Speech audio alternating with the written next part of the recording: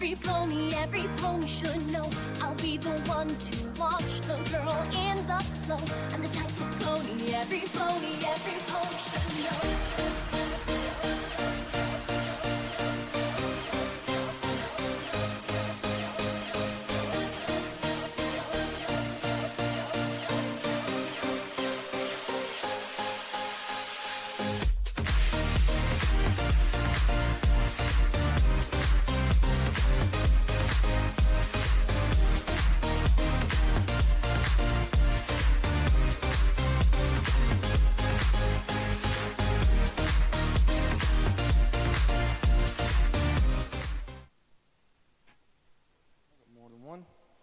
Hi guys. How is it going? I'm gonna have a drink. Alright, Brits, whatever. I play pony rock music. I'm gonna start a song real quick, so I hope everything's sounding good. Let me just play. Everything's fine. I didn't hit play, did I? Son of a bitch. I'm a professional. I'm a professional. Please, trust me, believe, listen, that's so good. I promise. Stay where you are. This one's about Fluttershy. It's called Not Letting Go.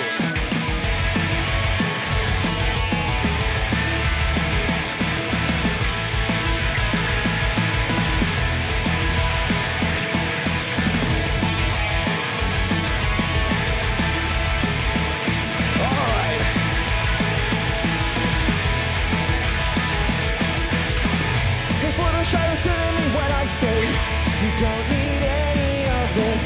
It's the way you change it, who you are could prove to us you're assertive.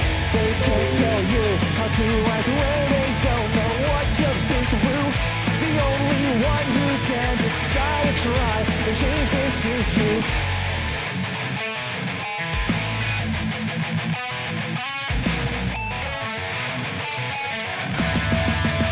Come on, little fairy, tell me now. This angel never leaves the ground. She's not the type to follow through the story's pages, start and end with you. Wrapped up in the rain, she's too shy to complain. Suck it up and let it go. Feels inside, we'll never know. 1, 2, 3, 4. Her eyes move to the floor. 6, 7, 8. That's the only second rate. While her dreams pass her by, she'll wish she were so. She lied.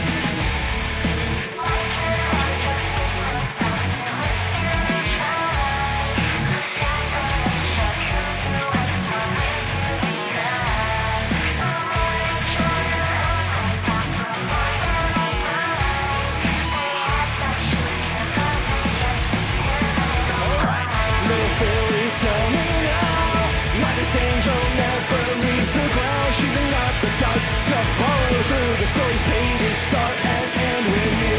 Wrapped up in the rain, she's too shy to complain. Suck it up, let it go. We'll never know.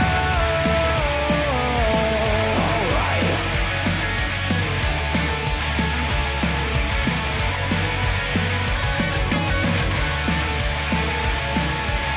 I hope you guys been having a wonderful con so far. Woo! Fluttershy, don't let this end. No one's a perfect friend. This burden's not just yours to bear. You gotta know your friends are always there. Come out of the rain. We didn't mean to cause this pain. Grab your dreams, don't let go. They're yours to keep, so hold them.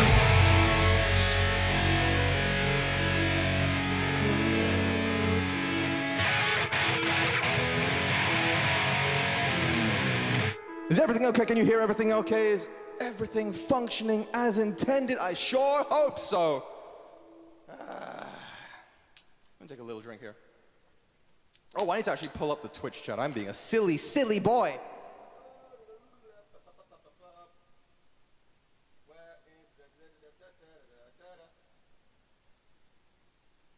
Okay. Like I said, total professional, please. Just shush.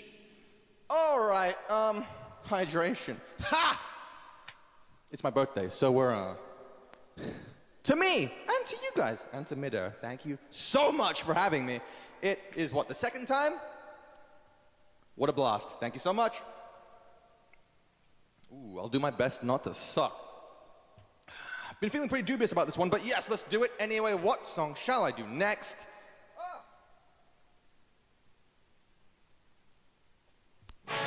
Something high energy to keep the blood flowing. Oh my God. Your boy needs to warm up. Guardians of Equestria, let's go! Go!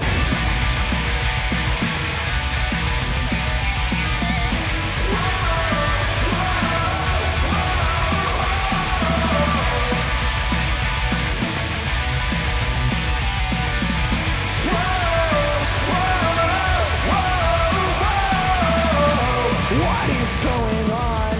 I can't believe in this. After the years when I was small, I thought I would miss my Princess Cadence. Doesn't make sense. How could you change so very much? Now I'm on the fence. Now it's come to this. I will not let them win. I don't care what you say. I will stand up and fight. I will not let this die. These black clouds fill the sky. We will fight back tonight. Whoa! We will not let this die.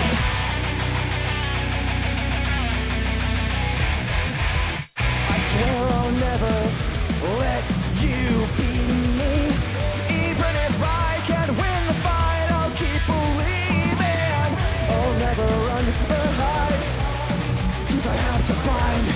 No matter what mask you may wear, my real friends will not die. I don't care what you say. I will stand up and fight. I will not let this die. These changelings fill the sky. We will fight back tonight. Alright, we will not.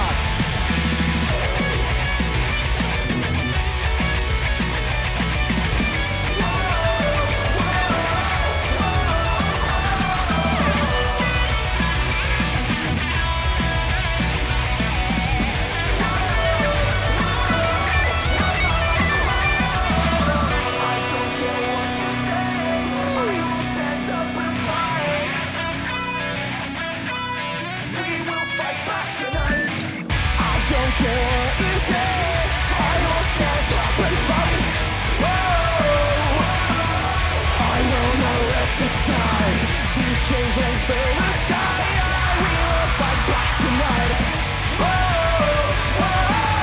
We cannot let this die.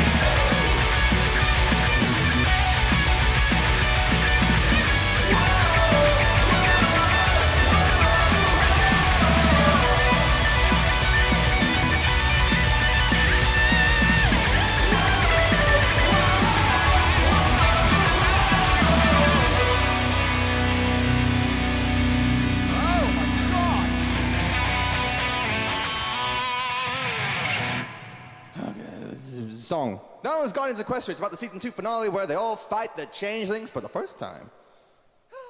Simpler times, am I right? Hope you guys are having a good time at Midair. It is a wonderful place to be, and I'm thankful that they asked me back. Now, what else do I have for you guys? What do I got? I've got one that's it's a new one for the live set. I've never played this one live before, but there's a reason for that. It's super hard. So I want to warm up with some other bits first. We started at 45, I've got 40 minutes, so I have until 25 past, I believe.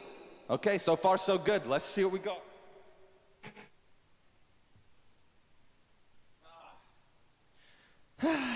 All right, this one's an auto-tune song, which means it's one of 2. There's technically 3, but the third one has another voice mod, which makes it very obvious which it is. So, place your bets. Too slow. Time for the spectacle, time for the show. The lights are bright and the colors glow. I'm not just any pony, I think you know. The time is now to better blow. Rouse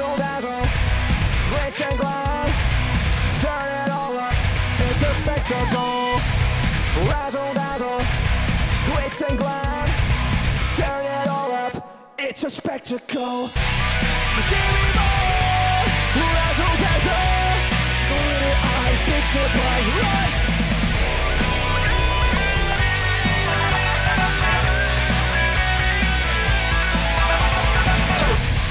Razzle dazzle, glitz and glam. Turn it all up, it's a spectacle. Hear the applause, here to impress. Not just a pony, I am the countess. Razzle dazzle, I welcome you to the show. Glitz and glam, better bring every pony that you know. I want you moving to the beat, the sound is chemical. Show me the lights, the glitz, the glam. It's a spectacle. Give me more, razzle dazzle. Glitter eyes, big surprise, lights, cameras.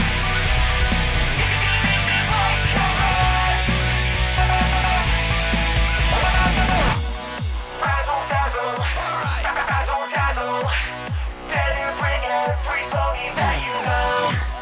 Razzle dazzle, the sound is chemical. Show me the lights, the razzle dazzle. It's a spectacle. Give me more, razzle dazzle.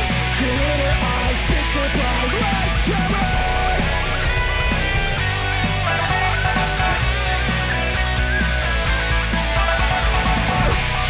Give me more,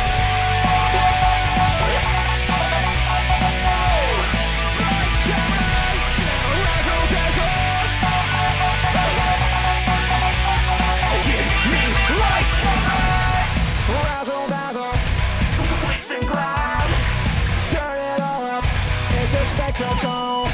Hear the applause, here to impress.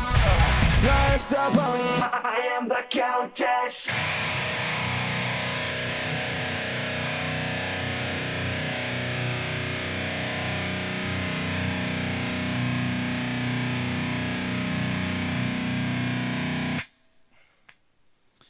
If you play guitar, having a kill switch is freaking sweet, let me tell you.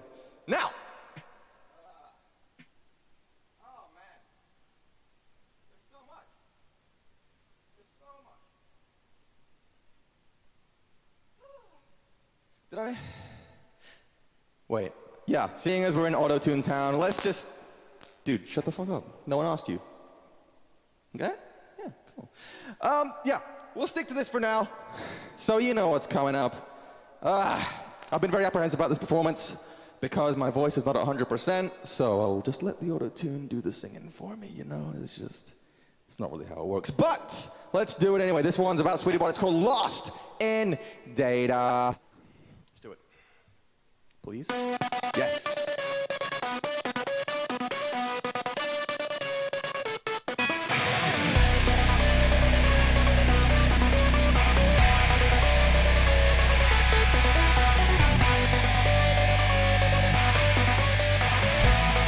You know it.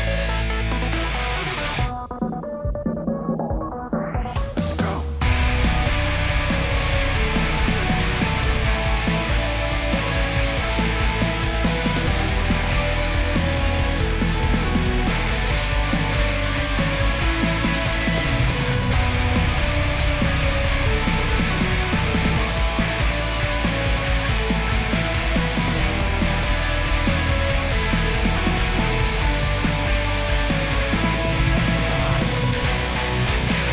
Since I found out what I am, every second I can understand. As time's ticking by with tears in my eyes, can I feel my sadness programmed to only the words that I say? Is the world I see really that way? From data collectors to lenses and sensors, I'm living in an overlay.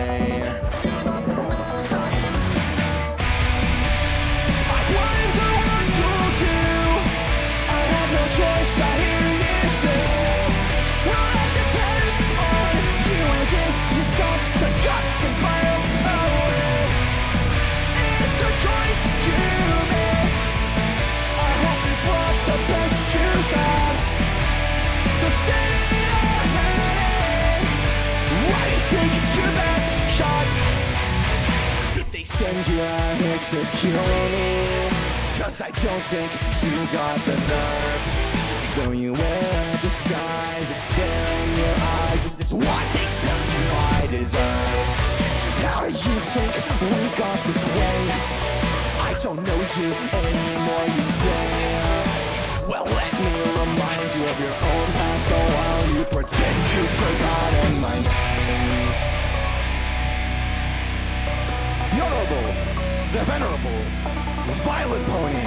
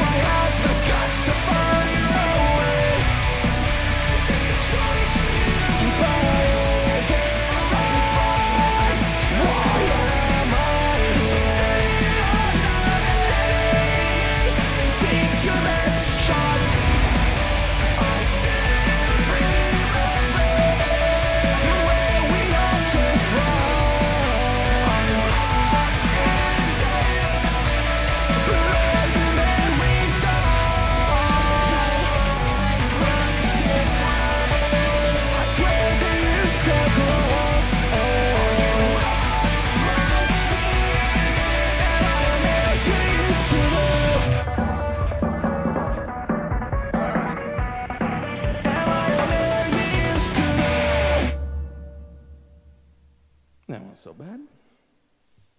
Ah, man, I'm dying already, I'm telling you. I really sabotaged myself on this one. Woo! Am I a man you used to know? Anyway, if that's the song I just played, then well, assuming you know who I am, then you'll know what's coming up next.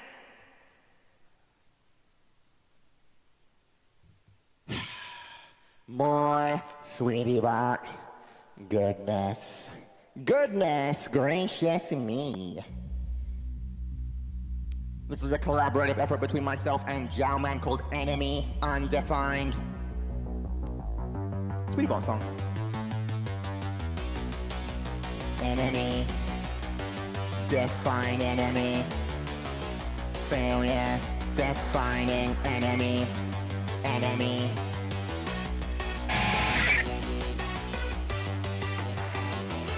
Do me a solid. Pretend that didn't happen. Enemy.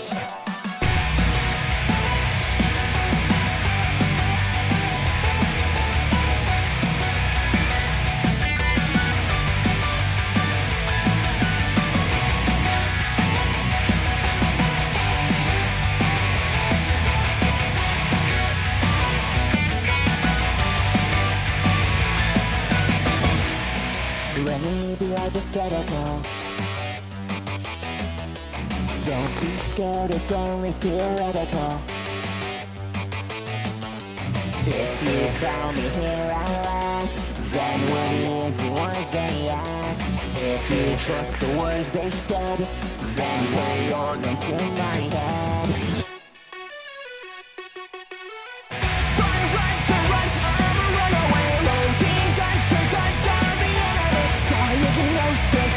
Corruption, let's see it the hard way with control. Multiple inbound hostiles detected.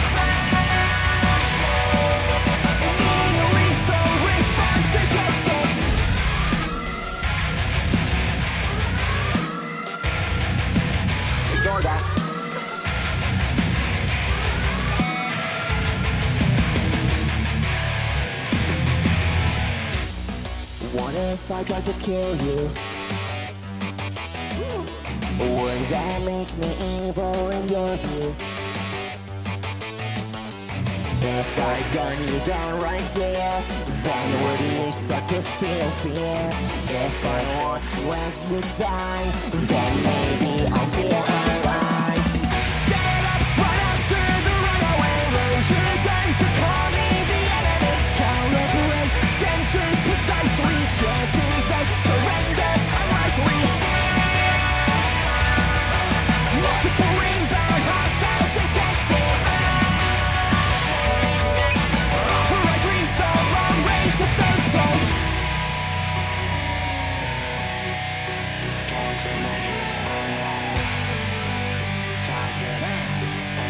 This long-haired thing has some downsides, let me tell you. Holy crap. Get out of my way! Death-finding enemy.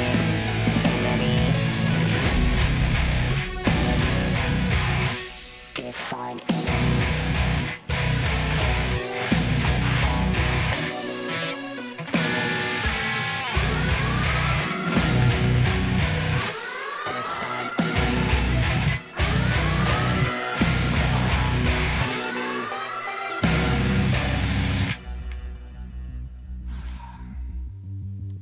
See what I'm talking about? Would you look at that?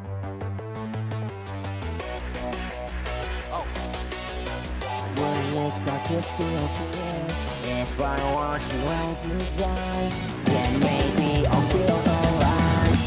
Get up right after the runaway, load your guns, call me the enemy. Calibrate.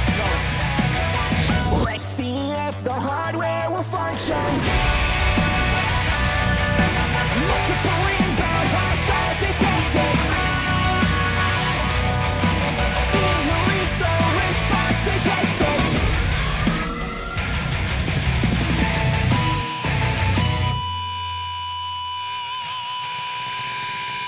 Wee. That was so bad it could have been worse considering the state I'm in. Oh! I hope you're enjoying yourself anyway. Now, I believe that is all the sweetie bart we have time for tonight. Yeah, let's make an attempt at the hard one. Let's try it. This is gonna be the first time.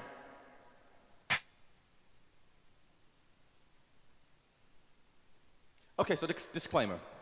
All right, I've never done this song live before. It's a cover. It's my most popular video, but it's so hard to sing. I'm trying it because I love you guys. On top of that, it's my birthday, so if I suck, keep your fucking mouth shut. I don't even know if I'm allowed to swear. If I'm not, I'm sorry. Anyway.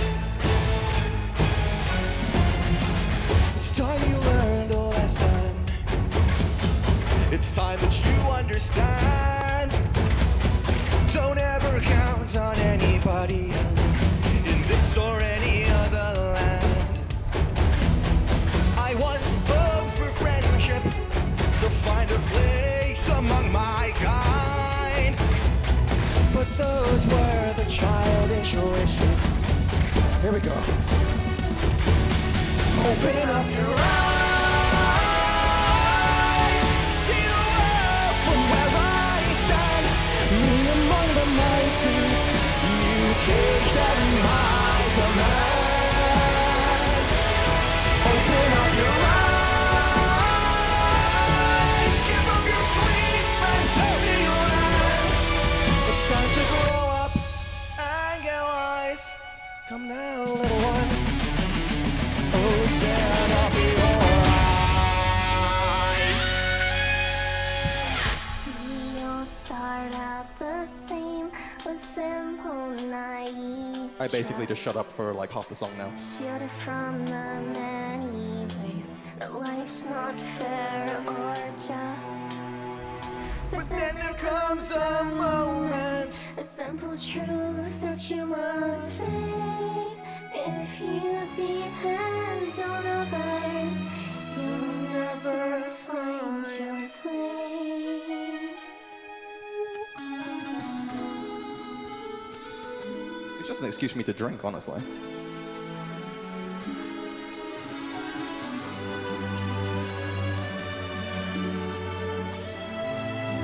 To your health.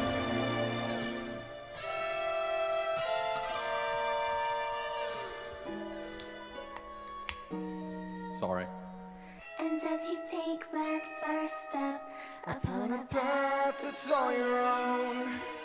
You see it all so clearly. The best way to survive is all alone. Open up your eyes. See the world from where I stand. Me among the mighty. You keep them high command. Open up your eyes and behold the fading light. It's time to grow up and get wise. Come now, little one. Open up your eyes. Okay. Open up your eyes.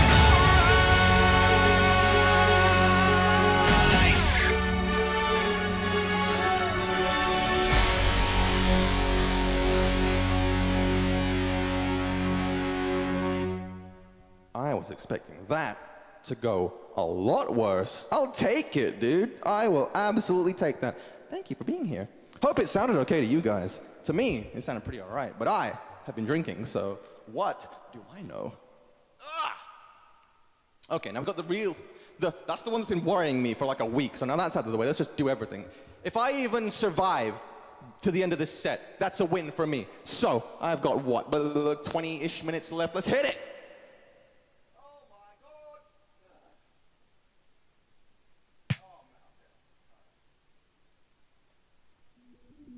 This is a new song of mine called Fan the Flame. It's the most recent one out of my channel. It's also pretty hard, but I did open up your eyes, so screw it. I'll take whatever I can get at this point.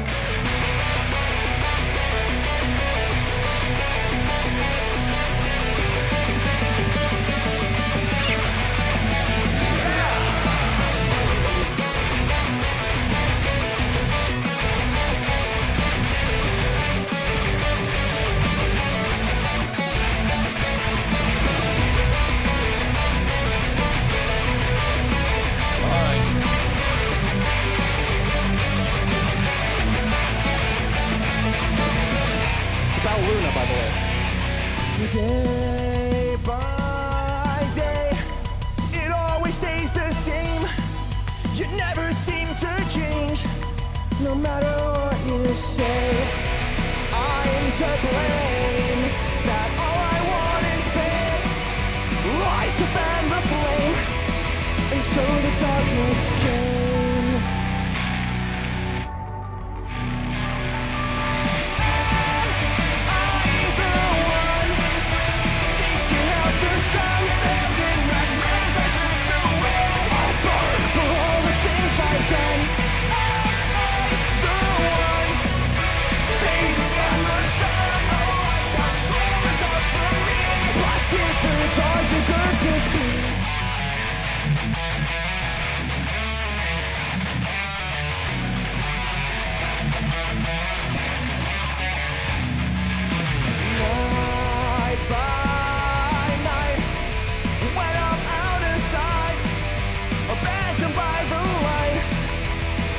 Just to find inside between shades of black and white, dim scars given in spite, the darkest spell alright.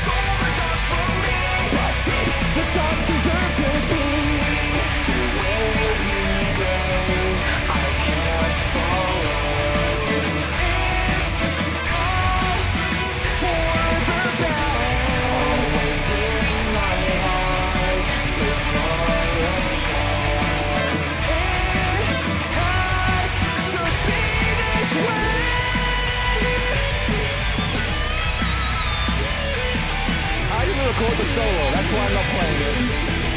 Also, I'm not that good.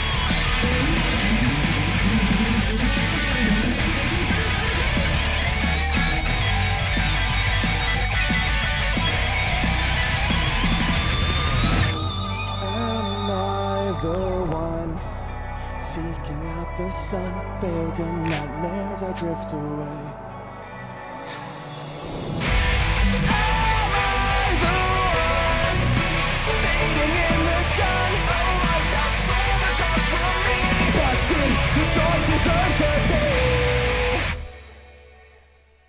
Again, could have been worse. I'll take it.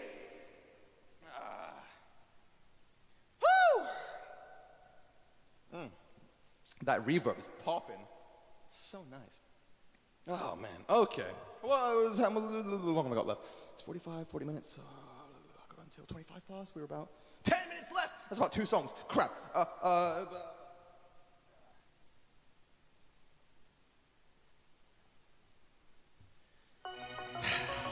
This is the previously hardest song to sing, so, and the one I just played is also a hard song. You know what? I don't actually write my songs to be played live. I write them to sound good, and sacrifices have to be made. I try my best, but let me know how it goes. Let's do it. We're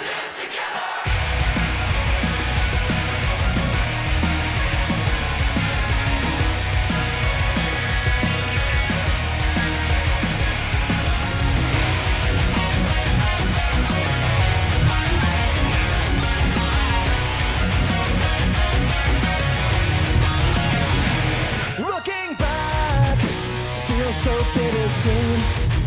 I'd never imagined what we started could mean so much to me. It might be true we passed the golden years. Well, let them say what they want. I'll politely disagree, cause it doesn't mean much to where you wanna. So scream if you're out there, if things just ain't fair. Alone in a nightmare, we're not going anywhere.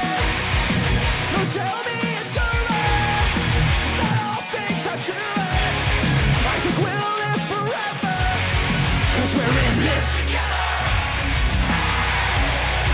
Tell me where do we go from here? Right, do we just burn up and disappear? Will you still be there still next to me? Like you were back in 2013. Will they remember the friendship though?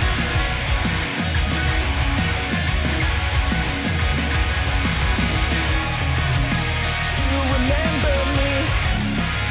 It's been so long. Will we fade? Distant memories. Will I see you at the dawn?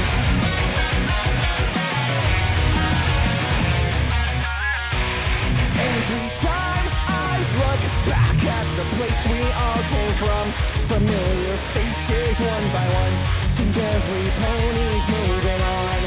Every step I take feels like someone gets left behind, but it's their choice, and that's okay.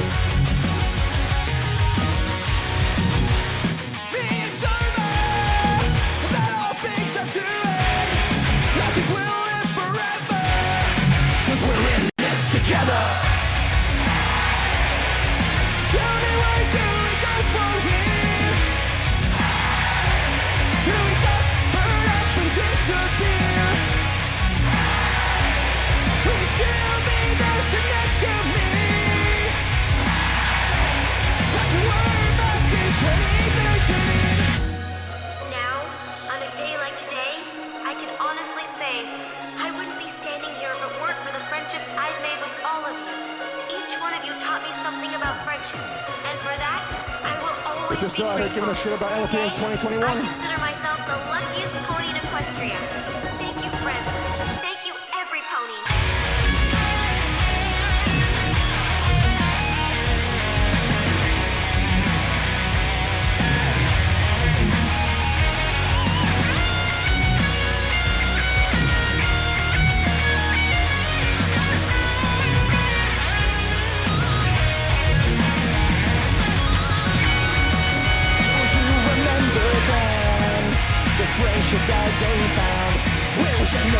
song to sing along 20 years from now. Or will you still be here, screaming every word? I know I'm not going anywhere. I'll die with her.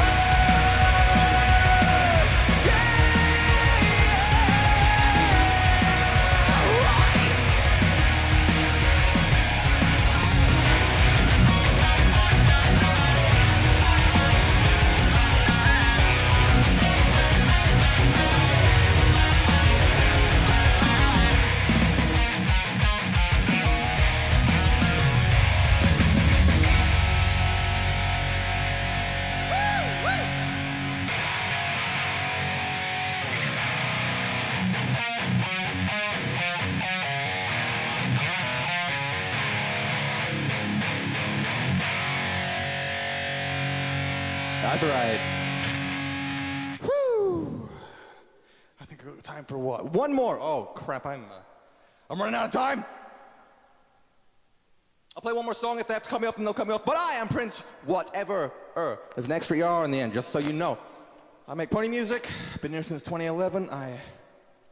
I'll either make music about horses or I'll die. There you go. Those are the two options for me.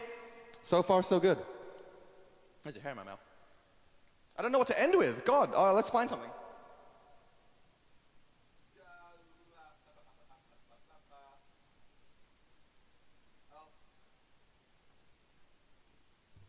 I found a song to end with.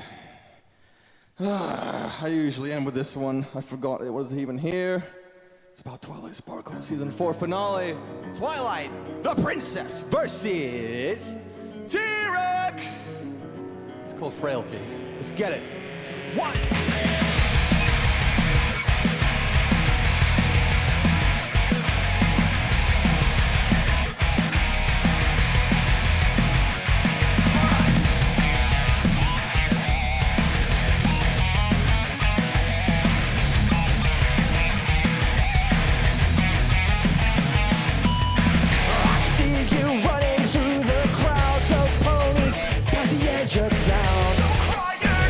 You're not alone.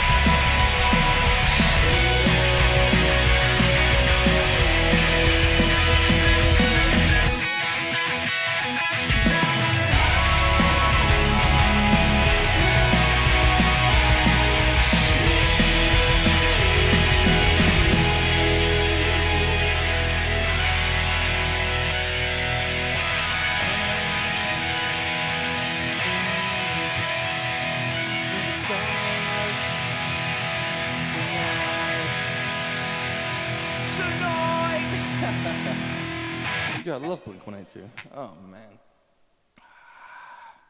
I think... Oh, I'm over time by 1 minute. Thank you all so much for hanging out tonight. I hope you enjoyed yourselves. I hope I did a pretty all right show, considering it's my birthday, so please be nice to me if it sucked. If you want to find out anything more about me, I'm all over social media. Name's Prince, whatever. You know how the internet works. Thank you so much for having me, and I'll see you next time.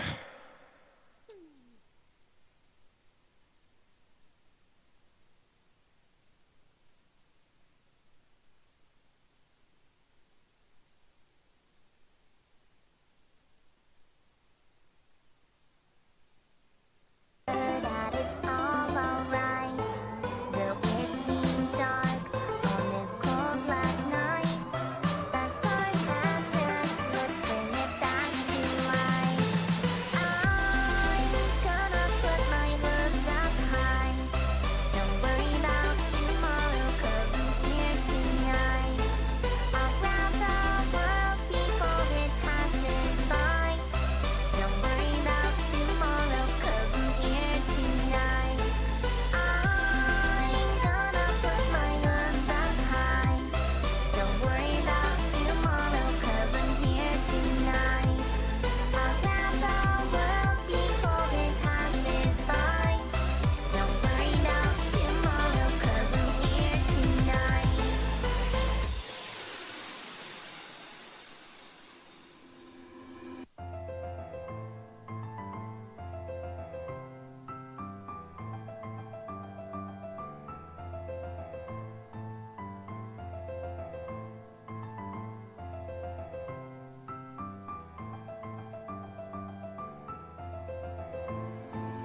Sit back and smile, not worth the fight. So just remember that it's all alright.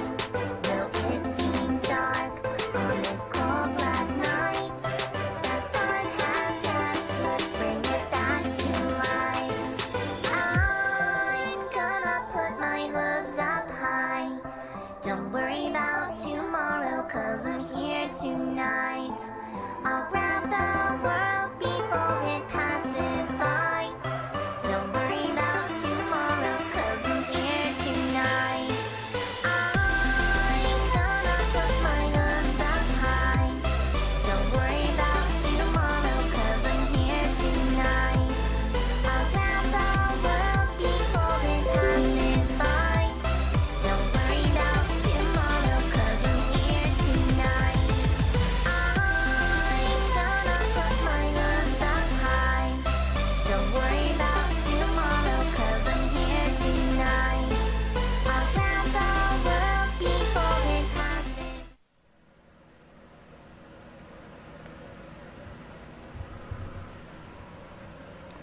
All right.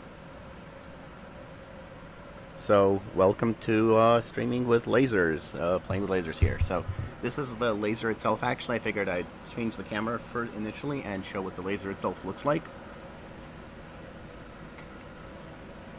This is the laser head here. Everything comes out right there. And my focus is done by hand.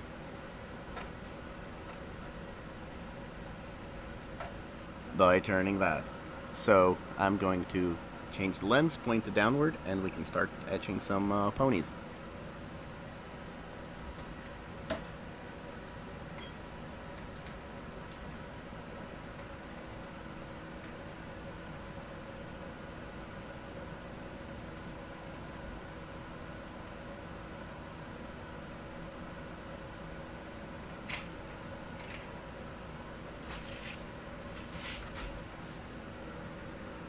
The first thing I'll be etching are going to be some laser pins. This is one of my newest products, and they're very shiny.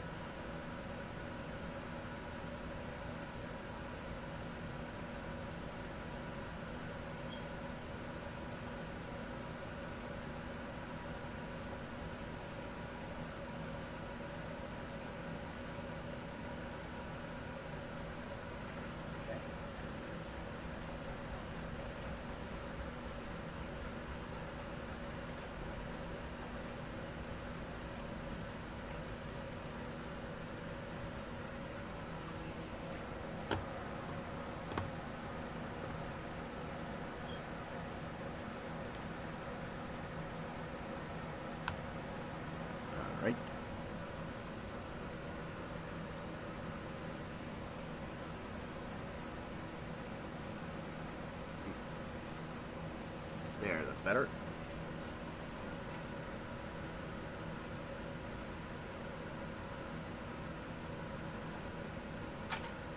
And fire laser. So the program I'm using is called EasyCAD. It is what is used to lay out and prep everything that is done in the laser. And it's a really annoying program to work with.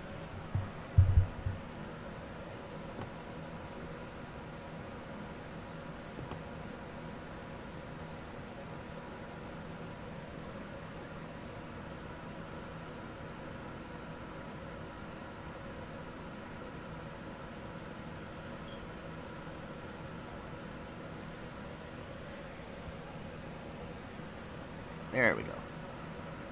That'll be a little bit more exciting.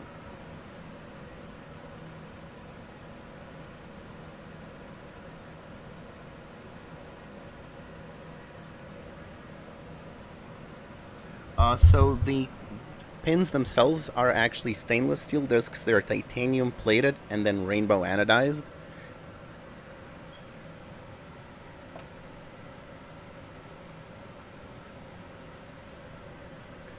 And yeah, EasyCAD, and no, it is not. Absolutely right on that point.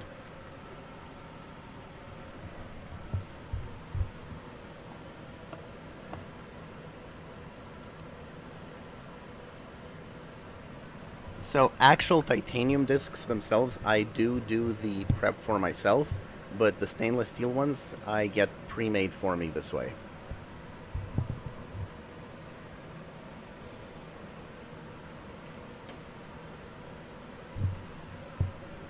Got my stained glasses right here.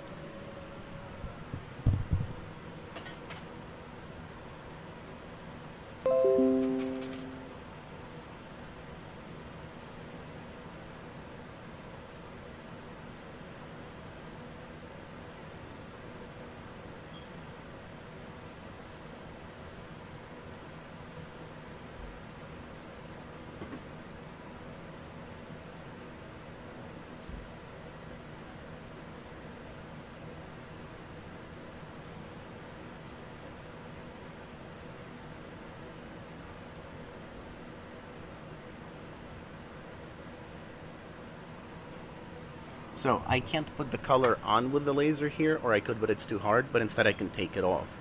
So this is the cleaning pass right now.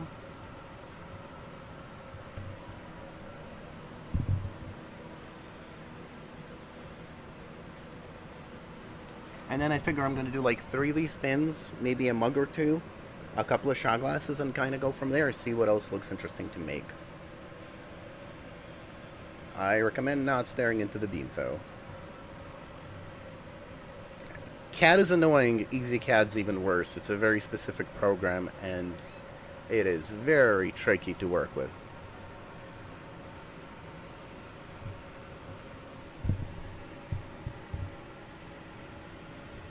So I'm definitely happy to answer any questions in general. I'm watching the stream chat right now, and I can go ahead and explain what the laser is doing.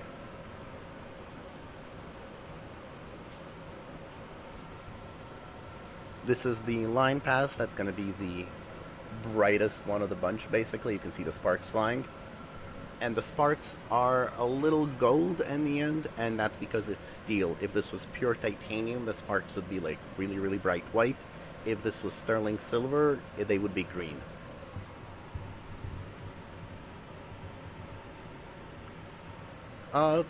This laser is probably about 10K or so. It's not too bad if you're using it as a actual thing to make and sell merch with. Otherwise, it might be a little much for hobbyist use, but they are really, really fun. Oh, and thank you very much. So the laser program here, well, I don't want to switch away from the action so much, but I can set for every shape the speed, the power, the frequency of the laser, as well as how close the hatch path is one to another. And this one is 0.01 millimeters apart for the pass at 200 millimeters a second, 100% power, and 20 kilohertz frequency. It can be a bit tricky. And yeah, they've really come down in price for these sort of machines. This laser is actually pretty much only good for metal work, but it's really, really good on metal work. So I think I'm going to do, after the dash pin, Twilight and then probably a Fluttershy.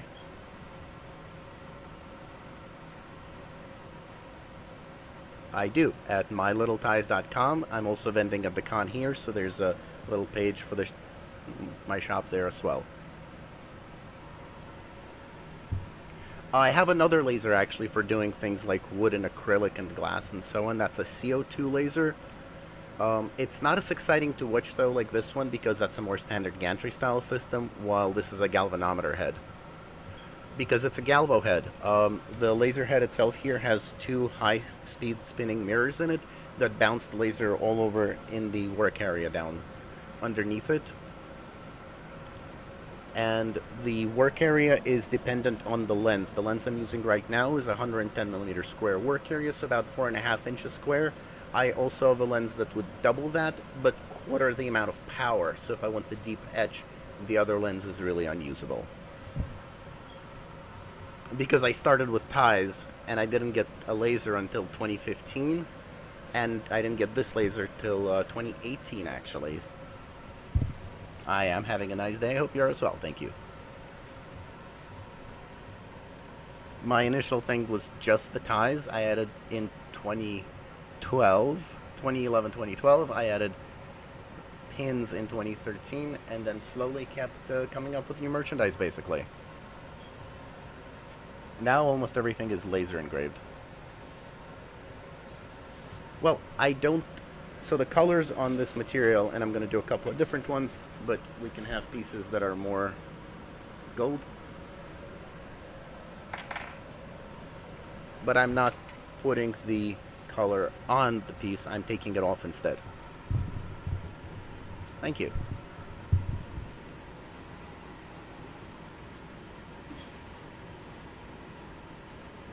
I wish I could laser engrave the ties. They'd burn, unfortunately, at the moment.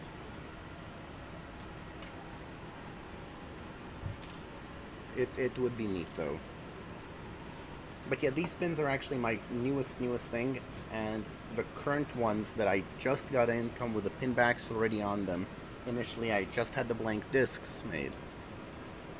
And I've cut fabric with the other laser, including silk, and a lot of other things too, actually. Alright, so this one is done. I'm gonna switch over and do Fluttershy.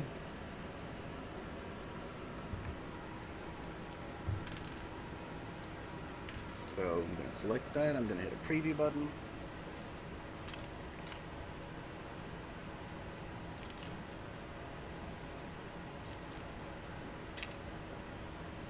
Oh, and actually, so this acrylic form I made on the other laser to hold the pin in place.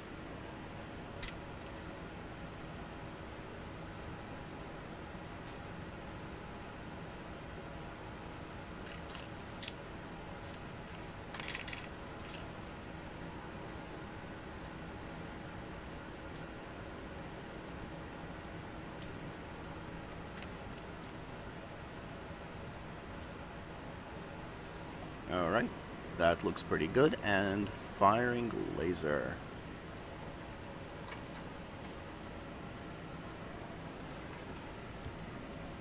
Tattoos would hurt a lot, also not on this laser, more on the other laser as well. I would not recommend it. Oh, thank you very much for the order. I'll be making those shortly. Actually, the dog tags I'm going to be switching out sometime soon. But the current batch is still like solid titanium. The new ones are going to be more like these pieces, stainless steel, titanium plated. It usually takes me multiple steps to get a design laser ready. It would interrupt the beam, but it wouldn't actually hurt much. I've been burned by the other laser several times though, but this machine doesn't really hurt. Yeah, I would not recommend using a CO2 laser for tattoos.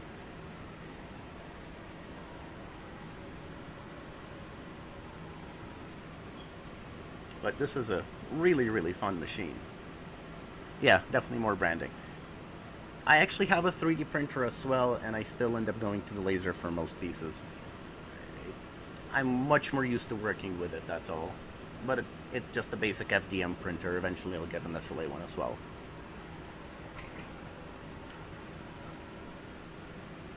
So the cleaning pass there for the outline is a really high-speed pass that doesn't alter the surface of the material to the touch, but removes the color from the titanium plating.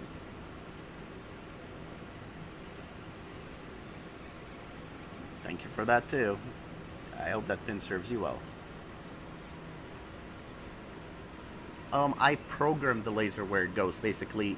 So every part of that design is a shape, and each shape has a fill that I've set up. I've also already preset the laser, and I know exactly where the pieces are positioned. That's why I have the acrylic frame in there, and that's why it's on top of an acrylic piece as well. The dot actually wasn't fluttering. It's harder to see on the video here, but what it is doing is it's actually drawing a preview of what it's going to etch. So I turn on the preview, I see that it looks like it's doing the right thing in the right place, and then I'll hit the start button. And this is a 30 watt fiber. I also have, my CO2 is a 40 watt machine.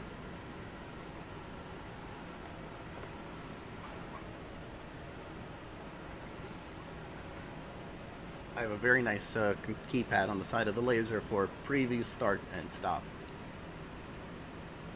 It's a really fun toy.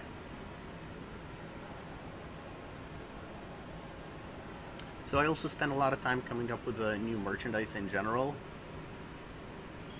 And these are some of my newest pieces where I wanted to get a company to make the base, and then I can customize it as needed really quickly. And yes, persistence of vision, exactly.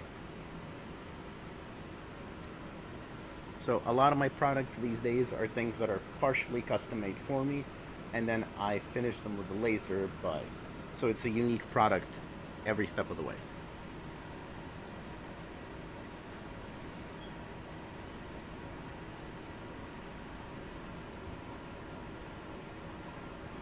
I was originally born in the Soviet Union.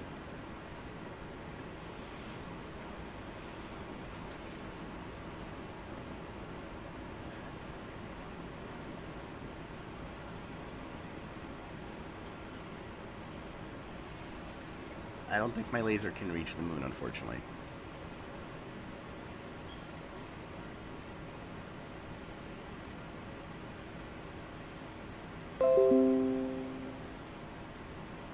At least not yet.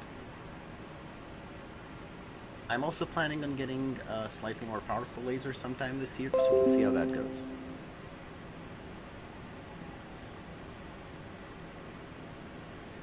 So while this one's a 30 watt, I'd be looking at getting like a 100 watt machine so I could cut metal a little bit more reliably.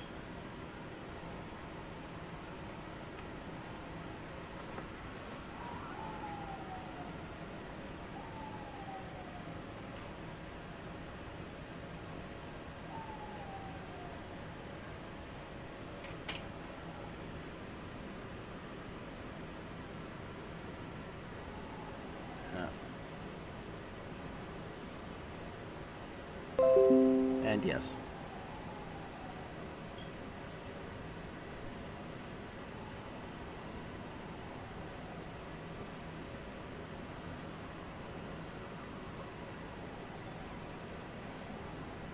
I actually do have one now, which was drawn from, initially designed by Neko Snicker from this very con actually last year. But no actual name for the OC at the moment. I just have a character that looks kinda neat. It's a really cool design that I like. And then generally I do all the design work on all these pieces, but I don't draw the initial line art, so each piece is drawn by an artist specifically for me to use. This is a fiber laser. А что не понимать?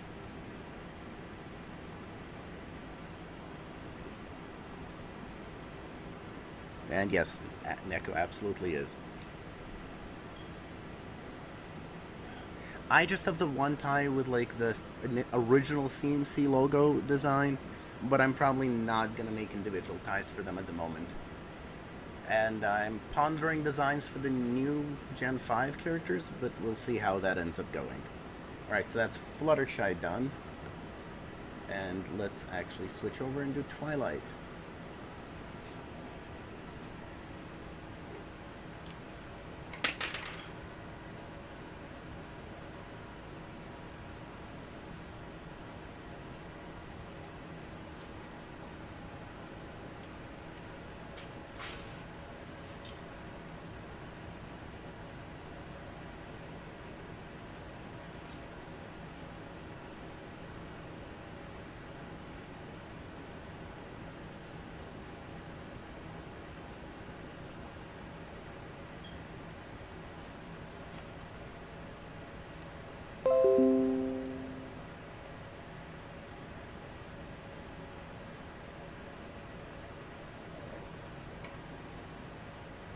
Preview, make sure that looks good.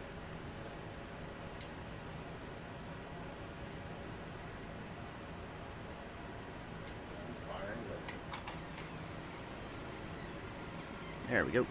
Actually, they don't heat up all that much.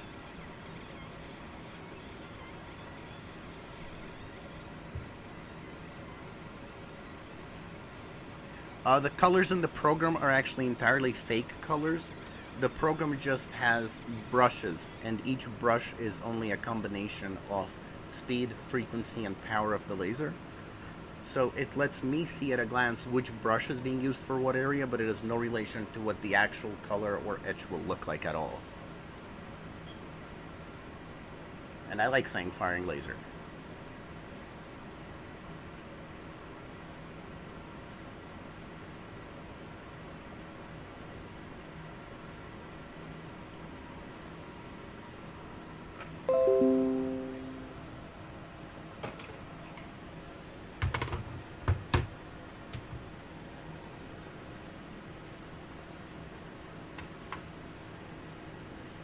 They are just under half an ounce.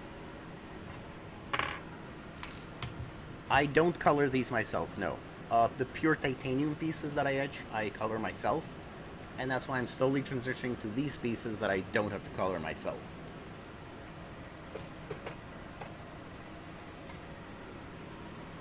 Because the pieces that I color myself don't have colors that are as bright or as consistent. I'll actually show that in a little bit once I do the backs of these pieces and then the mugs.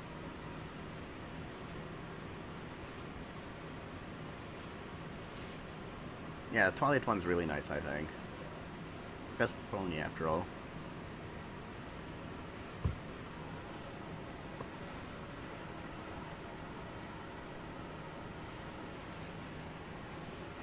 And so you can see the lasers doing multiple passes because I want to get some depth into the edge.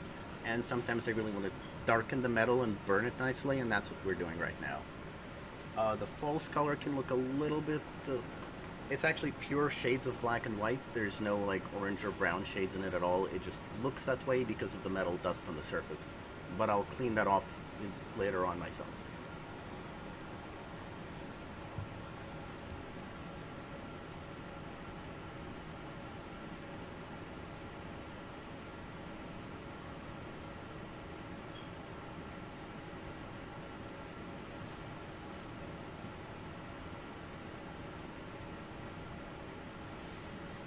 These are stainless steel that is then plated with titanium and rainbow anodized, so if you go into them just enough, just hit steel.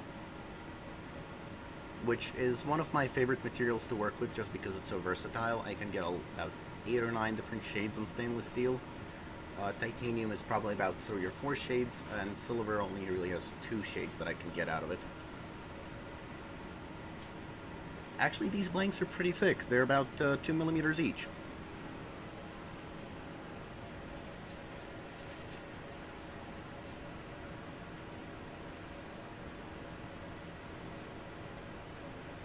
So I can kind of make them as coins already.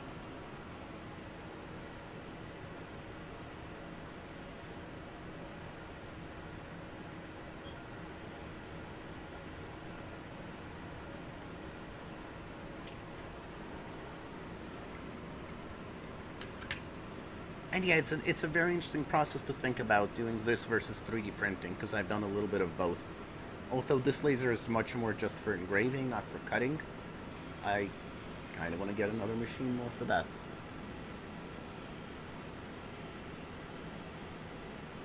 I could. I do have a Queen Chrysalis design. Should I make a Chrysalis pin as well? Wasn't planning on, but I can totally just make one.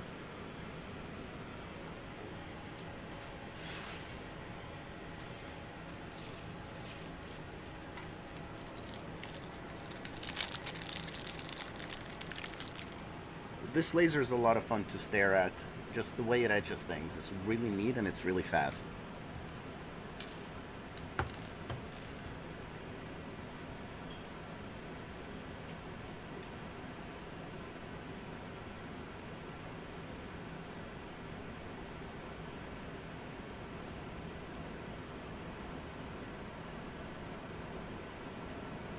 They occupy a decent chunk of my living room. But that way I can wake up in the middle of the night with an idea and just etch something new. And yep, bug horse it is. So next is going to be Queen Chrysalis.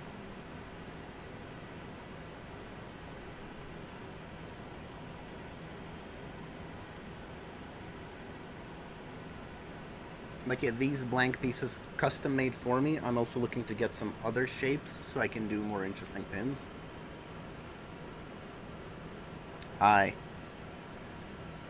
I'm thinking of doing like an open book shape, maybe like a fan or a bottle, like a soda bottle or a liquor bottle, maybe one of each. It's really neat. Alright, so nearly done with Twilight here, and then I'm going to run off a Chrysalis. You can definitely feel the difference in the texture. The darker lines are much deeper etched. And I can even like lightly score the metal, or I can just remove the color without affecting the texture at all.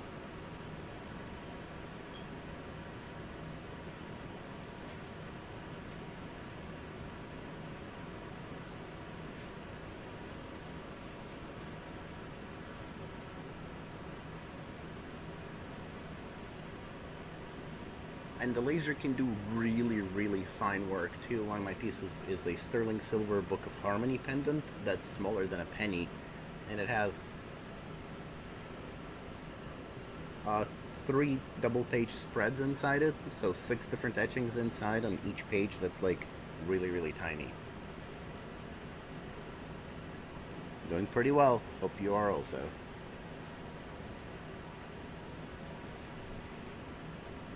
Alright, so Chrysalis is in a different file, so let me switch out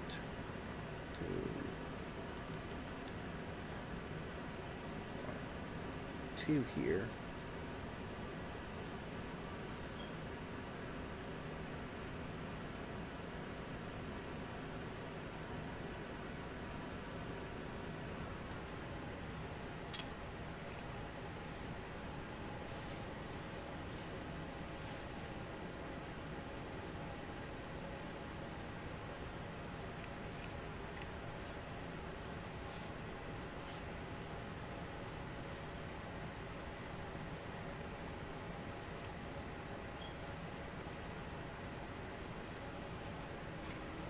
Right.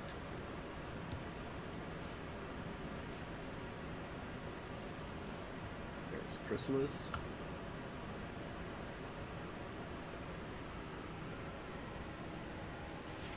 And firing laser.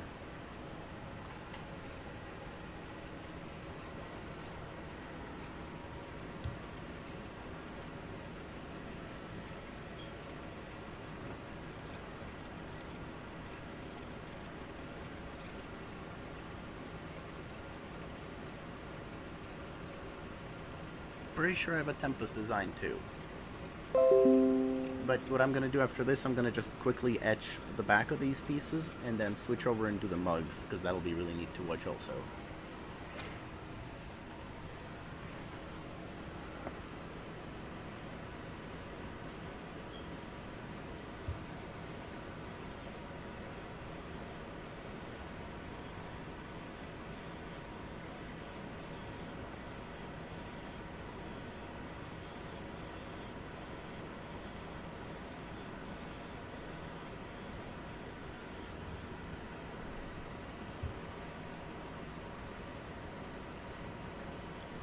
Also, the etching may not look as clean right now, but the lines are actually really, really neat. But there's a bit of dust on them at the moment.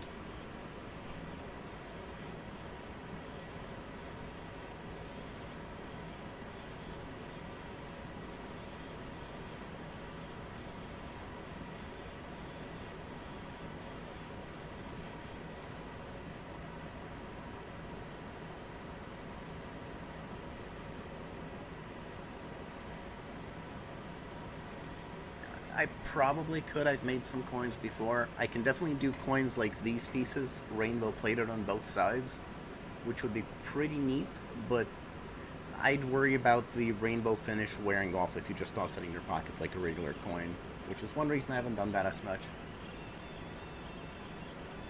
This is engraving. Well, we are vaporizing metal. That's what the sparks are. The beam itself is invisible, but you can see when metal's being vaporized by it. The bright flashes of light there. And the look just depends on the spacing between the passes of the laser, and the speed, and the power, and the frequency, which I have to set by hand, and it's different for every material, so you have to keep in mind like the size of the area and the metal it's being etched on, which is mostly through trial and error. There's no particular brand per se. It's a 30-watt fiber laser, just a very standard one. It's not a MOPA, which might be nice, but I don't know if I'd use it. 30 watts on this one.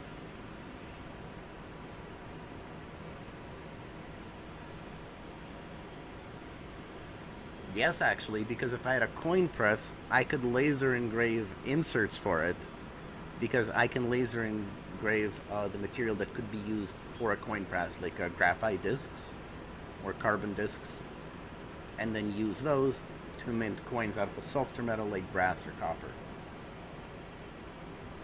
And actually, that's about the only metal that laser is really bad at is copper. It's too good of a heat sink, so all the heat just gets dissipated, and it needs a lot of power to get anything to etch on it, unfortunately.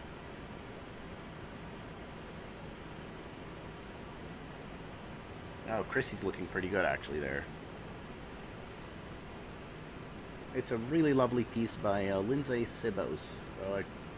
She also has some how to draw books on Amazon for sale.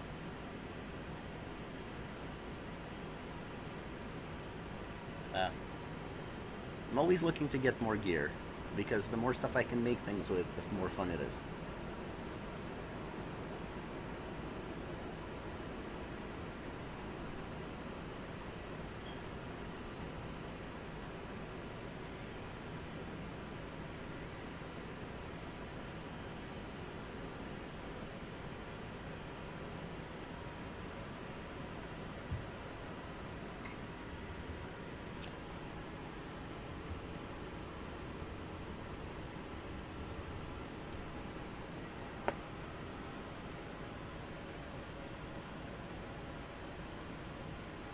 There, gonna zoom out just a little bit.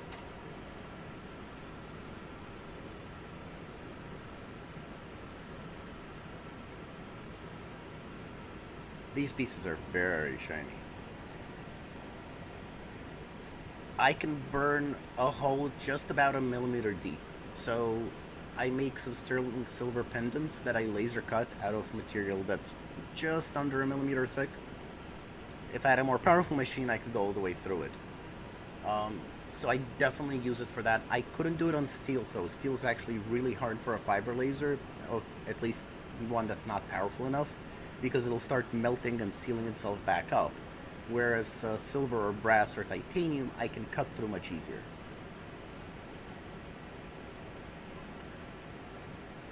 It's very, very hot at the tiny, super tiny point that it's actually hitting. It would take a long time to melt through the spin, unfortunately. This is stainless steel, which is decently tricky to melt through, and it's 2 millimeters thick. So I'm actually going to do the back of these real quick, because I want to put my logo on the back, or at least the My Little Ties domain URL. So let me switch over to a file for that.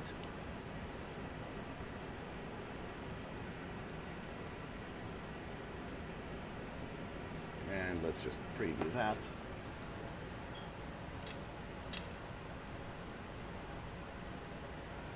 Right, that looks good. And firing laser.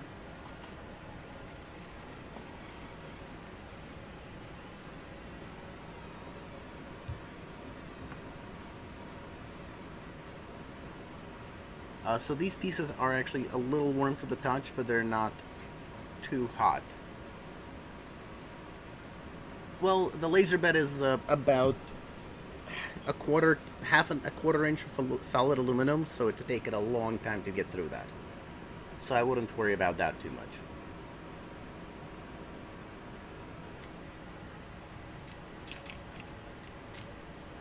And no, these aren't enamel pins, these are laser pins.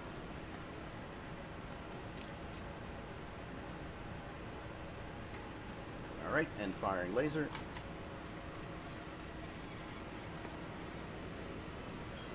It is not Comic Sans, actually. This is a font called Architect's Daughter.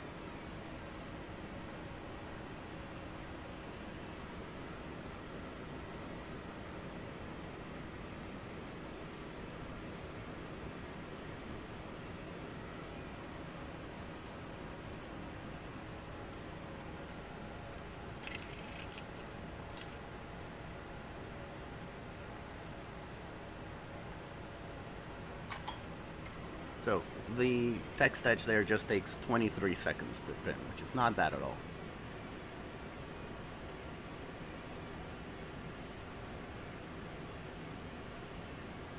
Oh, it's really fun to melt material. Yes, they could be done as a pendant. I've done similar pieces as a pendant already.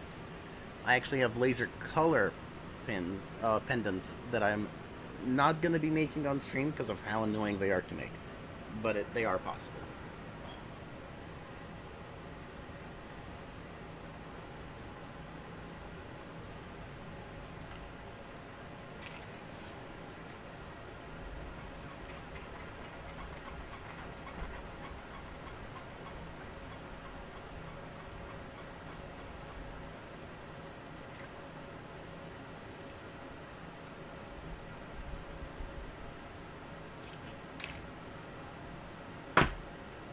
So this is something new. It's the rotary for my laser. I did not have this a year ago. And installing it was an impressive pain.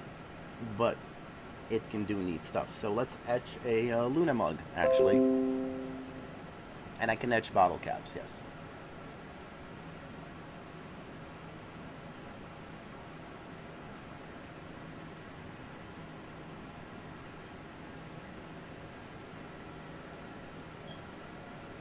Okay, so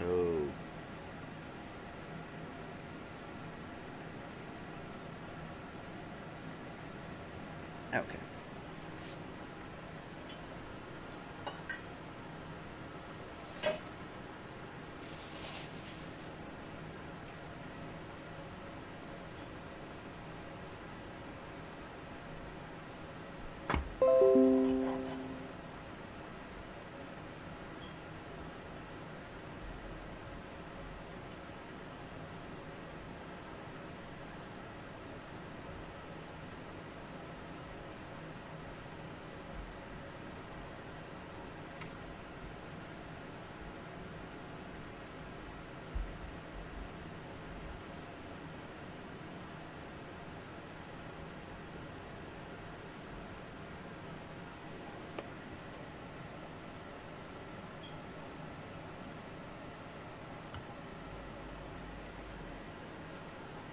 Alright, so this is going to be Luna.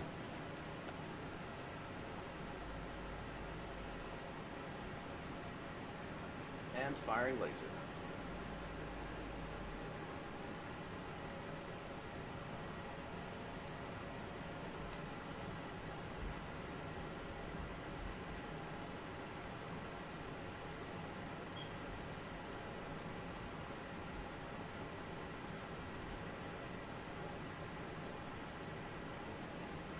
There we go.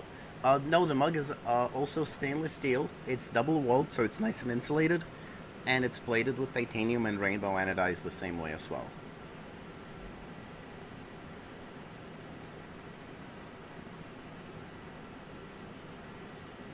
I usually prefer to work with stainless steel, though I do have some aluminum pieces.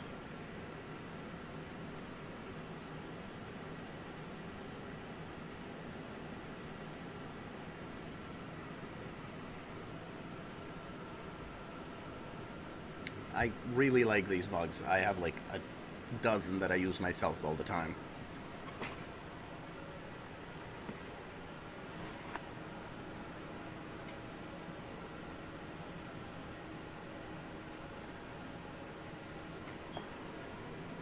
And they are very, very shiny too.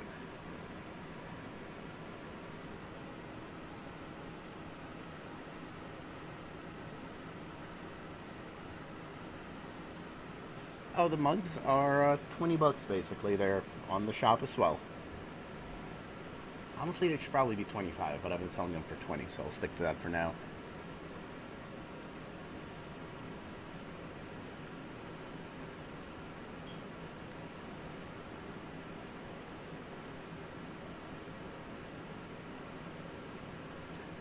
They probably can. They're basic pins. They have a back and a butterfly connector.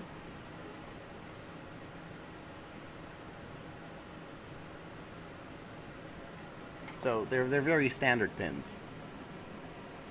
The mugs stand up pretty well. I've run them through a dishwasher multiple times with no problem, so I usually just hand wash them myself. But the etching's not going to go away very easily, and the color won't go away unless you take sandpaper to them.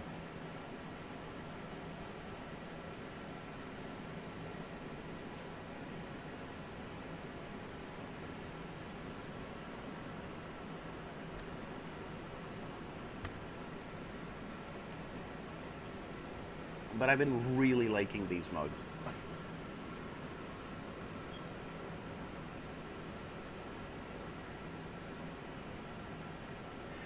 Actually, I try to stream once in a while. I have a Twitch. It's my little ties as well, though I don't stream often enough. I should probably be trying to do that more often. Like, I make things all the time, and I experiment with stuff all the time, but I don't always think I had to actually stream. Yeah, 2 pegs and butterfly back connectors. So very standard pins. And the connectors are also rainbow plated. I actually wasn't expecting that, but it's really cool.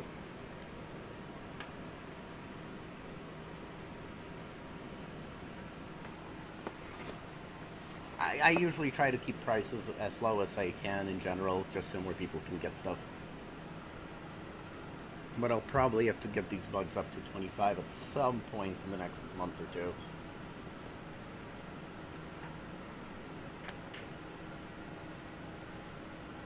Oh no, Luna's gonna look great.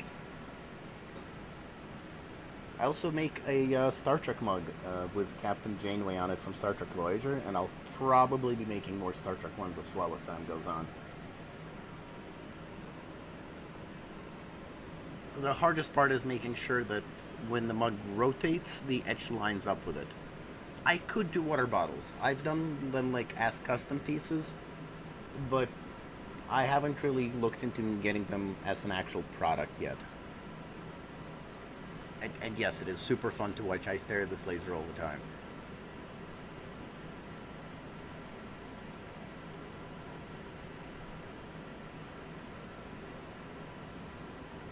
I also do custom stuff. Like, I can put almost any design on one of the mugs or anything like that. It's just usually there's like a $20 to $30 setup fee just because of the headache it takes to get the art to work right.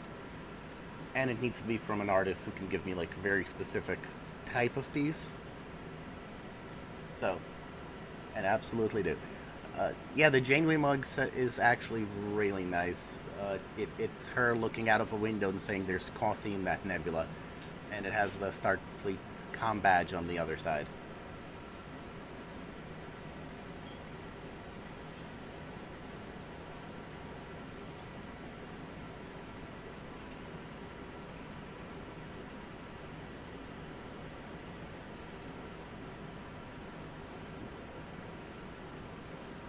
Pretty sure I already etched and sent that one out then. Derpy mug. At least I think I did. I know I did one just the other day.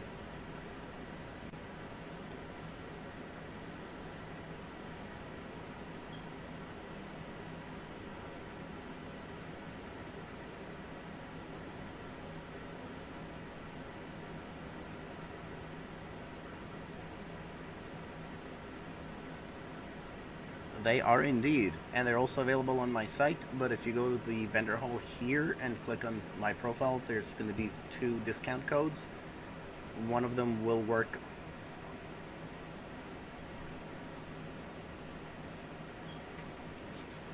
Yeah, I feel bad charging a lot for a setup for a single piece, but I know it's going to take me a while to actually get it set up so it looks right.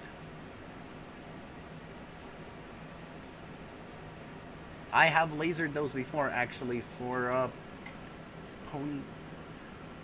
Ciderfest last year. I did a bunch of custom, like, thermostyle things for them. So it's definitely something that I can do.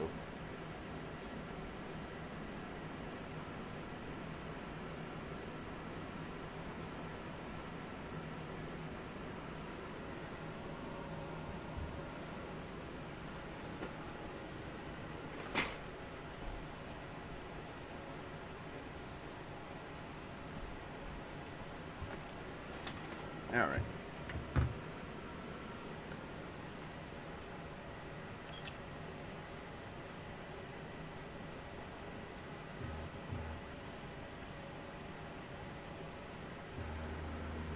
Oh, so it looks like there's a little line where they didn't quite overlap on Luna here, so I'm going to end up just rerunning that part of the piece once it's done. But that's pretty normal. The art is by Lindsay Sibos as well. She's over on Twitter. In fact, let me pull up her profile and link it.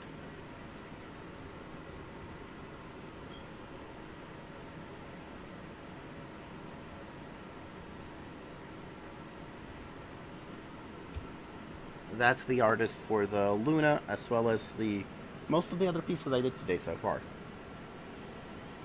One discount code is 5% off any order, and one is 10% off orders over 50.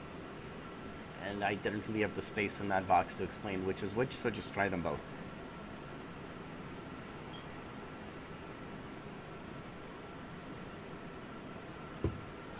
The etchings are just a little bit three-dimensional. Alright, so it looks like I'm going to have just about enough time to rerun this Luna really quickly.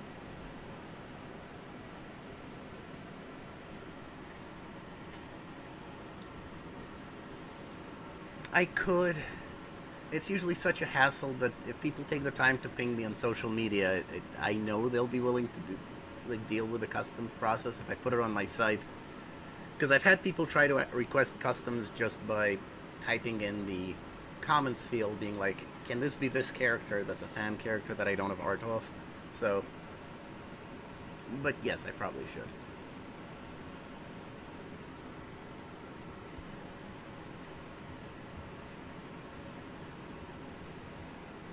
And yeah, that's my shop.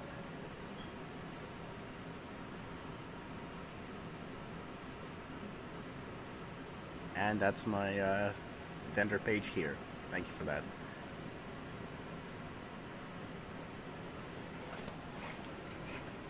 But yeah, I usually try to stream on Twitch once in a while. I just forget to do it.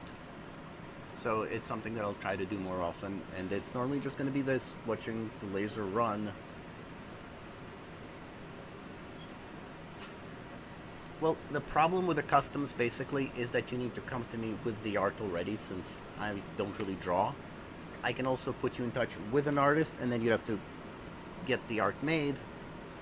And then I would still need, like, the separate $30 fee or so to set up the art, and then I can make any of my pieces with that art. So then, like, if you wanted a mug, it'd be the same 20 that the mug is. If you wanted a pin, it'd be the same 15 that the pin is, but you could kind of get both after the same setup.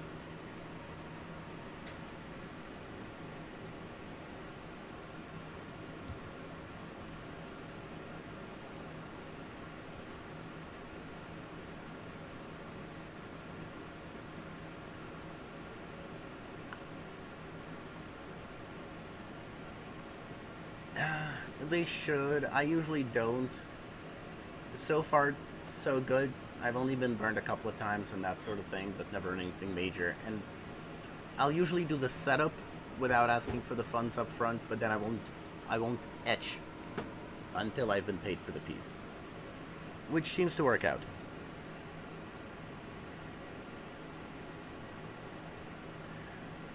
Basically, what I really need is a single layer that's just a clean line art by itself with no shading of any kind, and then maybe 2 to 3 shades of gray on another layer, no gradients at all. It's got to be solid fills because the laser can't actually do gradients at all.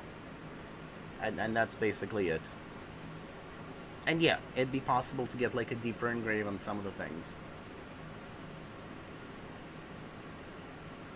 I've also done some pieces that are a little absurd because I wanted them for myself, or they were like custom charity pieces. A piece I did for BabsCon in 2019 went for, I want to say, like over $2,000 because that was a Luna pendant etched on a meteorite piece.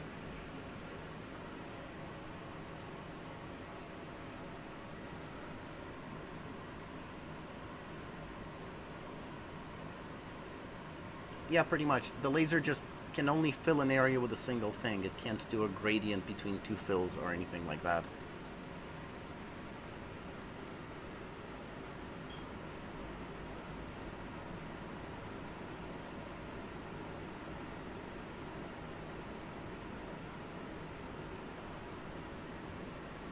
Alright, so real quick, like...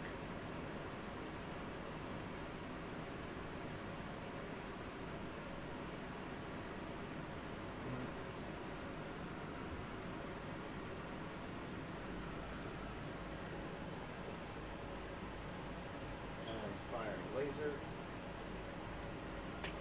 So we're gonna go over that one more time.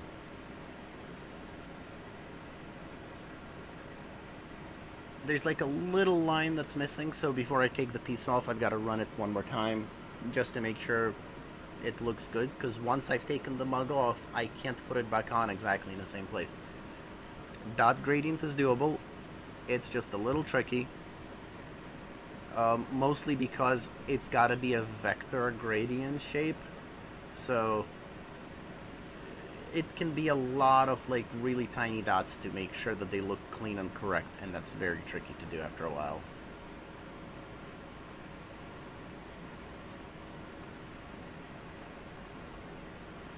Oh, and the etch won't really... It's very hard to remove the actual detail lines from a flask or anything else that's etched on.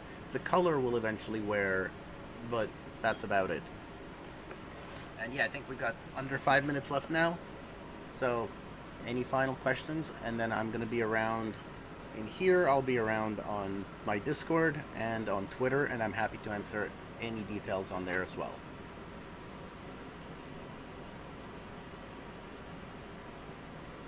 But thank you very much for showing up to the panel. It's, lasers are a lot of fun. And I'm only a little bit biased when I say that.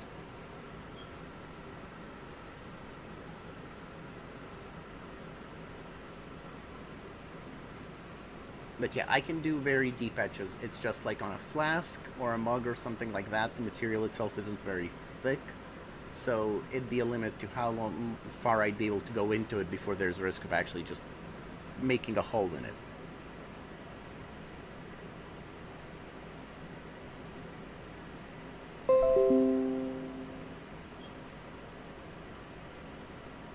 So thank you for showing up. I imagine their stream will just get cut off shortly, but I'm gonna keep etching stuff.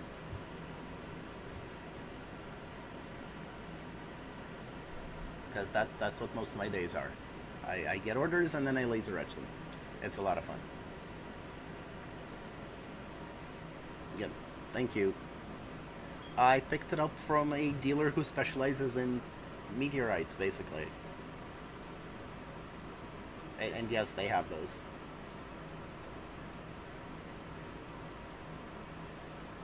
Thank you.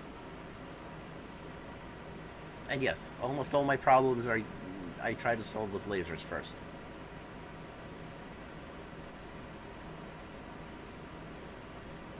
Pretty much. The raw meteorite piece cost me about 100 and change. Because it had to be finished and polished by the person who was selling it to me.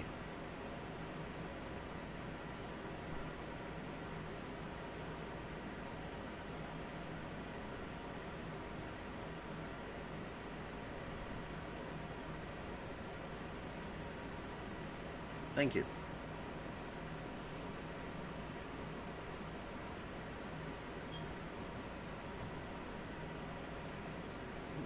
I try to solve all my problems with lasers, absolutely. Whether it's like a gift for someone or I need a piece that does a thing, I'm gonna try to laser it. It's just nice that I have two lasers so I can both cut material and engrave.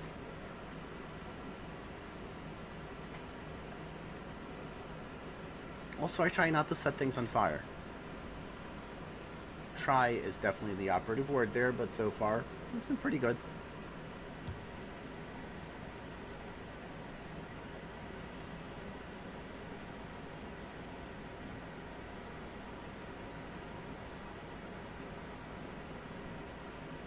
So yeah, lasers. And I will try to stream at some point on my own Twitch too.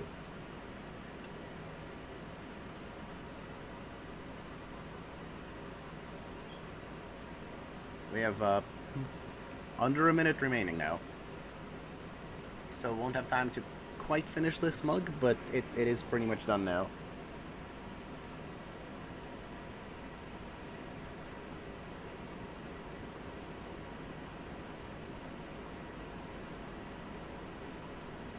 I hope everyone has a good day and a wonderful remainder of the con.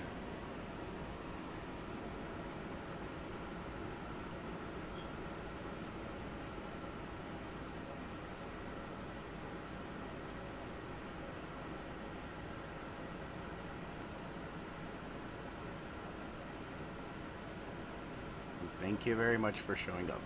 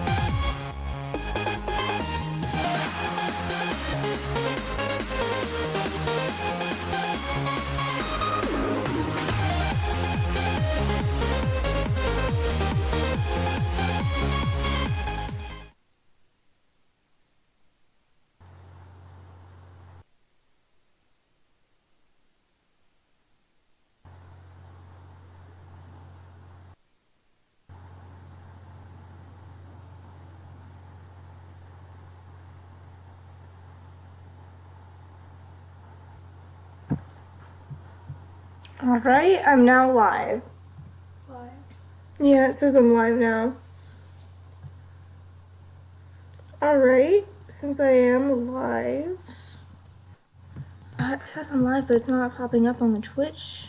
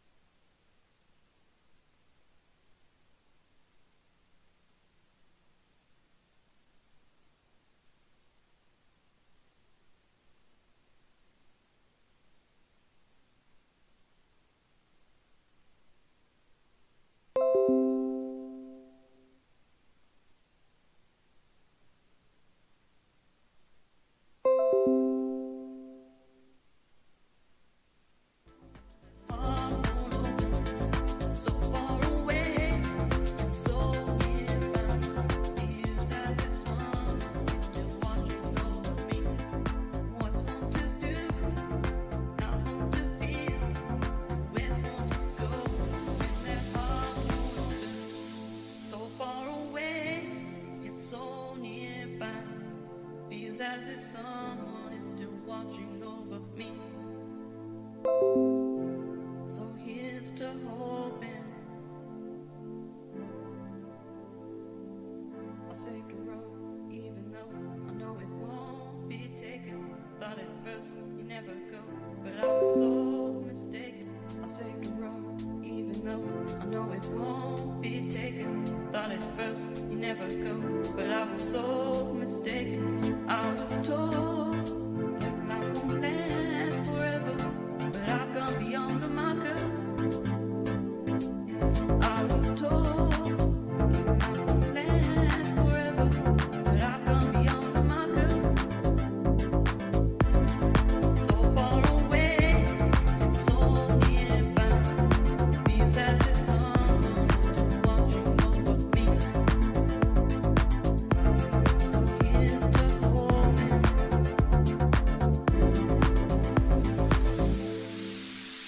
Nowadays, I pick and choose my circumstances.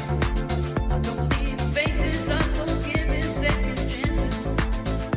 If I'm right, time goes on forever. That's so much to remember. Nowadays, I pick and choose my circumstances. I don't believe fate is unforgiving second chances. If I'm right, time goes on forever. That's so much to remember.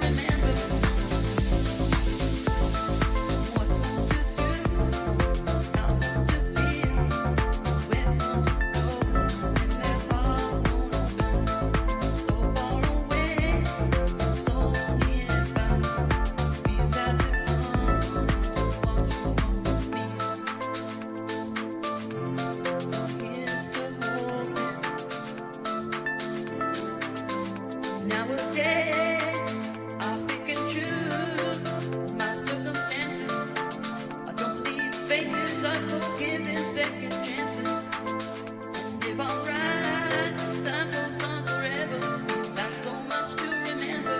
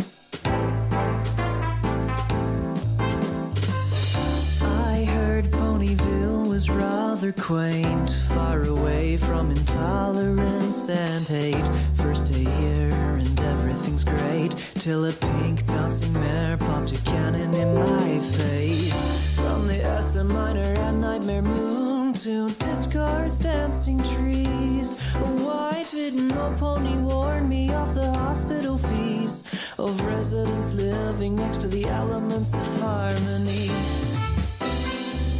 What happened, Ponyville? I just wanted some peace and quiet. I've almost had my fill of these incessant parties and riots. What happened, Ponyville? I just wanted some peace and quiet. I've almost had my fill of these crazy parties and riots.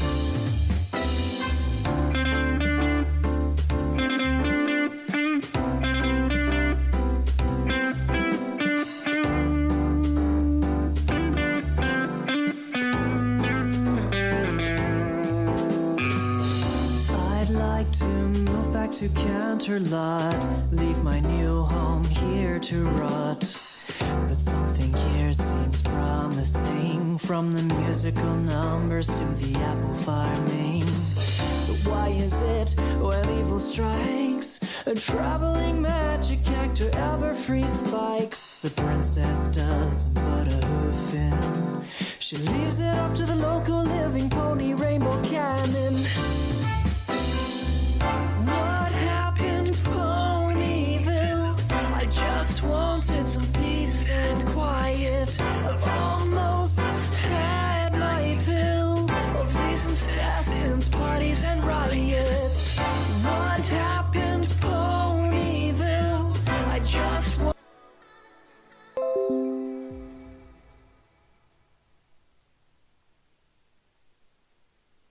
parties and riots.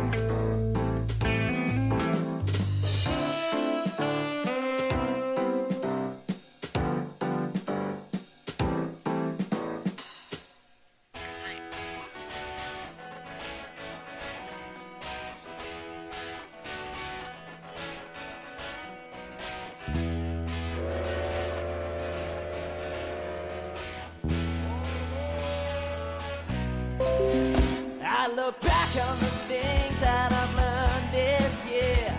Now I'm going back to Camelot, but there aren't any tears. Cause I'll be back home in a couple of days. Back home in Ponyville on the Equestria train. Princess Celestia needs to know what I've learned.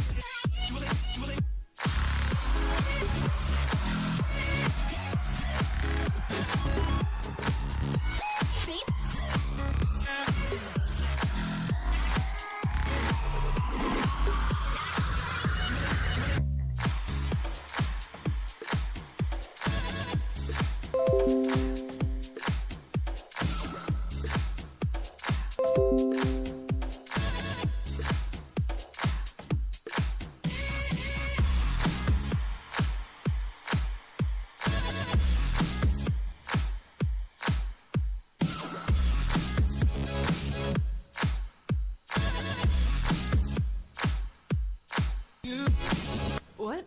Oh, yeah, yeah, I forgot the line.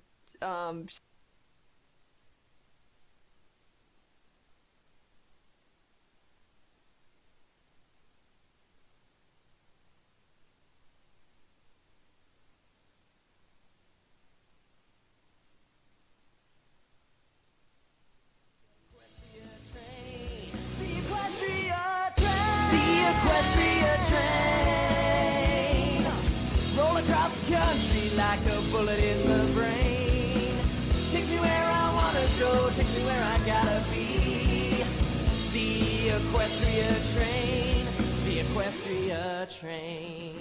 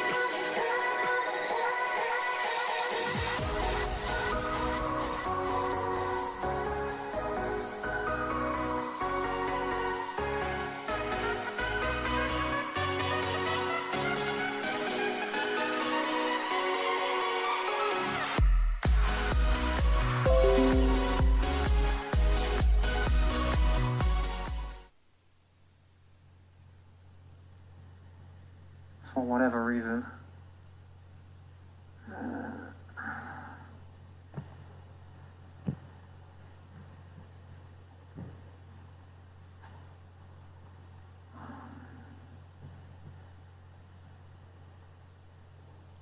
Ooh. Go back onto your OBS. Mm-hmm. Okay, you're streaming at 0 kilobytes per second. That's why we can't see it. Wait, where? So you can see in the bottom right. It says kv/s:0. It's not actually pushing through your connection. Oh, okay, how do I make it push through? Honestly, I have never seen that before. Yeah,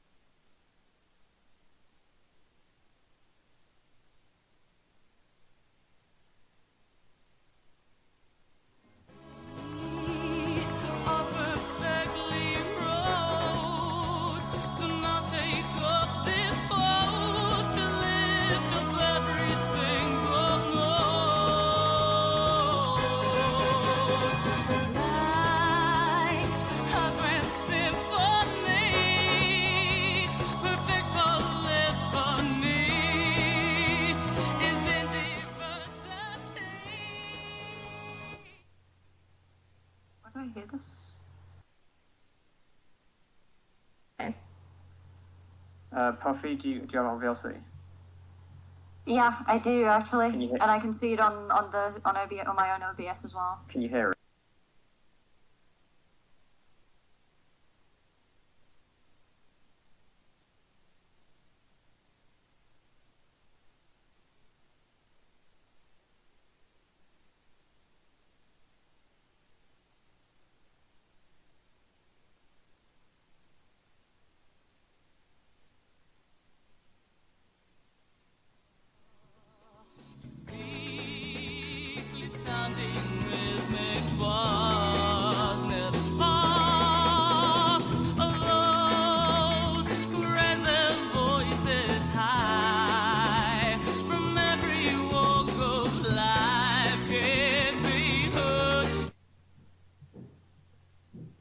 OBS hates my guts, apparently.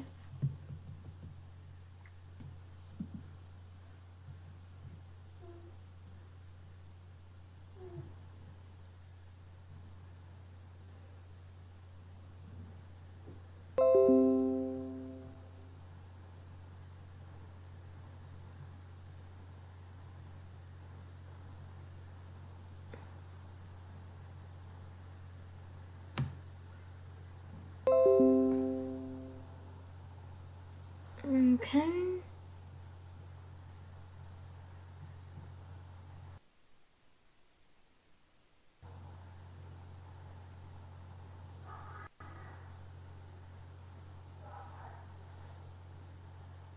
Okay, is it going now? Okay, my phone up.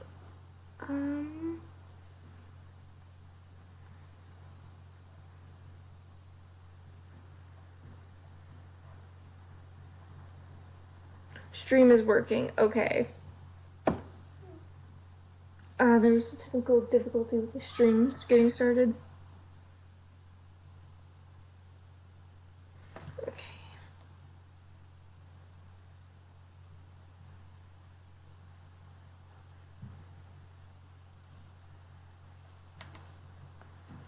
Okay.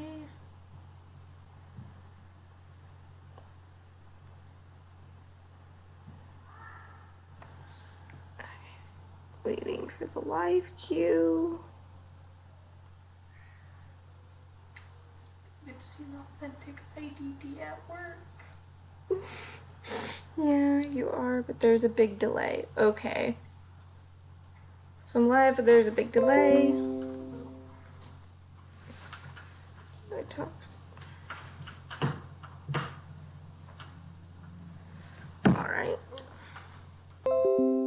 So, okay, it's officially going now, okay. So, panelist introduction, right now it's a major part of the intellectual disability section, and then Hello. Mara was going to be speaking on the Pinkie Pie's whole mental illness thing. However, she was caught up in traffic. The conversation. What do you mean? How?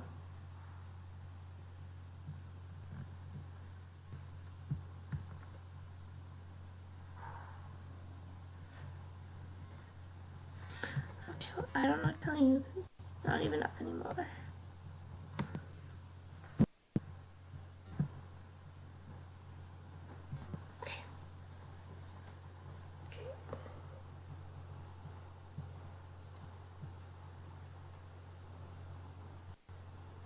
We didn't have Discord up anymore.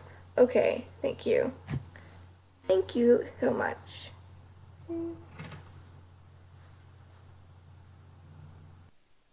I am live. Okay, let's see if I'm actually live this time. Changing my...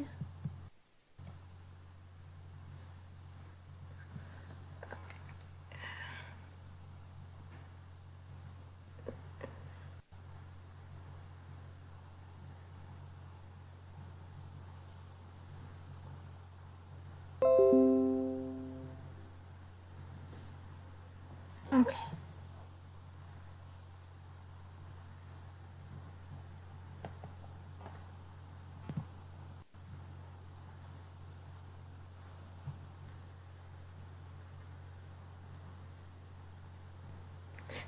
Okay then. Let's see here. I'm just... So there's a massive delay. Oh my god. And I do mean massive. Right? And then moving on to the next canon representation, there is Luna, who has been shown stated outright. She has chronic nightmares, she has PTSD, etc. Celestia, very, very heavily implied that she has PTSD. Pinkie Pie, semi-canon, not really stated outright. However, is heavily believed to have psychotic tendencies and depressive episodes. Snips and Snails, semi-canon, not stated outright, however, is heavily believed to be on the IDD spectrum. Yep. Mod Pie is semi-canon, not stated outright, but is heavily believed to be on the autism spectrum. So the Make-A-Wish ponies are ponies that were created as a wish for the Make-A-Wish Foundation, which allows for terminally ill children to get one major gift, which is often seeing certain celebrities, or in this case, getting their own pony in an episode of their favorite show. Normally, copyright is given, meaning Hasbro Company can use them long term, but oftentimes they do not.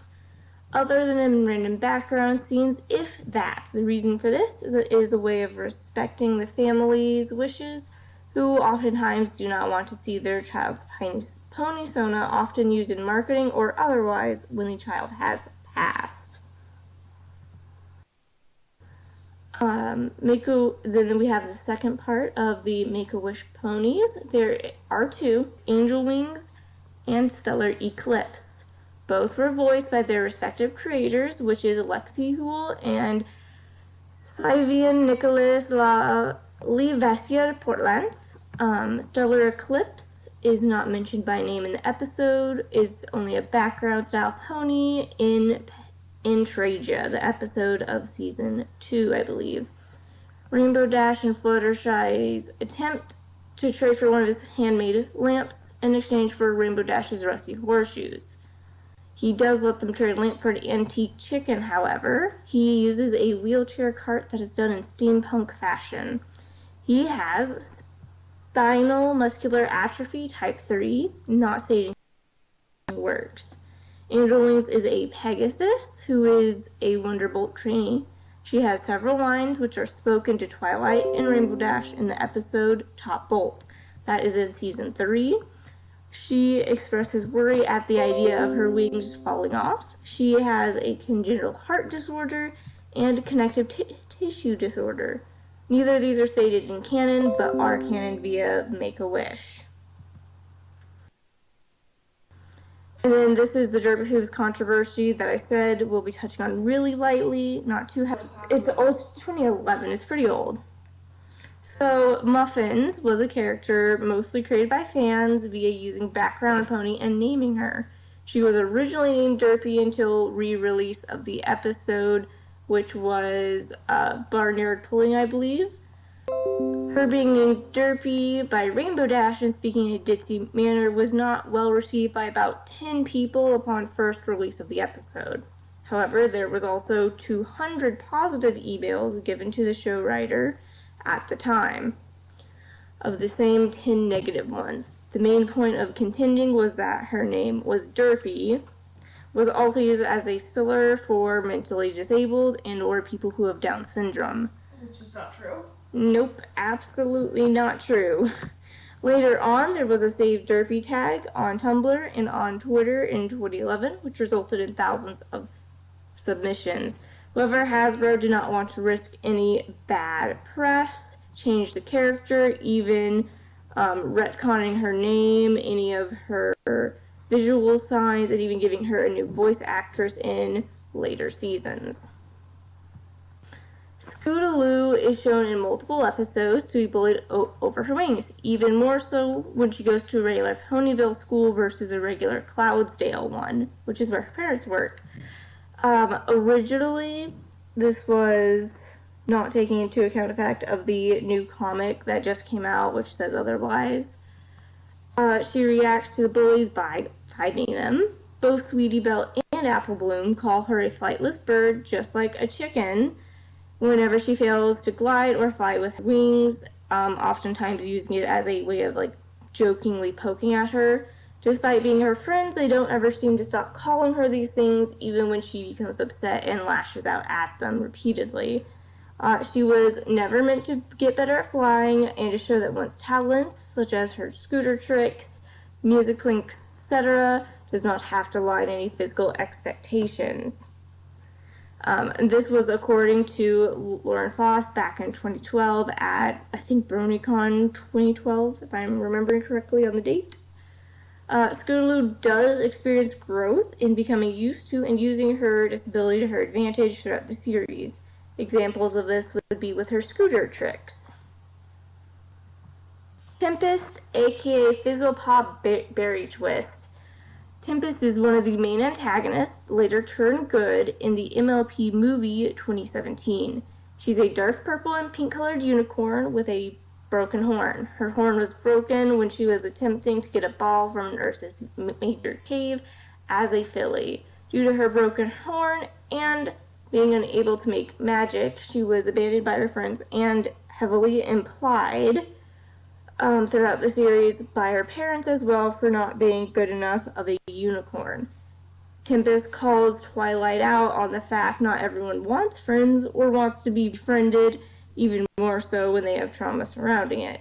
Twilight is insistent that people were not her friends and to try again, even though she is pushing aside the main reason on why Tempest does not want friends. By the end of the movie, Tempest and Twilight are on amicable terms, though it is implied Tempest does not see Twilight as a friend, but as someone who can be allied with if needed. Tempest is an example of the disabled villain trope, however, someone who is driven by what caused their disability. In her case, she is driven just by her trauma that surrounds her being attacked.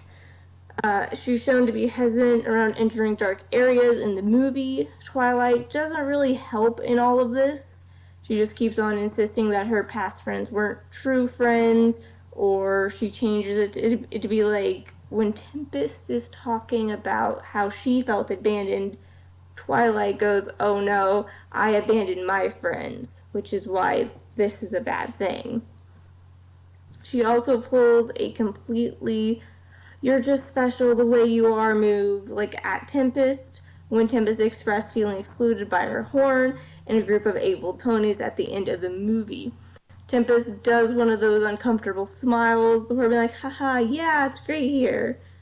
Twilight did not acknowledge the fact that they were, at the time, in the high-class rich unicorn elite area of Equestria, and how that would make Tempest, a pirate with a broken horn, feel. So MLP's overall treatment of disability tends to be very background character only. Make-A-Wish ponies are oftentimes ignored in the long run. That one only applies to Angel Wings though, as Lexi did record more lines to be used in the future. However, they have not been used to this date. The idea of ponies being ableist is one that is true. So it is pretty ableist at times. That doesn't mean, obviously, it's a bad show. However, even when main characters are not exempt with how the writers write their interactions with ponies who do have disabilities, like Tempest, how the Cutie Mark Crusaders running gag is actually pretty mean, and just things like that. And then we have the fanon representation. Let me double check my tabs are working. There we go. So Snowdrop is so this is looking at fan representation. This one is talking about Snowdrop, the story of the first snowflake that was created. And she is fully blind. She's also the main character in the story. Her blindness allows for her to craft the first ever proper snowflake. She helps create it for the Royal Sisters, originally as a gift. The video shows the two sisters arguing over whether or not they should release her last snowflake. It's ended, and the story continues to be spread in that universe by the retelling of every winter season. Snowdrop does play into the disabled trope because her parents also play into the "you're my special one, you're perfect the way you are," even though her blindness has been shown to almost cause her pretty great harm, if not outright kill her, because she almost walks off Cloudsdale at one point in the story, or she's been, at the very least, known to have almost gotten swept off by blizzards that happen. Inspiration porn. Yep. It's also pretty obvious that Cloudsdale, or MLP as a whole, has no concept of 504 plans or any like real idea of how things work for disabled ponies, especially Pegasi. Pegasus seemed to really get like the hard drop on this one, since you can't really get up there if your wings don't work. So it's been shown that like there's really no other way around that. So guess that's unfortunate if you're a Pegasus who can't fly. And then here's the last bit. We also do have citations and everything that I'll leave up at the end. This is for the Q&A section. My poor thing to catch up.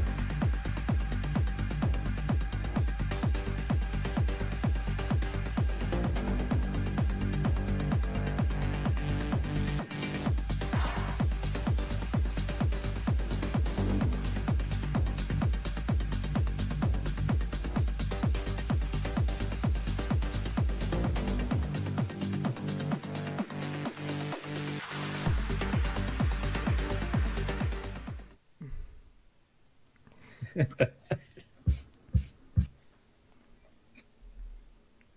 right, here we go. Just gotta wait. We're live.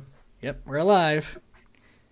Hey guys, this is Tasman here. We're gonna be discussing about 3D modeling and its effects on the My Little Pony fandom. I'm joined here with Acrylic Shine and Minty Root. Hello. Say hi, guys.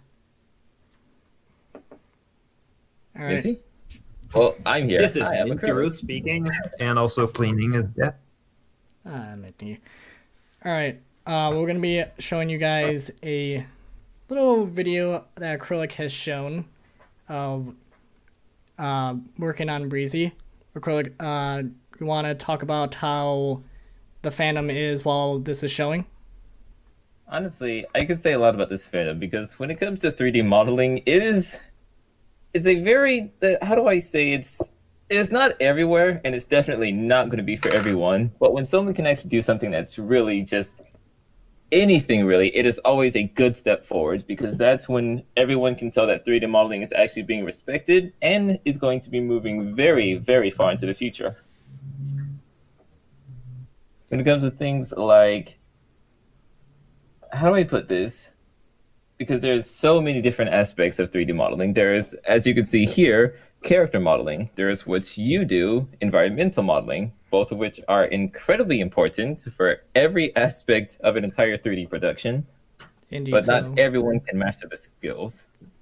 Indeed so, especially when it comes to environment modeling. I've rarely seen some people in the fandom work on that.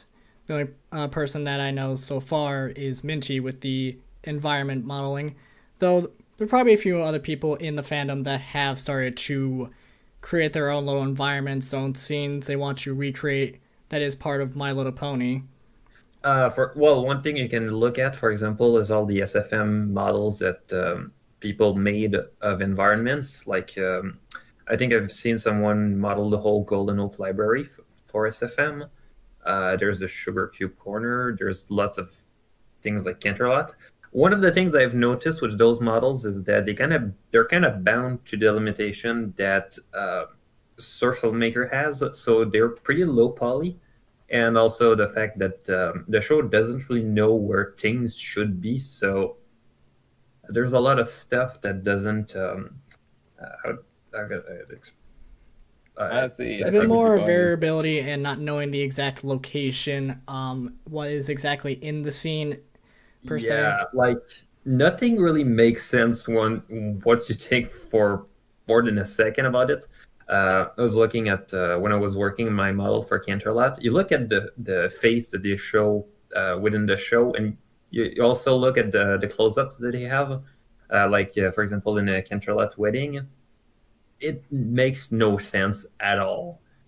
And trying to make sense out of it will just turn you crazy. So, yeah. Well, some people, it should be one thing to note is that not everything is actually really going to be perfect. You can't have a one-to-one recreation when it comes to a three-dimensional aspect of something that does not exist.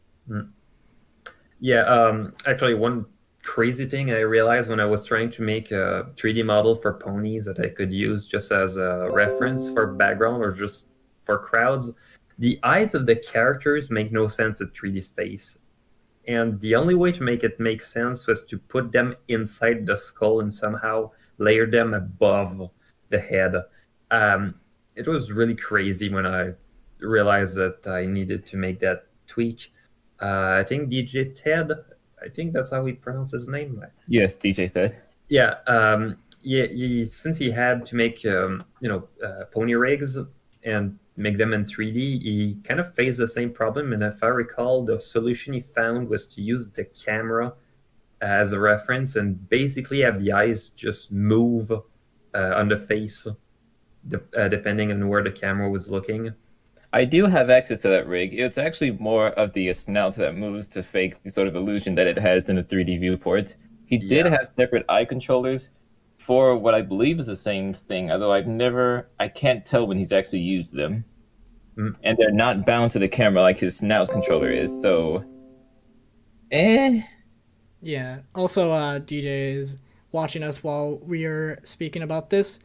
3D modeling can be a big challenge, especially if you're trying to translate a 2D to 3D, especially if the 2D is so exaggerated that you have to essentially try and make it a bit more realistic rather than it being more to the show's style. But then again, it all depends on how you would go about doing certain things, because what can be remembered is that this is all 3D. Everything is technically a sense of arts. You can do whatever you want. As you can see on screen with me trying to fake these phoenix feathers, they are not exactly how a feather would look.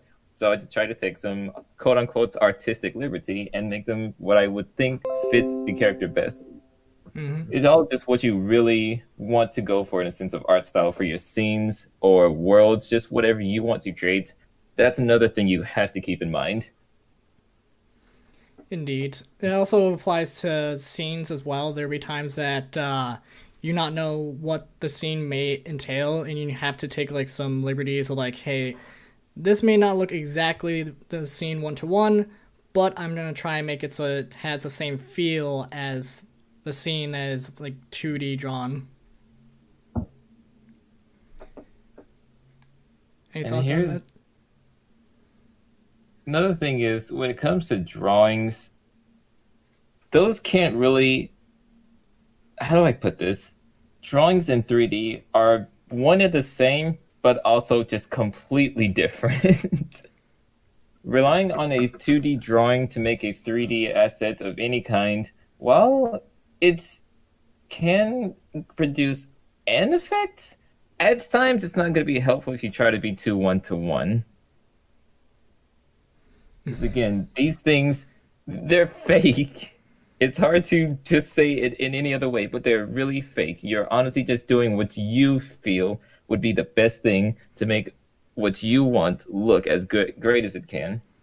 Essentially like how it is with making a film, movie magic. Try and find a way to make it so it looks good, it looks like it would be the thing, but when you're making it, it's not actually how it should be done. It's going to be different. Absolutely.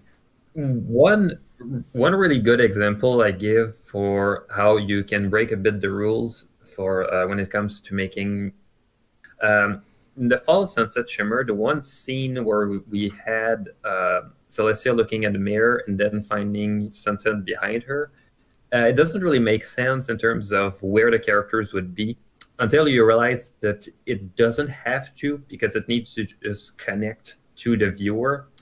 And one of the problems was that because basically Sunset was at the right of the frame and Celestia was, but she was looking at herself through a mirror. So you had to basically just ignore the fact that how a mirror works for the scene to work. And if I went with something accurate, people would be very confused because they would need to go from looking to the right of the frame to the left for the same character. So, yeah.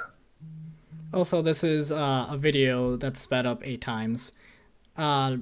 We could have done a live of us working, but that would take a little bit too long, so we're basically using a time lapse. Yeah, the process is being done more so in the background, and we plan on doing like a huge scene after the con and stuff is finished, so you can just probably find that. Where will we post it again? On Derpy? Or on Twitter? We can have it so it'll be posted on both. However, I do not have Derpy Borrow, so either Minty or you can be able to post that there, and I can... Oh, actually, you don't even need an account to post there. Oh, interesting. Good to know. But, yeah, the scene that will be after this character creation would be a recreation of Appaloosa. So, later on, you'll be seeing that. It was a bit of a challenge trying to get it to look like Appaloosa, blocking it out, trying to have it so that the shot that I'm going for looks right, and all the while making sure that the software didn't crash from time to time. Since the one thing you have to watch out for when you're either doing character or scene, always watch out the polygon count, which is those little squares that dot all over the character or the scene. If you don't watch out for those and have too much, it can cause the scene to either lag, cause stuttering, or worst case can cause it to crash every time.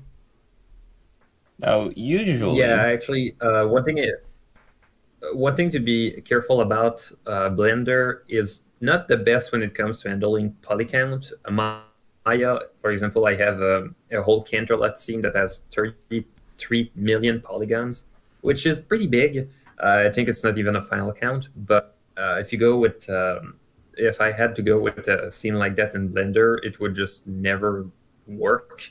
The opening scene of the beginning of Harmony was a nightmare because it was rendered in Alicorn Kingdom was massive, and by massive I think it was just 1 million or 2 million.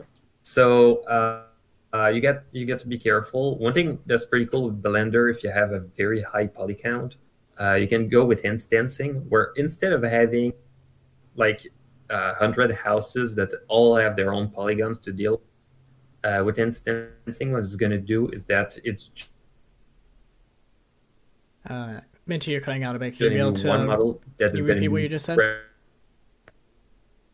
Yeah, it's basically just one model. It's just going to be referenced 100 times, so instead of being 100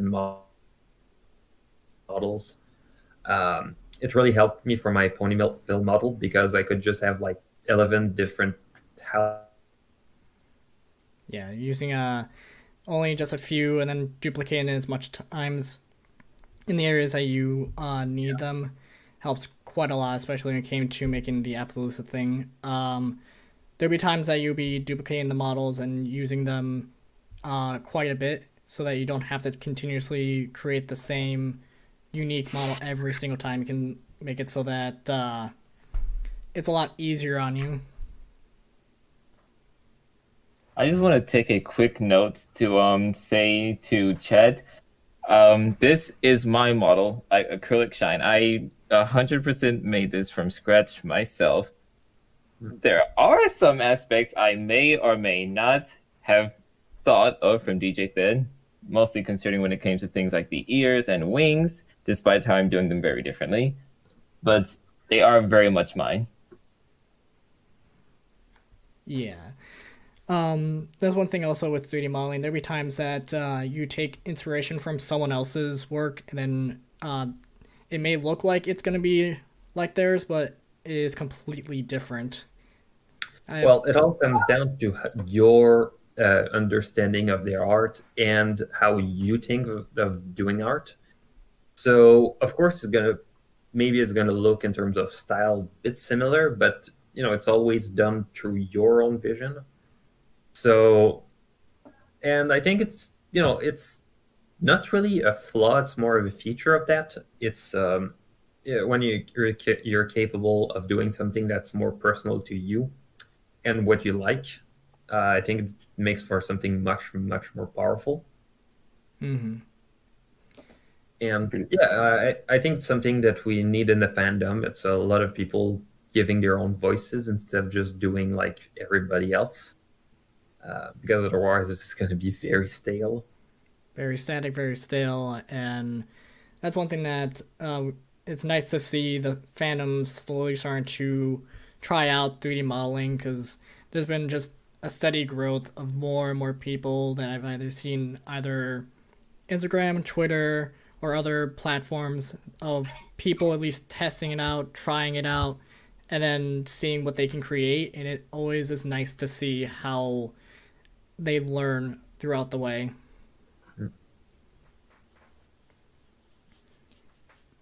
Got anything else with the fandom guys? How do I do the lighting in my animations? Okay, so that's a nightmare. When I started with Luna's Determination, the whole idea was that I wanted it to feel more paint-like, and so the approach that I had was that I would go with a 3D renderer to actually have the light, because I was kind of inspired by Renaissance paintings. I wanted a single point perspective. I wanted a lot of contrast between light and dark. So what I did was I went with 3D render in Arnold, and one of the problems with Arnold, the approach that they used to lighting is it's pretty annoying, but it basically does a sampling, the statistical so random samples of all the possibilities of where the light would go, and it eventually it converged to the ground truth. The whole problem is that it takes time. Yeah. I cannot afford to have whole sequences where the camera moves, so I had to render a still frame and paint over it to try to get something. So what you did was a bit of compositing to make it look like lighting was right. And then yeah, it was kind of interesting because the way I did the compositing when it came to the false sunset shimmer was to it was nice because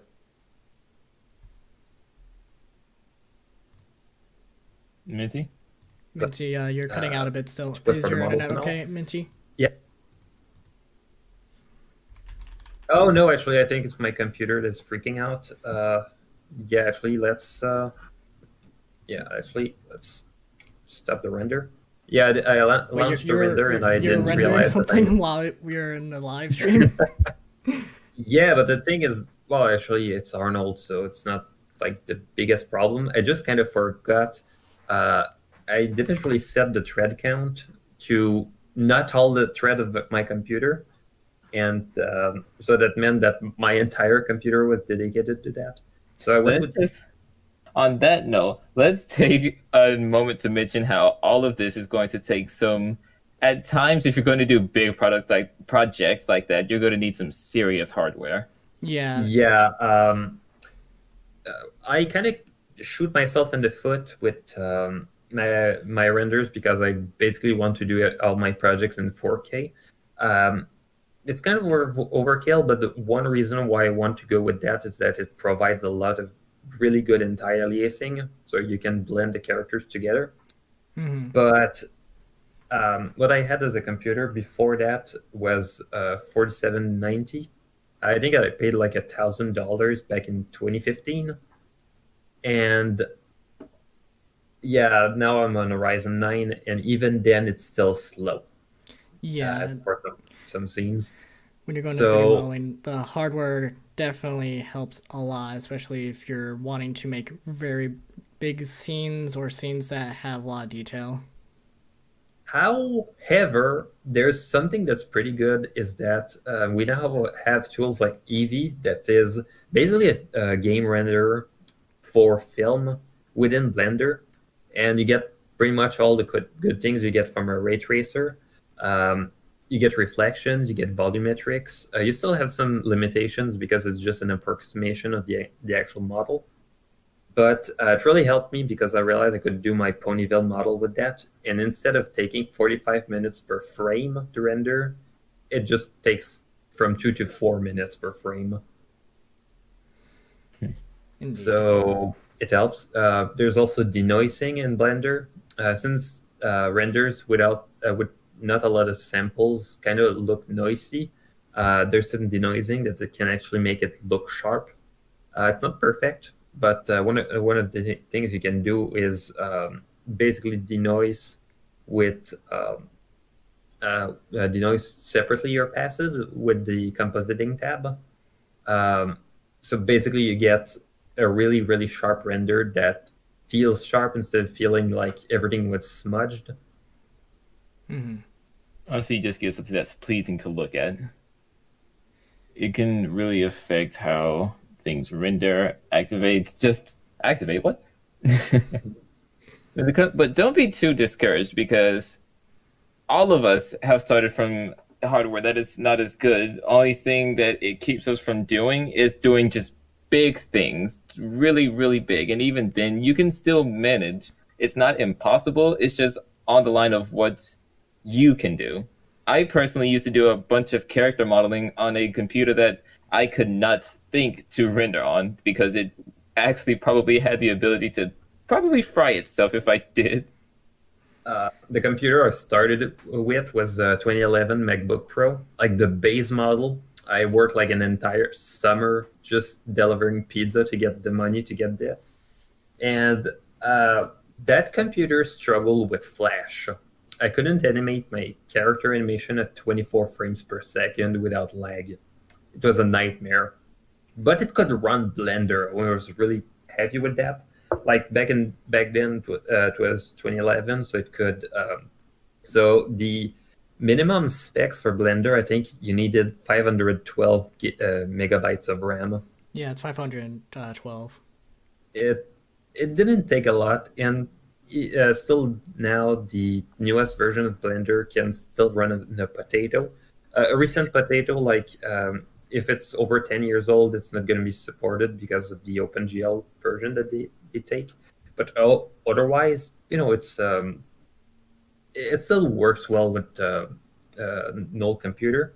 And even then, you can still use an old version of Blender. Like, there's a lot of tutorials online for how to use the old version. The most infamous is unfortunately gone. May it rest in peace.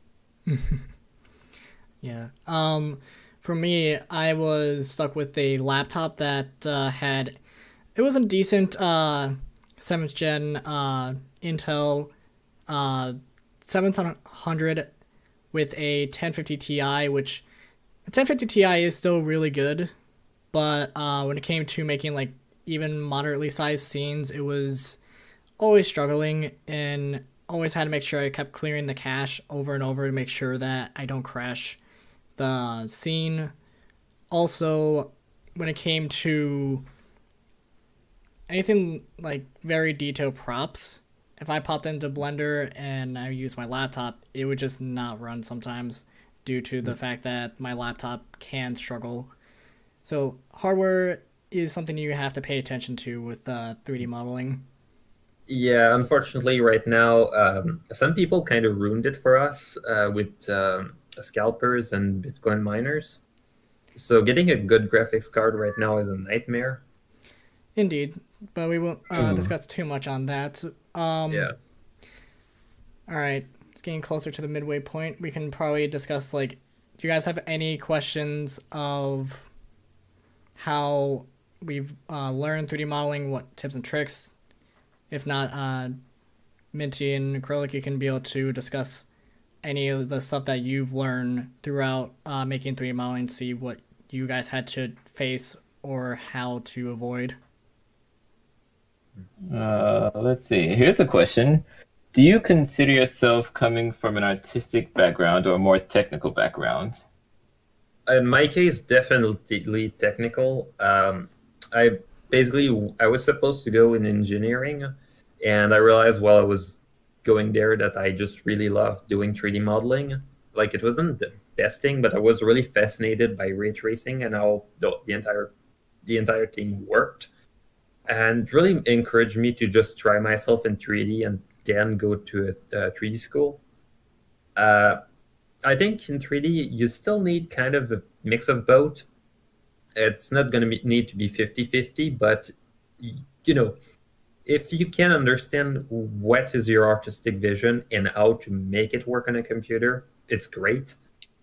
Sometimes, at studios, at productions, you might have some people with absolutely no artistic skills, but they're amazing with computers. They're usually going to be the ITs. And you have some people who are amazing with art, but with computers, they basically have no idea what's a chip. They're probably going to try to eat it. Oh, you're going to get a serious crunch. Yeah. But, in productions, mixing those two types of people together can work pretty well, but you still need some middleman who can understand what the artist is talking about and what the technician is talking about. What I recommend to people is to try to learn a bit of both, because I've seen a lot of people who they have a big artistic vision, but when it comes to making it work with animation, they're gonna struggle.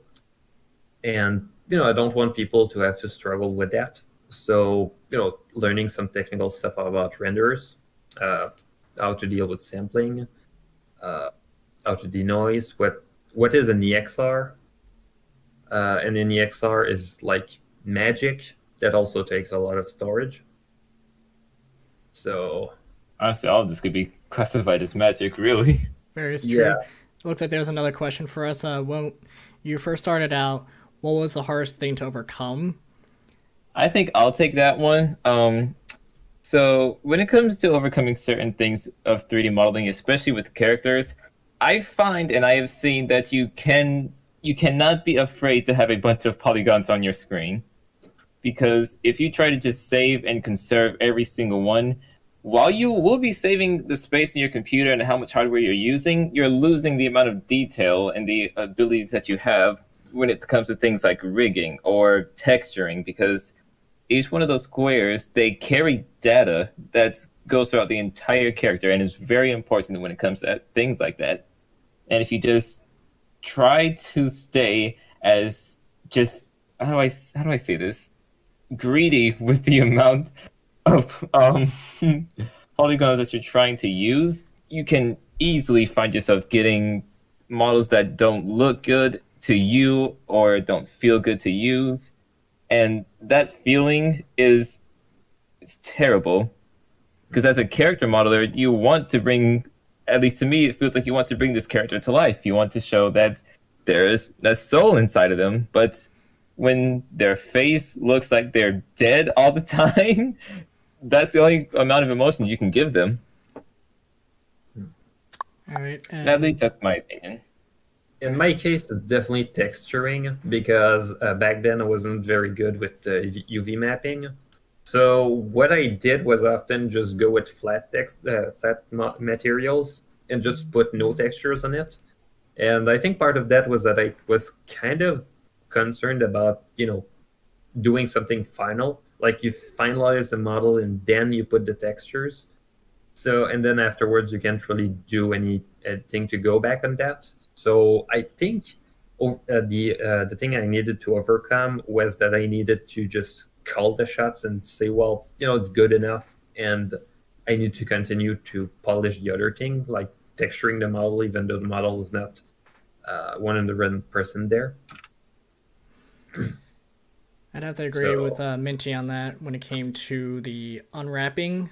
That was by far the hardest thing that I had to overcome, because I could easily create very good and unique models, but if I didn't have the texture to back it up and have it so that the topology, which is what is used for the texturing, is correct, then it could make it so that it looks flat. It doesn't look like an actual good scene. So I understand fully of how it can be very challenging to do the UV unwrapping, especially since most of the stuff you'll be doing for 3D modeling either a character or a scene is manually unwrapping it. But more and more software in the future will have it so that they're doing auto unwrapping. So hopefully in the future that will be a thing of the past of doing the manual unwrapping. Yeah, it's still not the way there. It's not there still a long yet. way to go. I think the people who came up with the code for UV unwrapping, they mostly made it work with, basically work with hard surface stuff. And by hard surface, I mean mostly man-made stuff like houses, tables, objects like man-made objects instead of organic stuff like plants or humans. And when you try to UV unwrap character, the UVs will look like weird art. Yeah. Weird, deformed, just a mess. I'm speaking from experience. Unwrapping characters, there are a few ways that I've done that worked. So I guess this is where we get to the tips and tricks. There's still two more questions. One of them was, how many hours a day working on modeling and animating do you feel has the best output/fatigue ratio? Yeah, I have to be careful. One of the things is that, I work on 3D, so you go with 8 hours of work on 3D and then you come back and you do another 3 hours. It's definitely gonna mess you up. So what I recommend to people is to basically, you have to understand yourself and to realize when it's time for you to stop and take a break. So, because, some people, they're going to be very productive at a moment and they're going to have a spike of productivity followed by a week of just staring at the computer screen and doing nothing. So you have to understand those moments. And, I'm not a psychologist. I don't know if it's the healthiest approach to that or not. To be fair, I would have to say so, because as one of those people, I was never like that until I decided to just take every single moment of every day and do absolutely nothing but 3D modeling.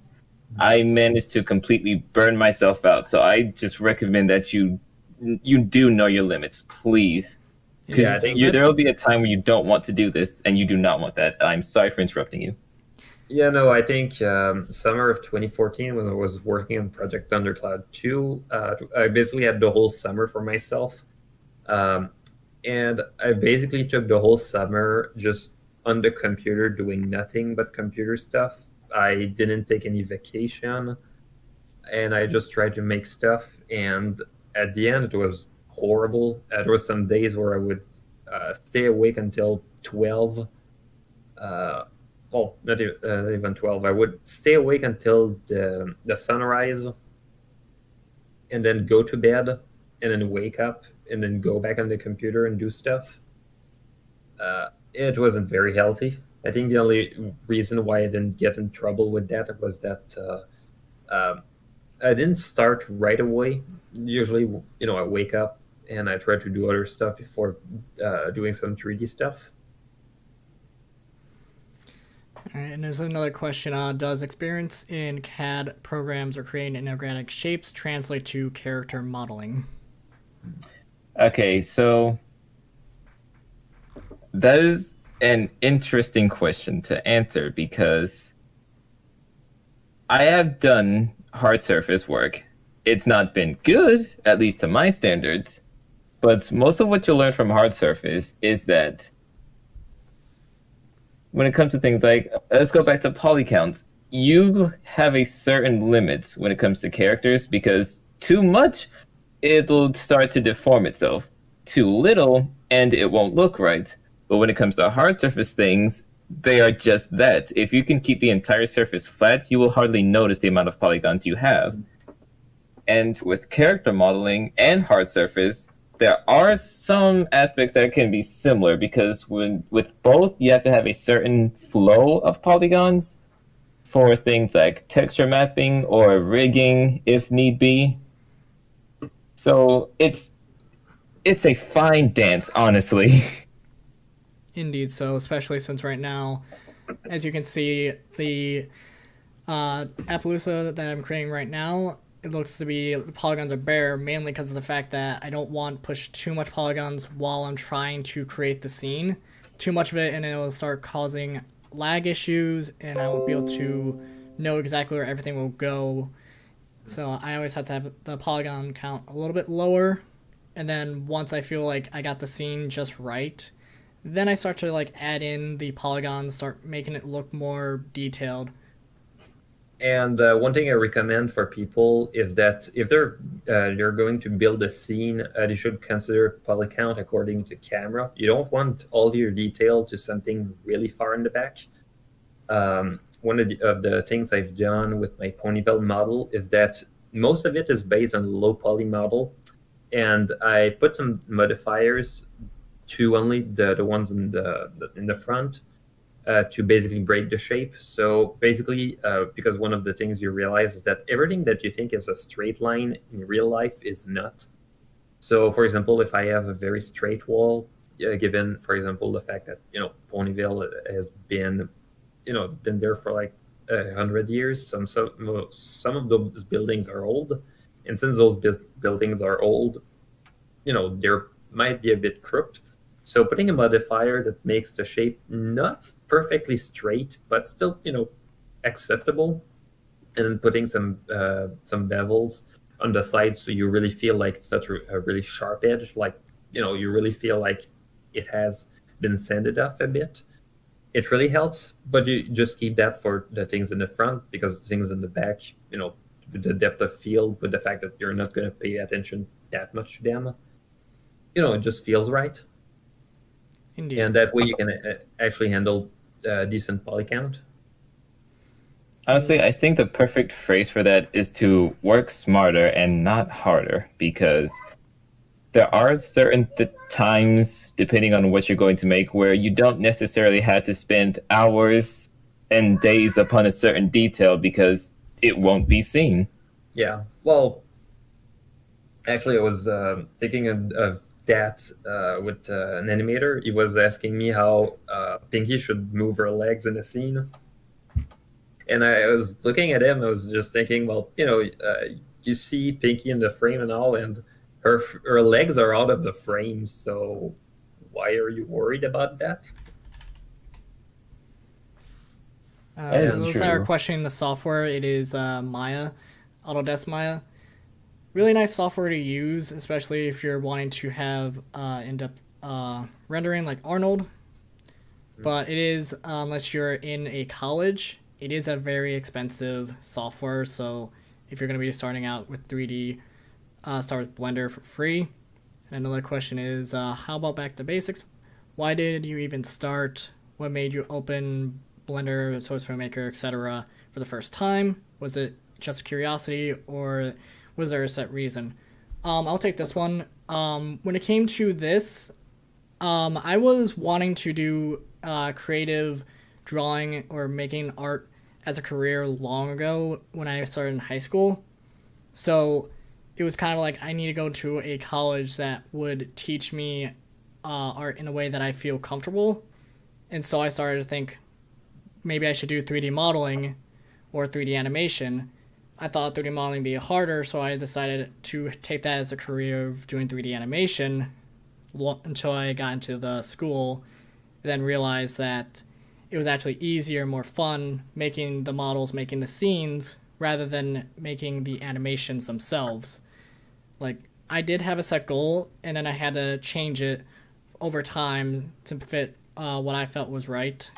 What was it for you guys, though? Long story short, back in high school, what I really wanted to do was to go into the animation, but my father recommended me to go to engineering instead. And the compromise we found at the end was when he realized that the 3D industry was just amazing, and realized, well, if I'm gonna learn 3D animation, I'm probably gonna still learn a lot of stuff about 2D. So I was really encouraged to try myself with that. And as it turns out, yeah, there's a lot of things that you learn out of 3D that is extremely helpful. One of the things you learn is how to block for how to do blocking. That is still very helpful for 2D animation. And you learn how to do silhouettes when you do character animation, character design. You learn much better how to do perspective, because when you have to do 3D environments and then you have to match the perspective for some stuff in post, you learn a lot by yourself on that. And you learn a lot of cinematic techniques as well that I could actually use for my animated projects. So, at the end, it's not exactly what I wanted, but I was still very happy with it. All right. How about you, Acrylic? See, my story is a lot more embarrassing and fraught with weird things. So, during the old days of, I want to say around 2015, I believe, I used to be one of those Five Nights at Freddy's not character animators, just animators in general. Listen, I worked in the Five Nights at Freddy's project. It's fine. It's not the worst thing in the world. Okay, good. But during that time, I had wanted a character of my own. God, I don't like telling this story. And in order to do that, of course, no one was going to make an entire model for free. It's not exactly an easy thing to do. So, of course, I had to take to making one for myself.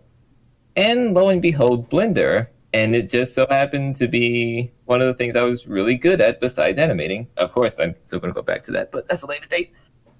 And, woo, that was shorter than I thought. I mean, you're telling that to a lot of Pony fans. Like, it's it's not the it feels horrible when you think about that, but in reality, lots of people like stuff, and perfectly fine. Indeed. Yeah.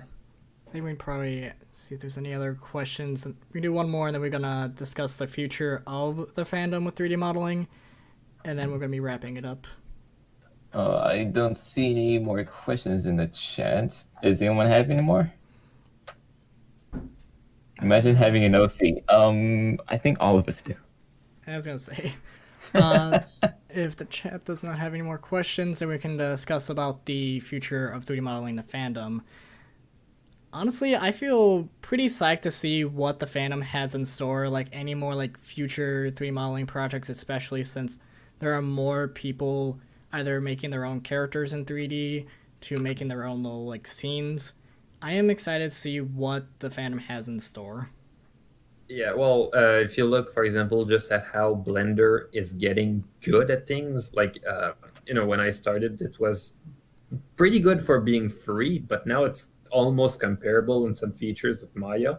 Like, Eevee is amazing as a render, Cycles is getting faster, and now, one thing that's pretty cool is that now that we have a movie that is actually in 3D, G5, it might encourage people to try to make stuff like that. And of course, there's still a lot of people who, like me, who are gonna try to make 2D and 3D work together, which I think it's still very valid. And yeah, I'm really happy to see how things are gonna go. And one thing I'm kind of curious about is what SFM animators are gonna do, because SFM is kind of a corpse in terms of software. The code itself is like 10 years old. It lacks a lot of features, and I really want to encourage people to move to Blender, because Blender is, it's very good with what it has. And of course, one thing is pretty cool is that a lot of people made previous SFM assets in Blender, so you can actually go back and just load those models. So, I'm very excited to see what's going to happen next. A lot of people keep bringing up the movie, which, yeah, the movie is going to be a massive, like, jump. We were so used to 2D being a part of the My Little Pony world. Now it's going to be going into 3D. It's going to be interesting how people are going to watch the movie and then seeing what they can come up with regarding that type of world. Yeah, I feel the need to mention that someone already managed to recreate an almost exact copy of the model in Blender, almost the exact same day the character was announced.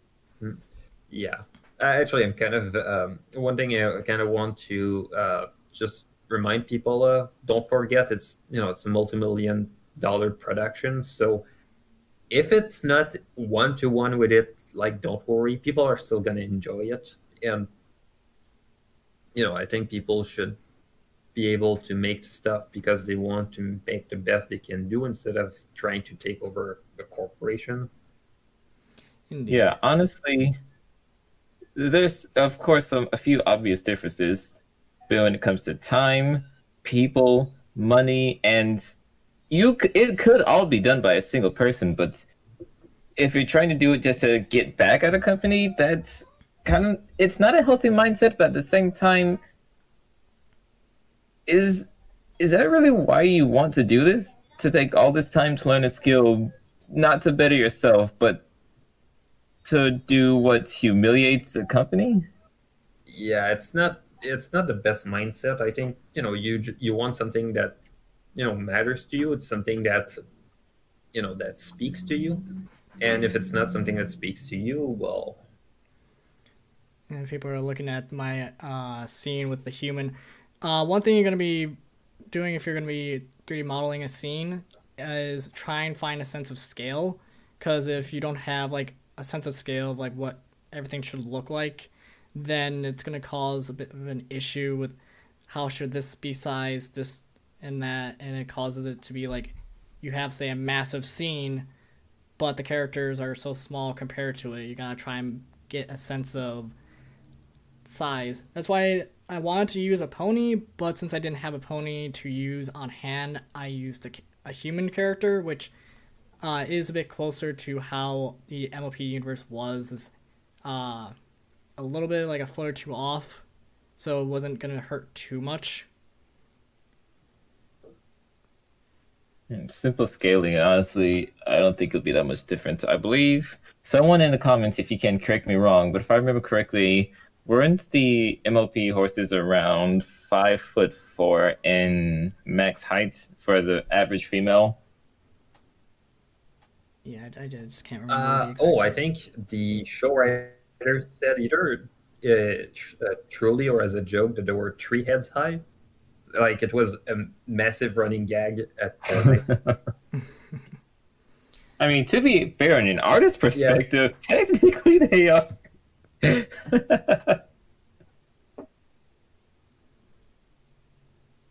again, that would take into account you have to learn the size and scale of their heads. Yeah. Hello, Internet. Welcome. And at the end of the day, it's not that it has to make scale with you. It needs to scale with them. So, and the one thing I was talking about at some point, there was someone who was working on a Roblox character with a gun,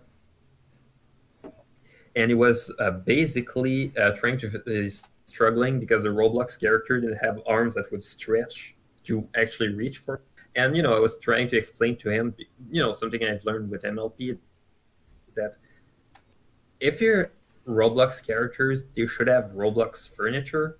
Like it makes sense that they would have furniture that scale to that. So if you have ponies, you want the door handles to be at some height that it would be able to reach.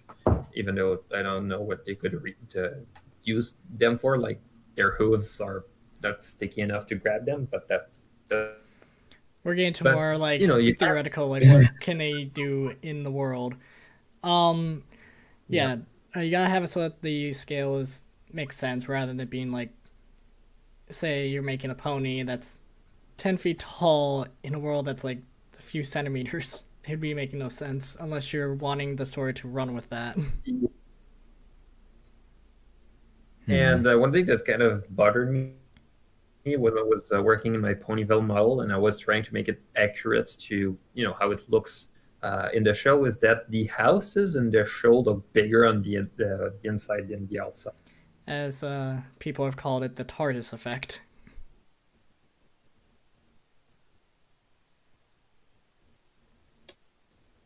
Yep. Yeah. The list of problems into 3D. Why? That's I don't know, isn't it?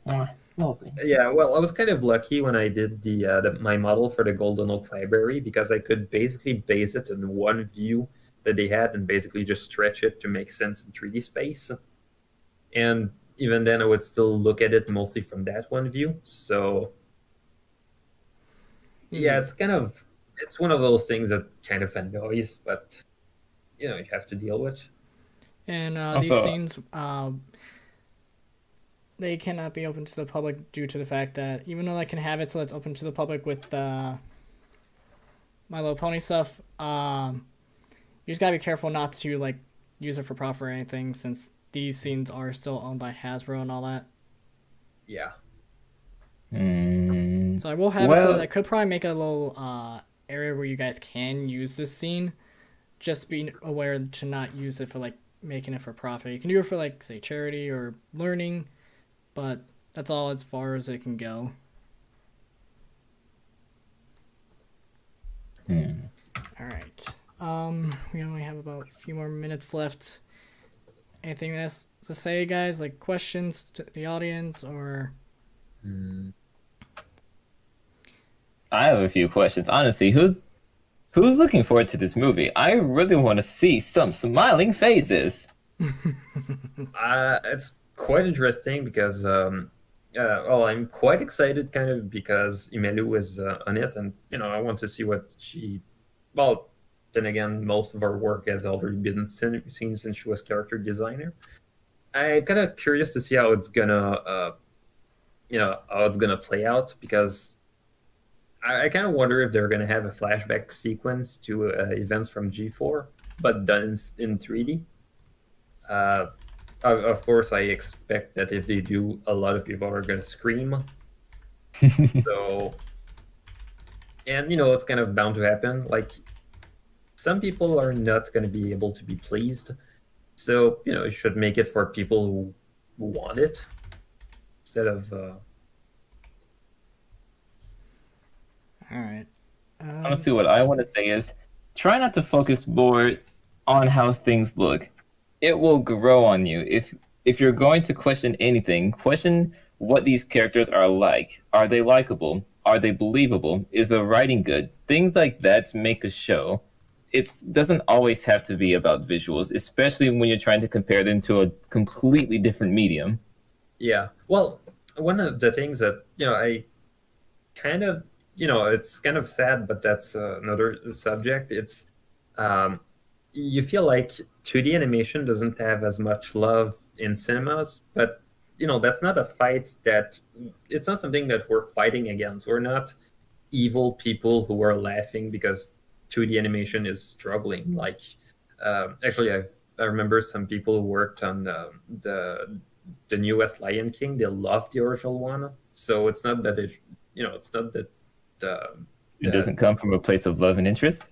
No. I mean, it's not that it comes from. It doesn't come from a place of hatred.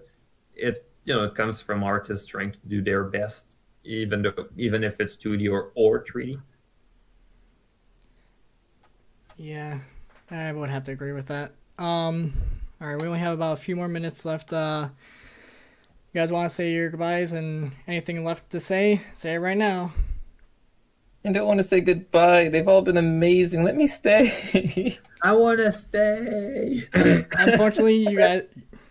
I mean, Minty, if you have another panel to go into, you should. Oh no, actually, that was my last one. All right.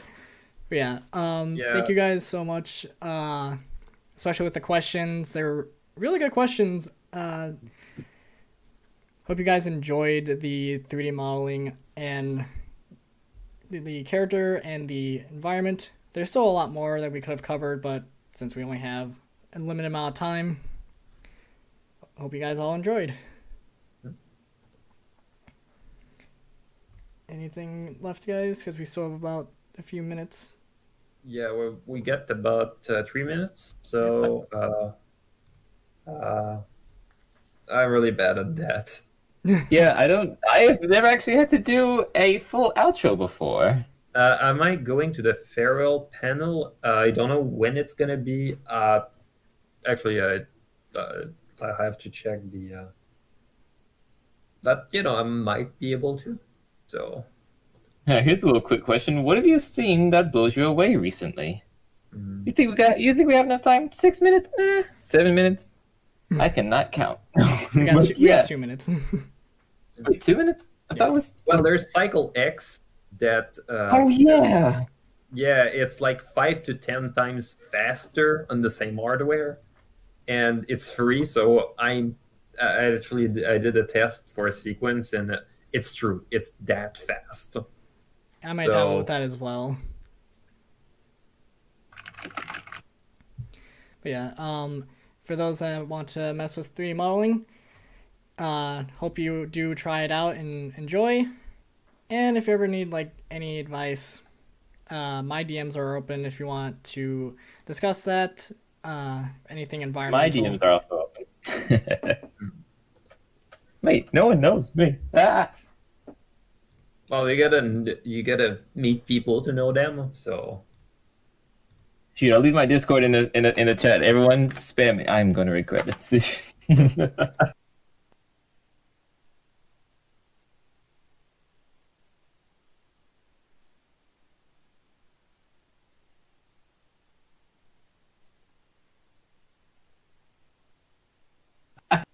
Oh no, acrylic.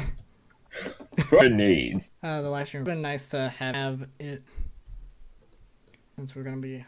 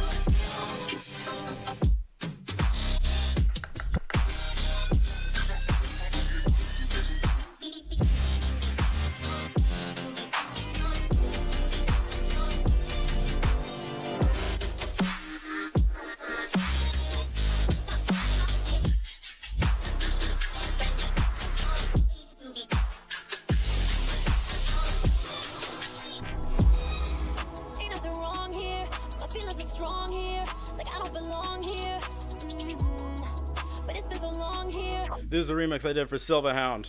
Long here, prepare for assassination, so I can get vaccinated. Cause you know my attestation. Feeling the wrath of Satan, the way that it hurts, it ain't really worth it. Getting infatuated.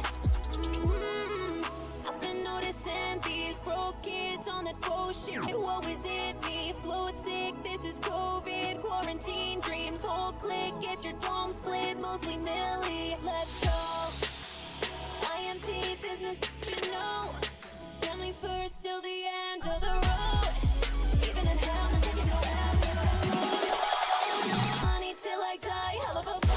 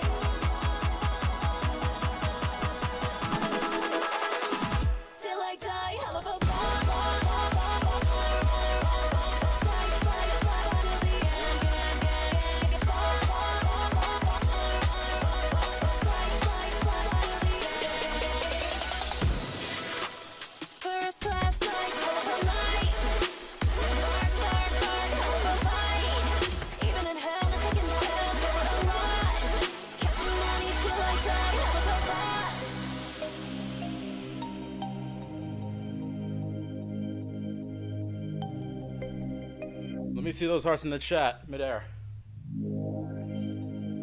I used to be so happy, but without you here, I feel so low. I watch you as you left, but I can never seem to let you go. Cause once upon a time, you were my everything. It's clear to see that time hasn't changed a thing. It's buried deep inside me, but I feel there's something you should know.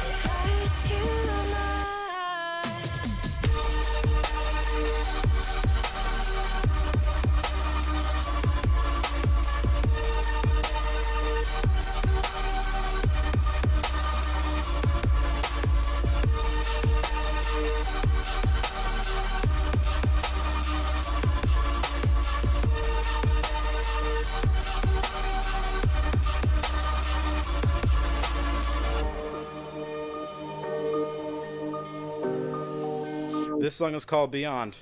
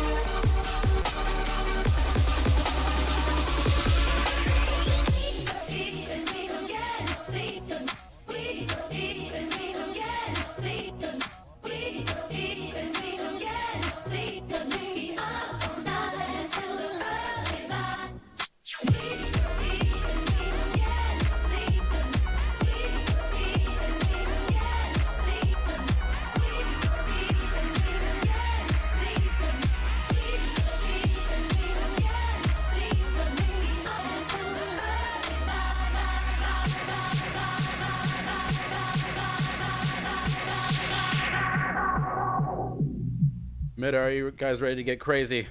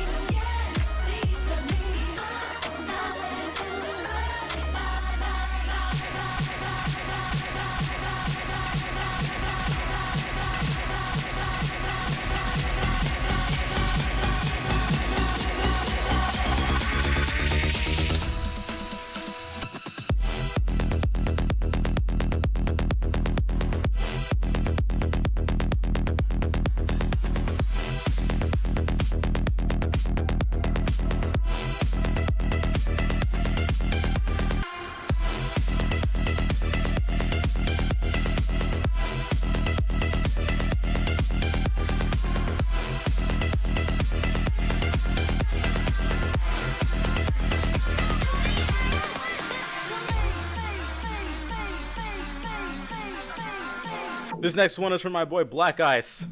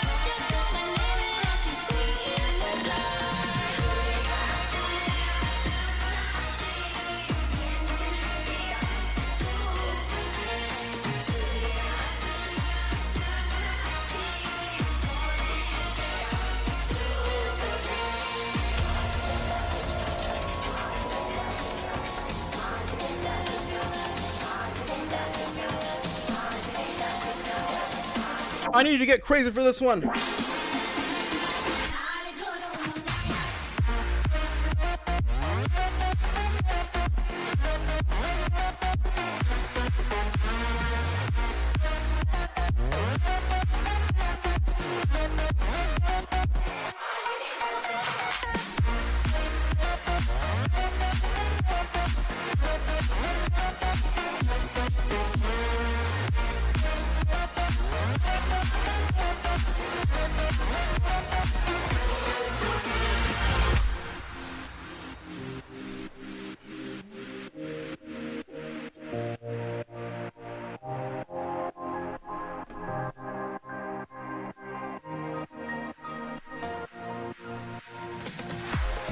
Tell me your reach and every feet.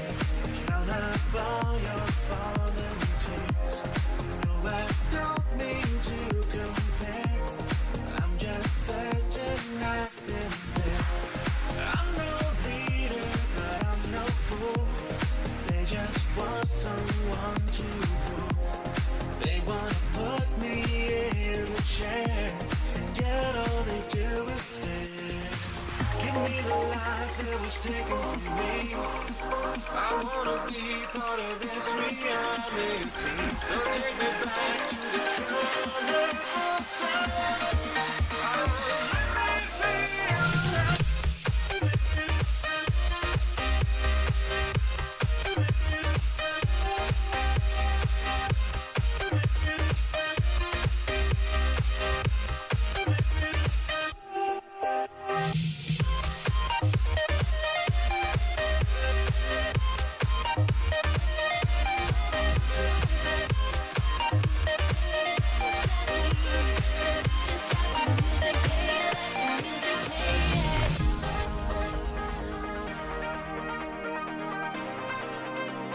something I can dance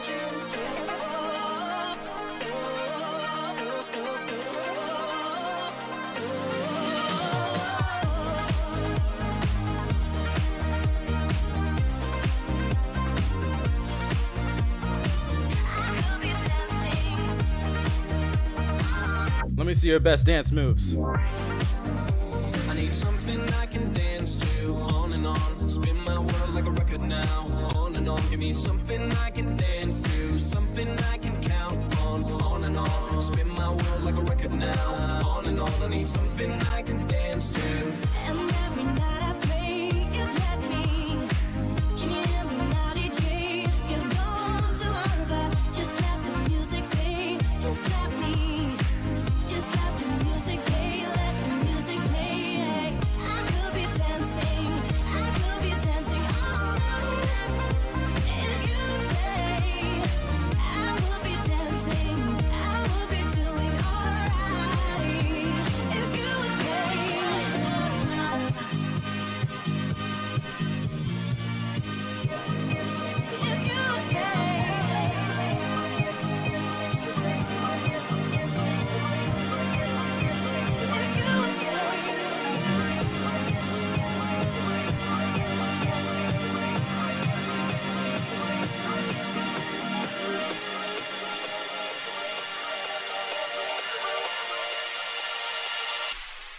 One more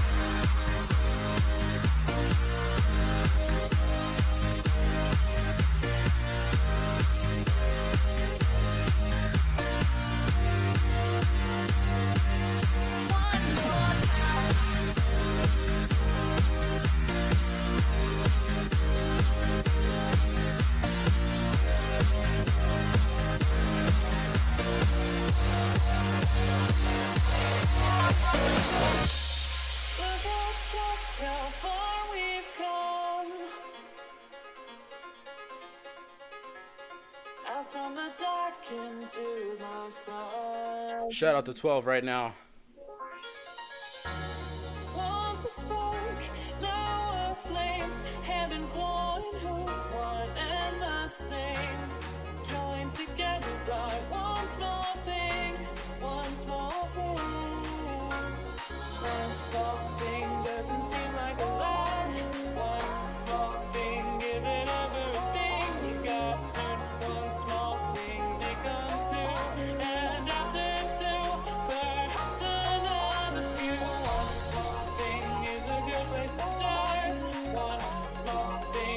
me, don't feel so far apart. Want something and you will see the start of something big for you and me.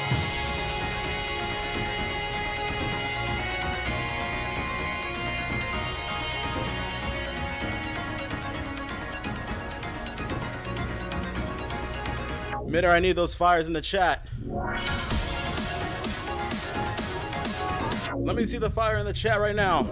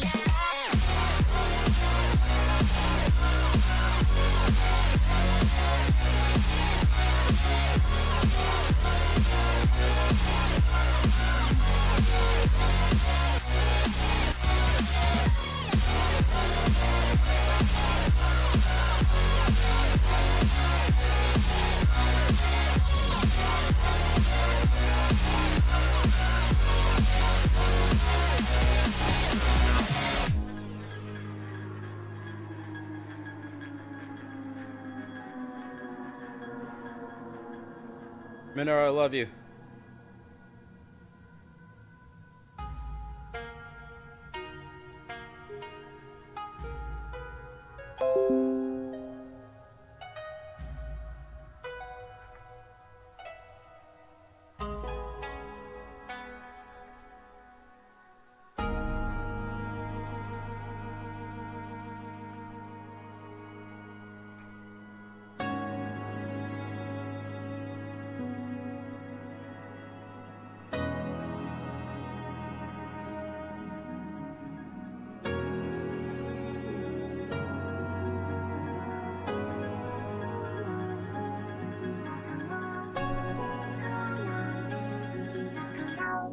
Hey, Sweet King. I thought you think that I'm cooling down.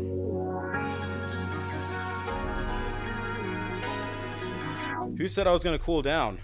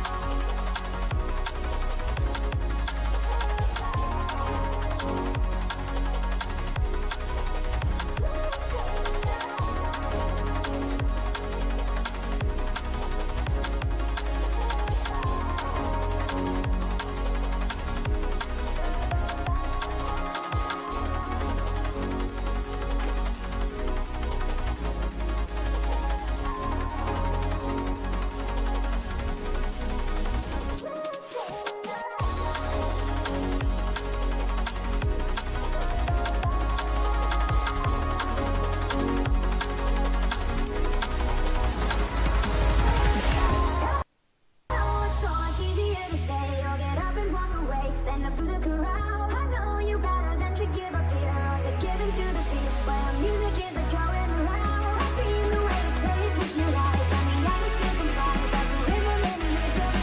So go on if you think of it at all. When you're thinking about it wrong, all you know is that you want to sing the song, come alive when you're on. The beat is hard, you never let you want it. Any other day, all you do is survive. Now let's look, I can see you when it's something doesn't seem like a song. What's something, give it everything you got to. What's something becomes through, and I did too. Perhaps another few. What's something is a good place to start.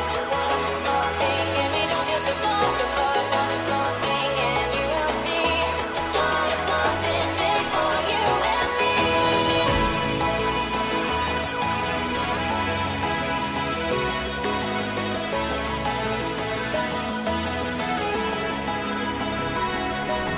Long before now our flame, head and blood, one and the same. Join together for one something, one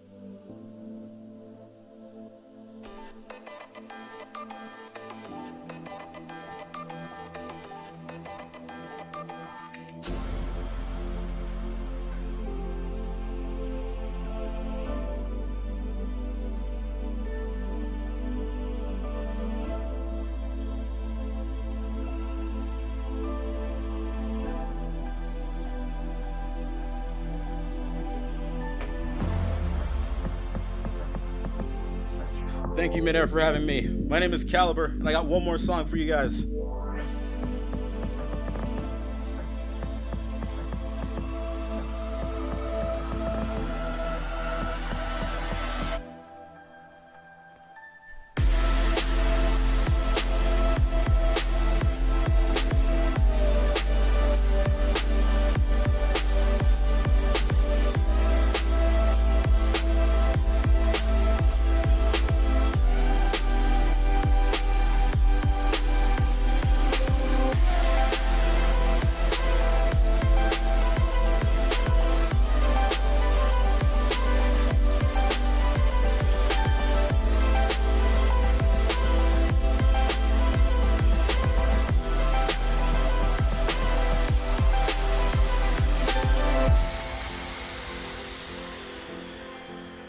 Thank you guys for being incredible.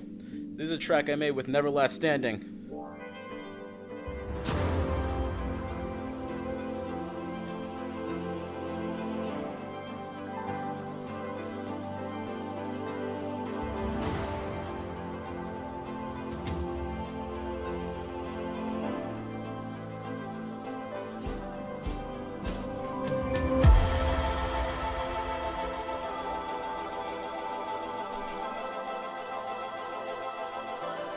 I'm gonna need all your energy for this last drop.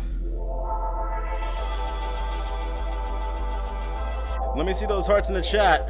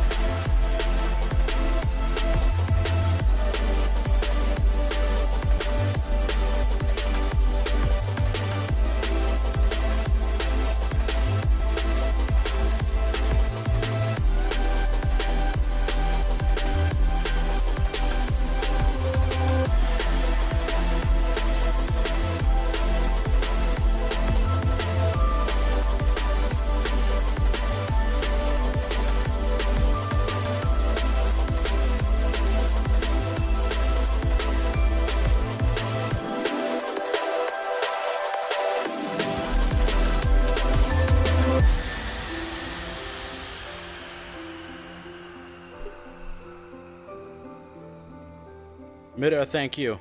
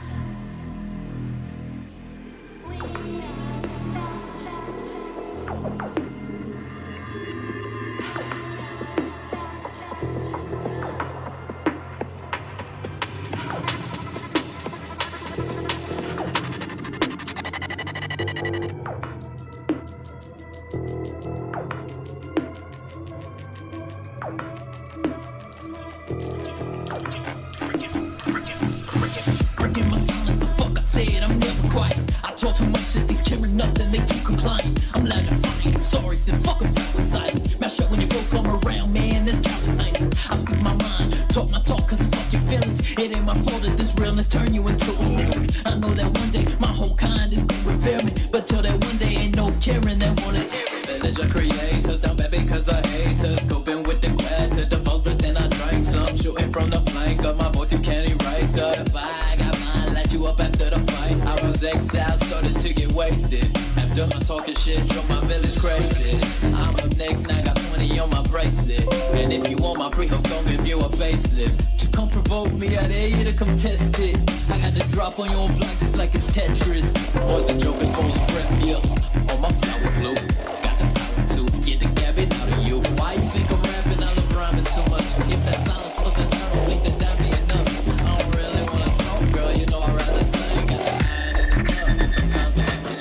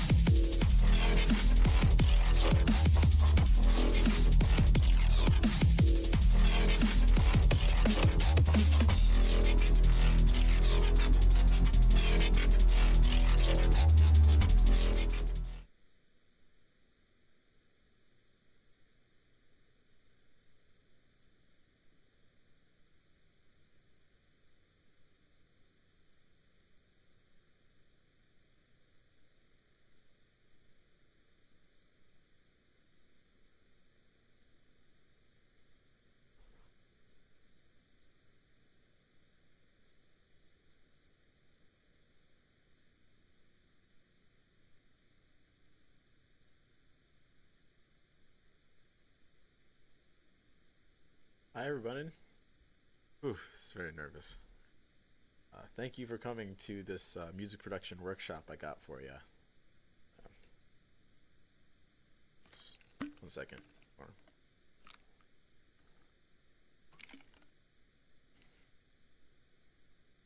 So, my name's Ben, but I think you probably know me a little better as Caliber. I think I just did a set for you guys just before 12.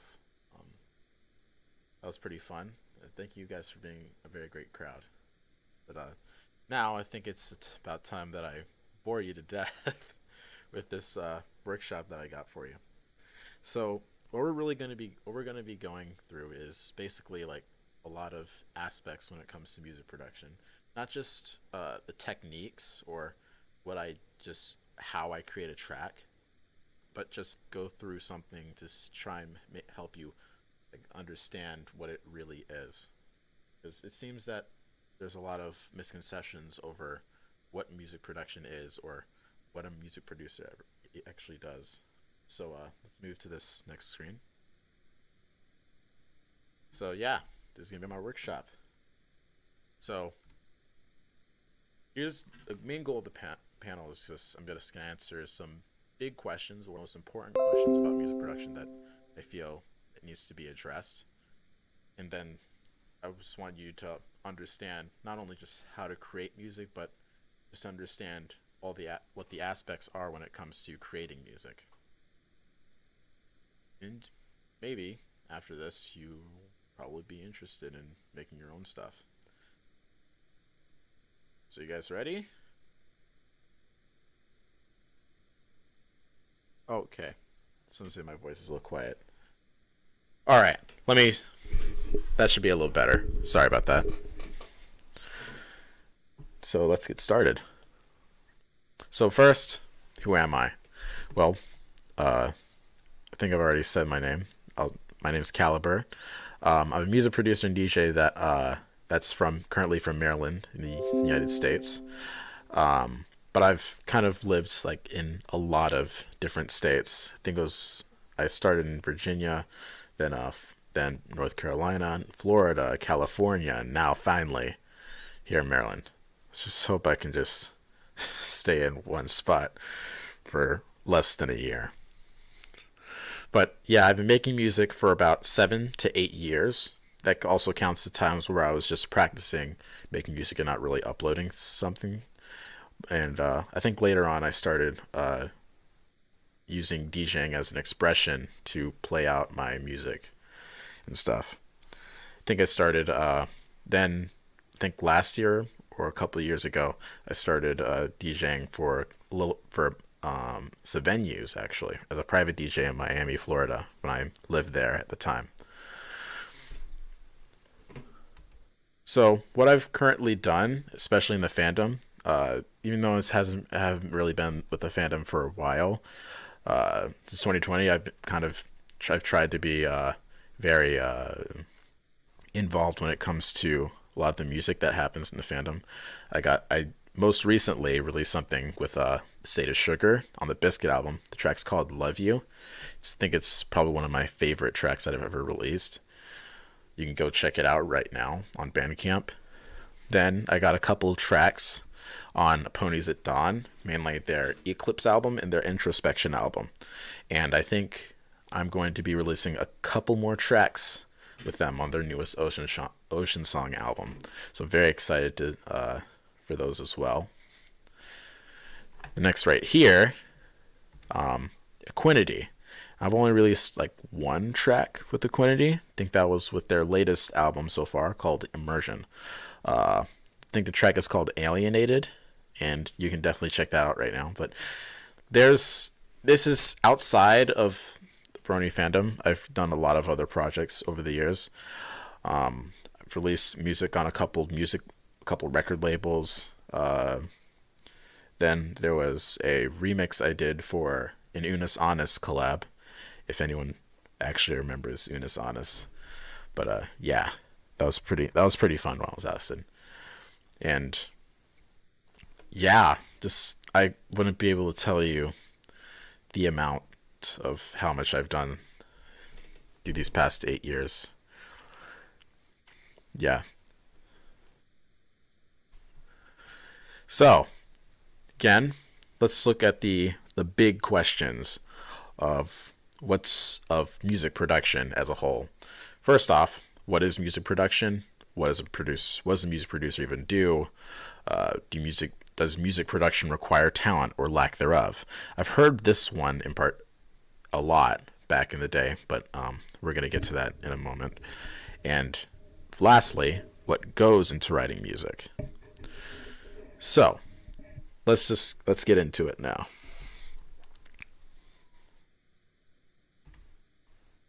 First off, what is music production? So, there's a lot of aspects that comes into consideration when making music, but I've tried to boil it down just so I can keep within the time frame.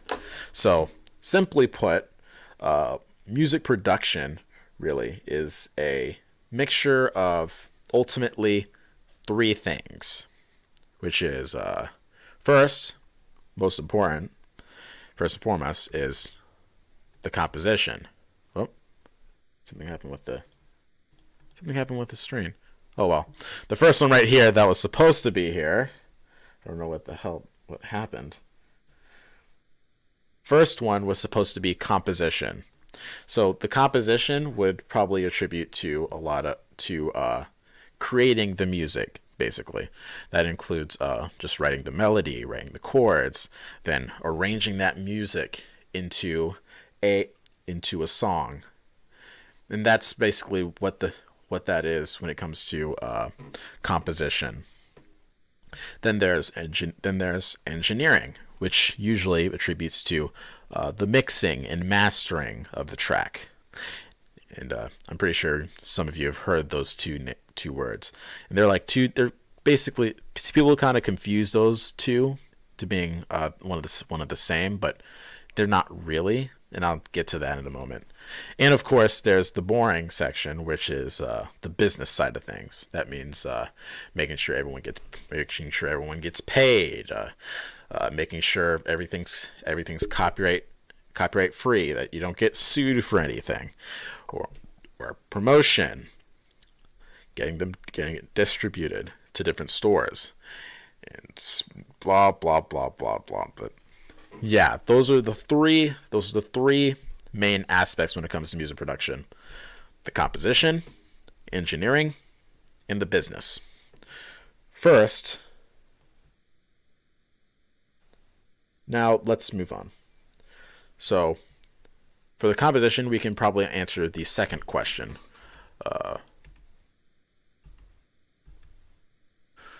There it is. I don't know why I ordered it that way.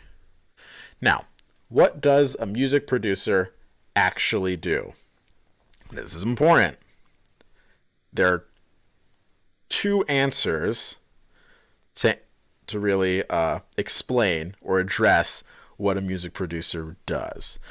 And let's not just get this confused with electronic artists, because that's kind of like a difference to what a music producer does, because music producers are has a much more vague meaning, rather than electronic artists that usually basically does everything themselves in the production of a track. So what a music producer does is there's a boring answer and then there's a fun answer. So let's get the boring answer first. The boring answer is the main director of the production of this record. The ones who hired the musicians, the performers, the engineers, etc., and would sometimes have hands-off process in creating the track. But that also includes sometimes making sure everyone gets paid and all the copyright and stuff like that, like I explained before. They're basically the director of the people writing the song. And it can be, and with that vague answer, you could say that some musicians some producers that you might think aren't actually producers kind of are, because it's such a vague definition. For instance, DJ Khaled. I'm pretty sure everyone has heard DJ Khaled, right? Am I right in this? Right. So DJ Khaled is kind of like the most relaxed type of music producer. He acts like a main director of the main director of the track, or the curator of the track, which technically, by this definition, you could consider him as an actual music producer. But unfortunately, there's not necessarily he doesn't necessarily have any creative hands-on in the process of creating the track, which people would invalidate him from being a producer, because he doesn't have any hands-on process in creating the track. But yeah, that's the boring answer. The fun answer is the one that turn the musical idea into a record. If they also have creative process in that, they are the ones that help songwriters or like musicians that have a musical idea in their heads, and we translate that on paper. We are meant to translate that into music, and to arrange it and bring musicians together with different sounds, different styles, and then at the end you create something completely magical, like probably one of the most magical things that you could ever dream of. One of the greatest things that you could probably experience is experiencing people create music or create a record. There's been multiple times where I've been in the studio. There are like a ton of you see like so many different people, and just seeing them just put things down in the software, or like playing instruments live, or seeing a vocalist sing their heart out. It's one of the most beautiful things I've ever got to experience, and I really hope you guys have the chance to go to a music studio or recording studio just to experience that sort of session. That is the fun answer to being a music producer. So let's see if we can move on to some other things. Now, this is a little more of an important question, because I think a lot of people it gets confused with electronic musicians, and they also then they get the same question asked to them. Does music production, or does electronic music, or do electronic musicians, or being one, requires any talent? Now that answer is actually, when we're going a little deeper into that, it's actually not that simple of a question of yes or no. Because let's get one thing straight. Anyone can create a song. Like, anyone can do the attempt, can make the attempt to create something. I'm not saying that, I'm in no way saying that it is impossible for someone that doesn't know how to make music not create a song or learn how to create a song. Because even though I would say that, even though I'm of the opinion that creativity can't be taught, but I think creativity can be grown from inspiration. Like, you surround yourself with people being creative, and then you yourself begin that inspiration to find creativity. Now, creativity can't be taught, because everyone has a sense of creativity in themselves. They just have to find that inspiration, or that sort of a drive, or that one point in your life to actually kindle that creativity in your heart. I mean, probably the stupidest thing I've ever heard is that some people say that they don't have any creativity in themselves. I mean, how did you write that essay that was due? I mean, that was creativity. How did you come up with that PowerPoint presentation, or how to present a speech? That also can be seen as a part of creativity. The fact of the matter is that you need to learn how to create, how to channel it. You have to find that inspiration and stick with that for a long time, because it takes a lot of time and devotion to improve that quality of production. That's probably the biggest if. Anyone can create a song, but you can create a high quality song by taking a lot of time and devotion into your craft. At no point in your life are you going to, one day you want to be a music producer, the next day you're going to become like the next big thing. So that's probably like one of the biggest misconceptions. And besides, if you would just put anyone that says, "Oh, it doesn't require talent, I can do that," they probably whip that song in 10 minutes. But just put them in front of a music production software, and they're not going to really do anything.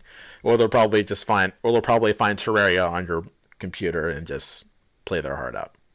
Wait. Oh, wait, that's me.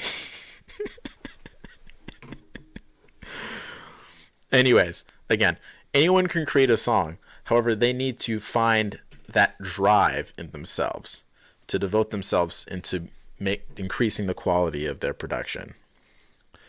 So, next question, and this may seem short, but I assure you there's going to be a lot more stuff. But, right. So next up, what goes into writing music? And I think I already mentioned this with composition, arrangement, and theory. It's basically just learning how to put the pieces together for creating a song. And I think one of the best ways to show you what goes into writing music is well, let me show you. So what I got here prepared is a couple of tracks, and I'm going to walk you through how I created those, so you can see what goes into creating a track. For this example, I'm going to be mainly looking at my electronic music tracks because I can understand like everything that went into it. So here we go. Let's see if I can open it up. There we go. Oh, shoot. That theme is really, really bright. Hold on. Really hope I'm not burning anyone's eyes out with this. Whew. That's better. That's okay. It's better. That's much better. All right. So this is the track. This is a track called Beyond. This was the first track that I've ever had released on Ponies at Dawn. So let me just play a little bit of this track for you, and then I can show you how I wrote it.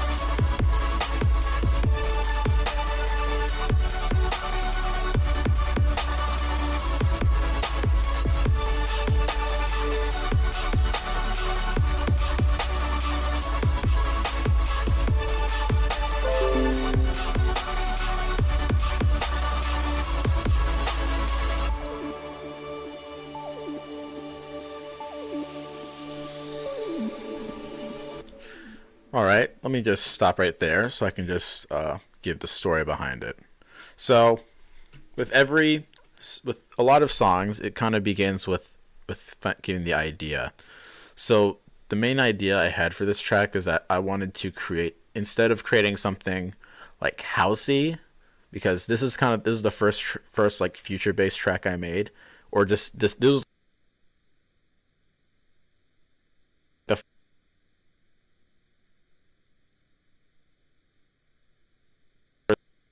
first track I made, period.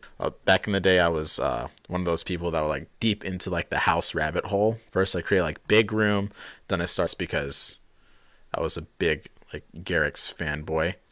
And then music and stuff, I decided to start using Future, making some other things. So originally, this was actually a collaboration with this songwriter named Arkell, and he made a guitar. He wrote this guitar demo right here, and this is basically what it sounds like.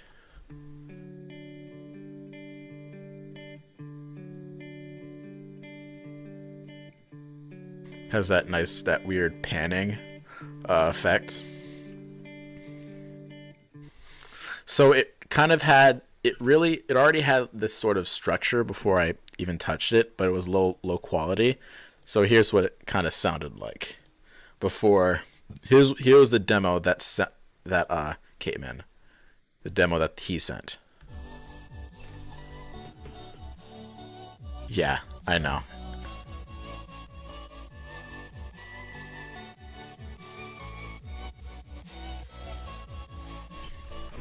But that was kind of enough for me to try and find some potential in this track.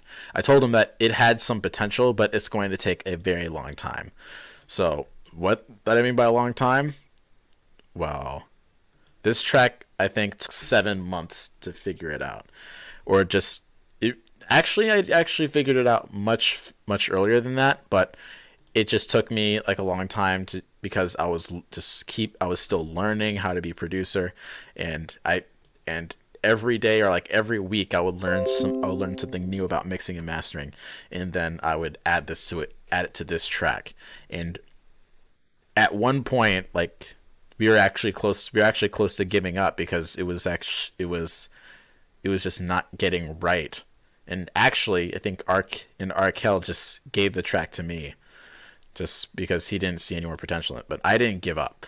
I kept on going through this like again and again and again, and this is basically what I got. And now it's on Ponies at Dawn, and that was the last thing I was ever expecting from releasing this track. And I feel so happy that I just didn't give up in creating this track. So again, moving on, before I go any more on a tangent, let's look at some other sounds. Oh, by the way, I can't really show you all the presets or anything like that, or the synths, how I designed them, because this was back in the day where I used a much older computer and a much weaker computer. So I stemmed it, so I could reserve a lot of computing power. So here's what some of the sounds look like. This is a chord that I made.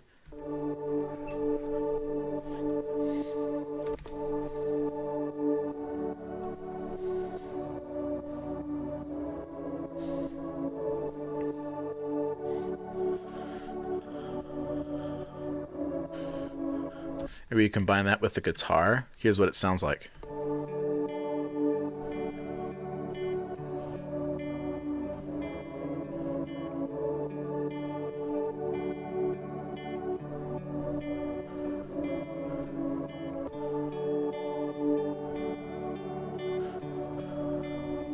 Then after that, it's just all these other sounds right here, like this ARP that builds up.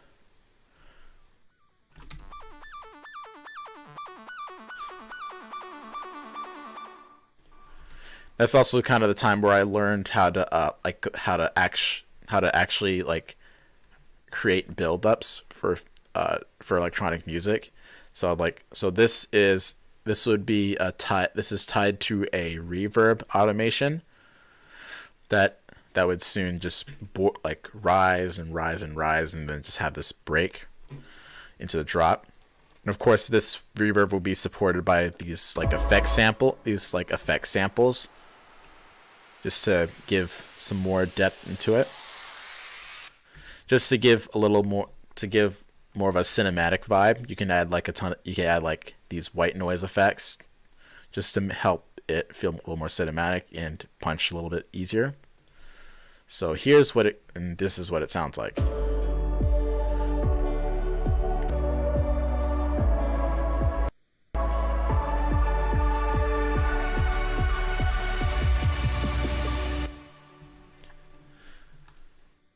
Now let's move on to the drop. How I wrote the drop. I kind of liked the overall idea of the original demo, so I kept it in. But I removed a ton of frequencies, just so it can have somewhat of a essence, or just this weird ghost that kind of haunts it. That's why I've completely taken out an entire the entire low end of the track.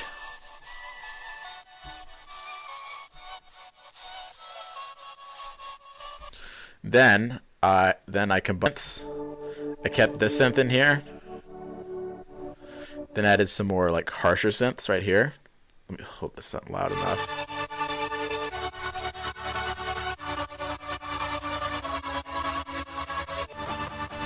This right here. Then some ARPs. And another ARP right here. And here's what the synths sound like together.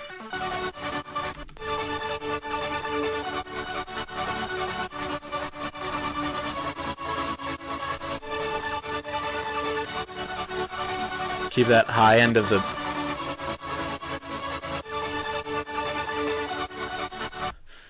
Then with all these effects right here, added like this chant over here.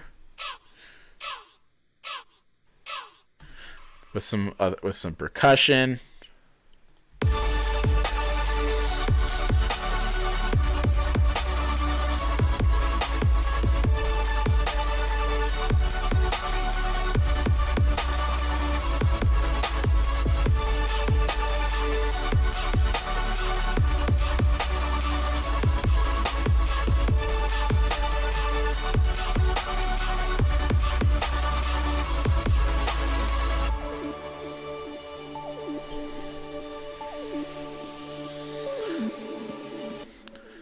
I think the next part that I haven't shown the next drop is the orchestral elements I added.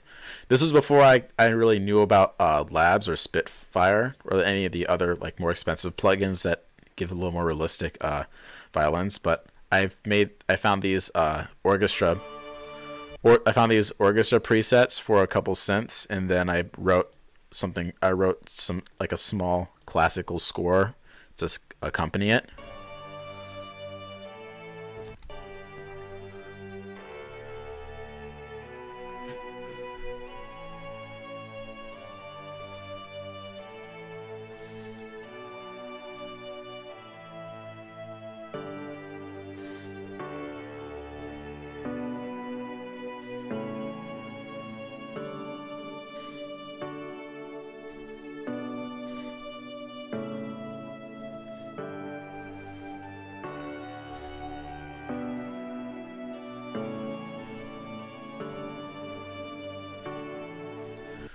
Now that it doesn't really sound good right now, but let's play it in context with the other sounds.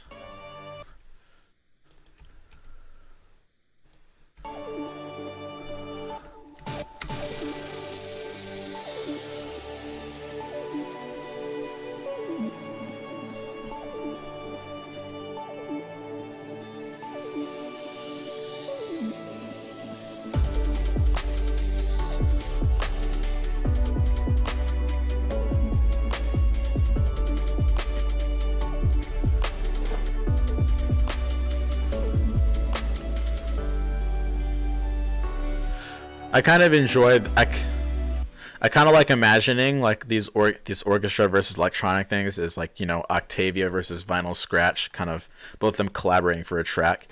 There's also another reason why I added this orchestral piece, because I wanted to like imagine that sort of collaboration, and this is kind of what it came out to be like.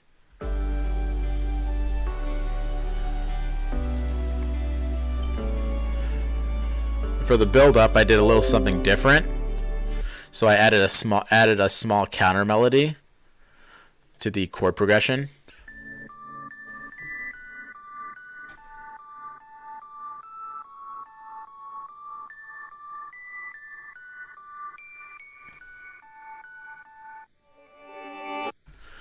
Let's see that in context. I was so happy when I wrote that. Damn.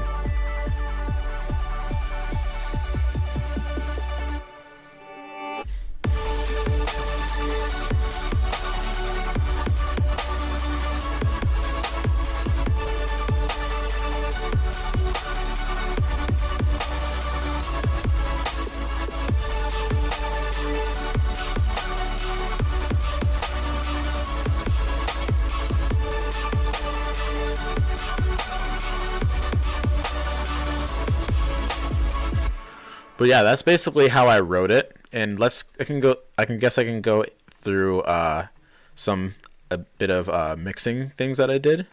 So with this sort of software, which is a audio workstation, you can manipulate audio to a point where you can, like, in many different ways. You can do it. You can also manipulate how the audio sounds to have it sort of work with different sounds. So, for instance, let's open one of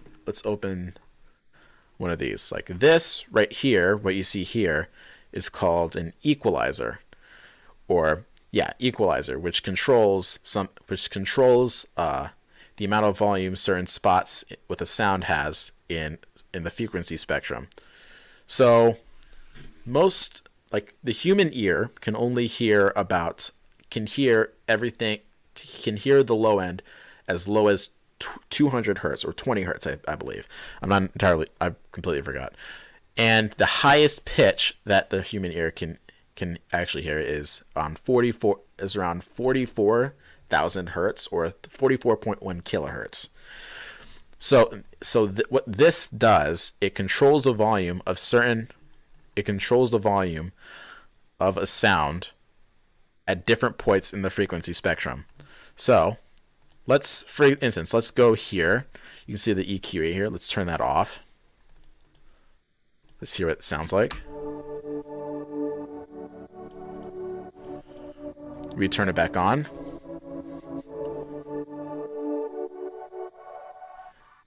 You hear the difference? I'm cutting off the low end right there. Then I'm bringing that back in. And notice how it sounds a little more empty when I put it here.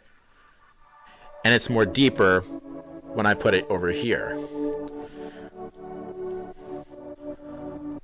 And that's one of the main basic and probably the most important things when it comes to the engineering side of music production. I've already shown you composition. Now I'm going at the engineering side. So it's basic. So the engineering side it's one of the main points of creating music, of engineering the track, is manipulating the frequencies of different sounds so they work together. Also, for instance, the bass right here, that's also an important set right here.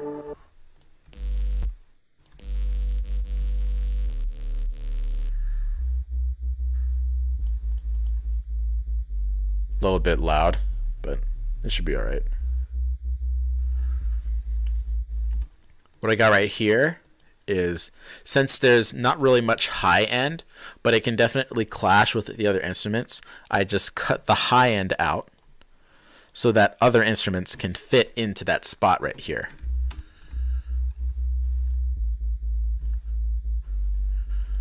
So if I turn this off, like, let me group that together. Let me turn that off. You can hear that it takes up like a lot of space in the mix. We play the drop together.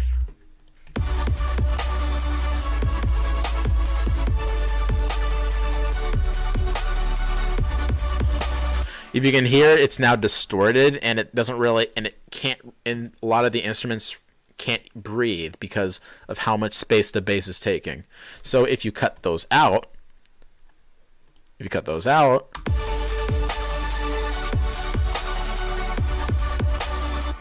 now you can hear that the sounds can now breathe. So moving on.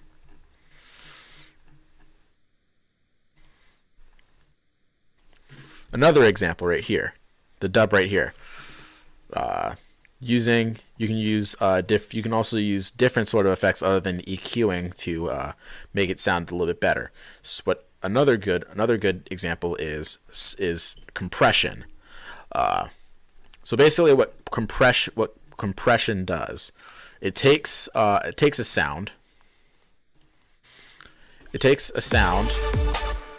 And basically compresses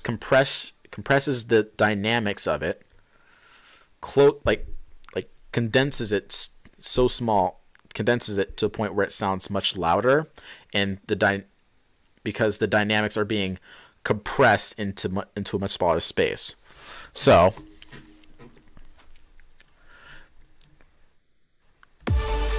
you can see here, this is like the amount of this is the amount of compression that's happening right now. If I turn that up, here's what happens.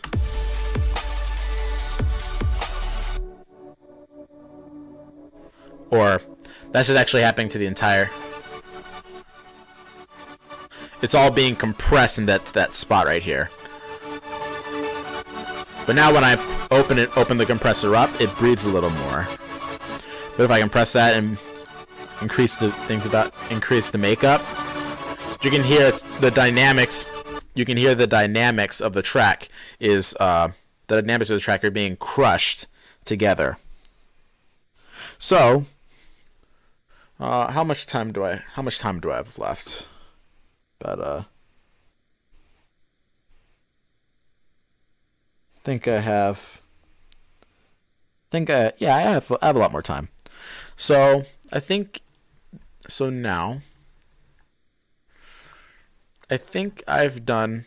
I think that's mainly what I want to show you for this track. Maybe I can show you guys another example of how I wrote another track. Maybe.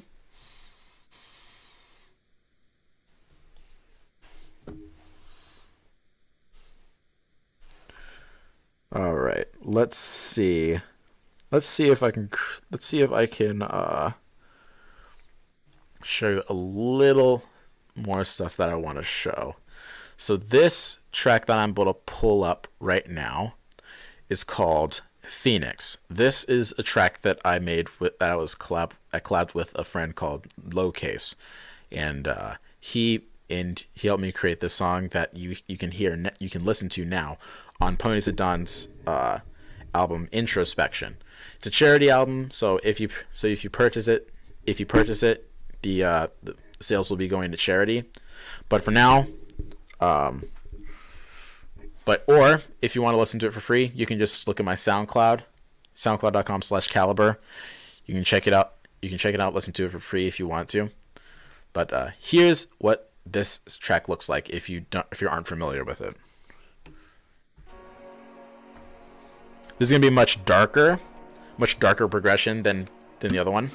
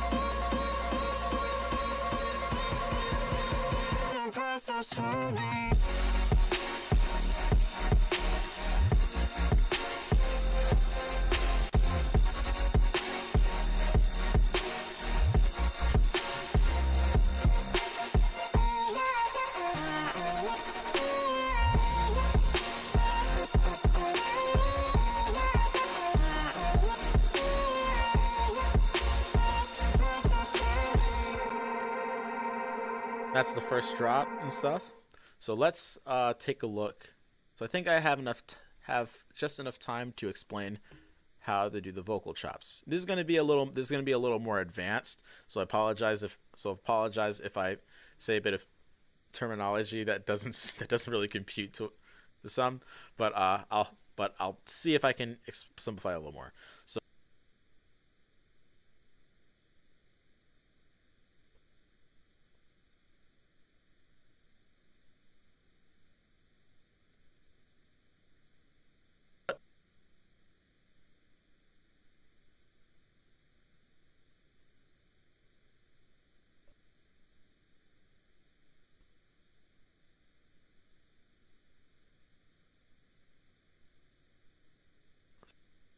So here is the original sample that I used to sound like right now.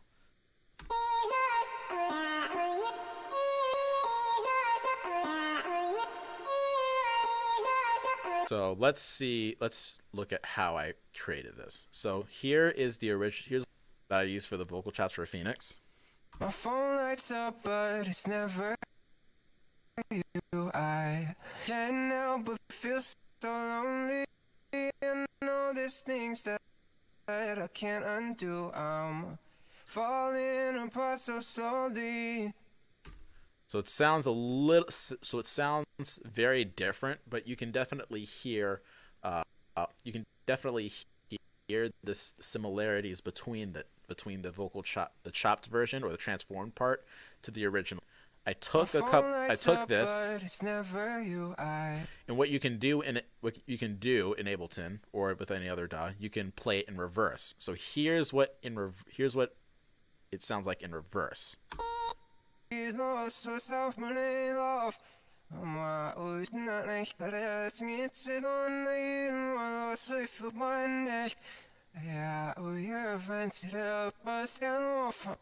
I took this right here. Let's bring that down. And I took some slices right here. Right here.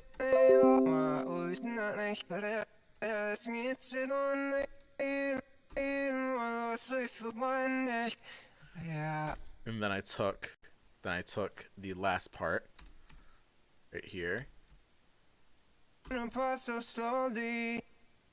Right here. And this is what basically creates this.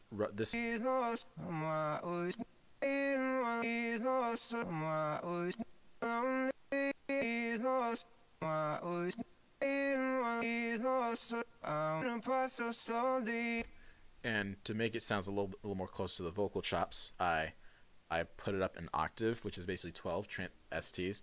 1, 2, 3, 4, 5, 6, 7, 8, 9, 10, 11, 12. Just putting up the pitch.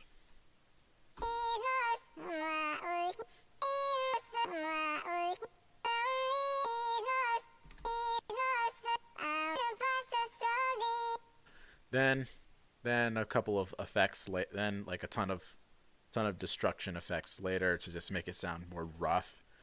So you can battle against how loud the instrumental is.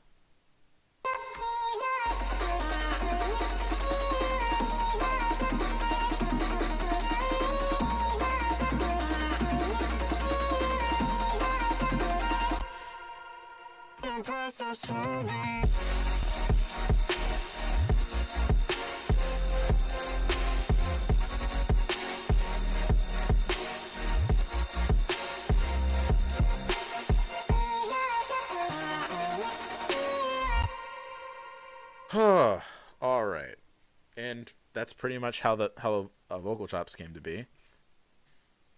And I think that's all I really got for the musical demonstrations. So that's basically how I created a couple of my tracks, or just the things that I thought would be very interesting to you guys. I think it would go a couple bit longer, but how about I do a small Q&A? So I'm gonna log into I'm gonna look at the Twitch and I'm going to see if I can answer any questions you have.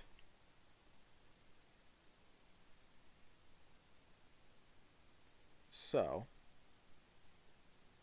let me pull up chat before you guys start answering a ton of questions first.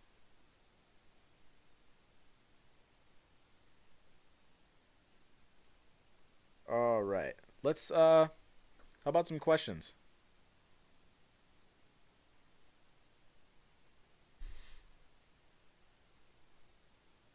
Got about 10 minutes.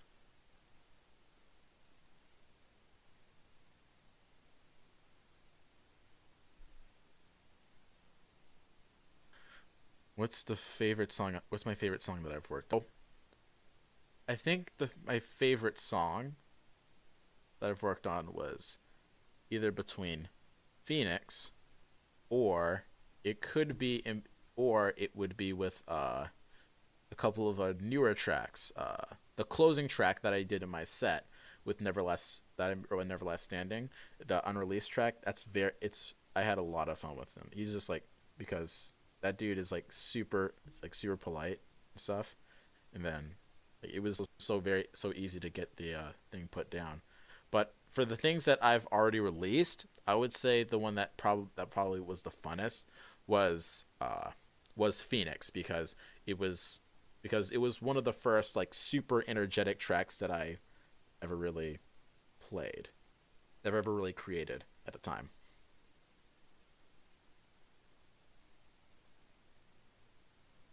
All right. That was from Neko. Red Arrow. Red Arrows asked, "What software are you using?" I'm using a software called Ableton Live. It's definitely on the more expensive side of the music DAWs that you can really get, but it's definitely a very, very solid piece of software. I've been using it for about 5 years, and it hasn't really done me any harm. How much OTT should I use on my master? You should use all OTT. All of it.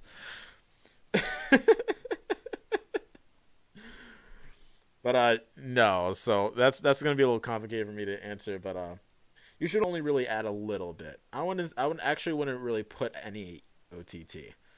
But I would actually just do a little bit of just regular multiband compression on a master, just to brighten things up, make things a little more dynamic. How long have I been doing this? I think I answered that at the beginning. I've been doing this for about 7 to 8 years. Do I master my own tracks? Platinum Ocean asks, do I master my own tracks? For the most part, yes, I do. And that's going to be it's going to be a little more complicated to really explain what mastering is, but yes, I would master my own tracks, at least as much as I can. Is there a song that you really inspires you to create? Yes. And well, not really, but because I listen to like a ton of, and it's kind of like what inspires me to create music is just a combination of a ton of music that I listen to. It isn't really just a single track, but I could answer like a couple of artists that inspired me. One of them is Porter Robinson, which is amazing producer, amazing songwriter. But probably the one that you probably heard of is Scratton, Tom Scratton. The one who in 2013 he was marketing himself as Vinyl Scratch or something like that, like a lot of other people were. But yeah, Scratton was definitely one of my biggest inspirations for music. How much bass? All the bass. Yes, all the bass. But yeah.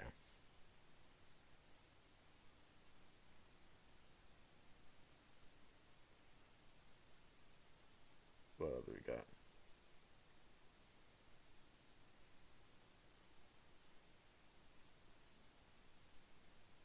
But to answer your question more like formally, but yeah, you just don't add. You can add a ton of bass, but not too much, because you want to because you want every sort of sound with have a purpose, instead of, like completely drowning everything. You talked about creativity not being able to be taught, but do you think it can be learned?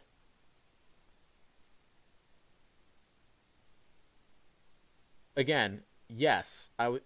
Yes, so I explain. So I think I explained this, but again, yeah, creativity can't be taught. However, you can learn how to be creative, because everyone has potential to be super creative.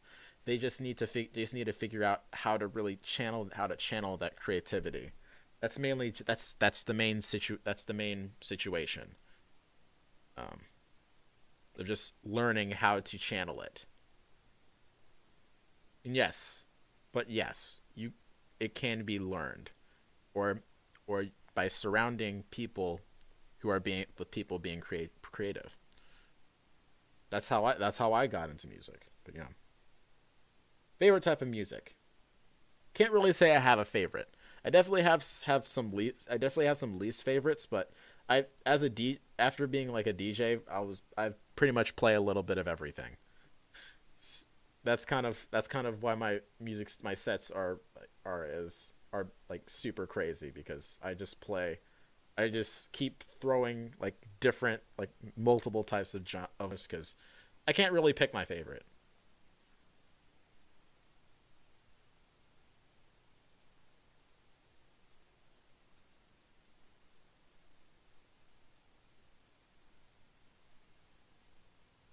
What ways are there to make two instruments synths in the same frequency range sound distinct from each other and not blend into a clumpy mess? So that's a very interesting question. So if you're talking about like the same vague position on the frequency spectrum, really the main thing that you're gonna really have to do is subtract EQ from one side and another side, so they can combine a little bit easier. For instance, say that you have like one synth that is a piano that takes a lot of space in the spectrum. Same thing with the violin, but you would go into those frequencies. See if you can cut like certain ends of the piano. So what I would usually do, I would cut the low end from the violin, and have the piano keep its low end, or take some of the mid end out of the piano and have the violin do that. So it's mainly just a thing of a subtractive EQ.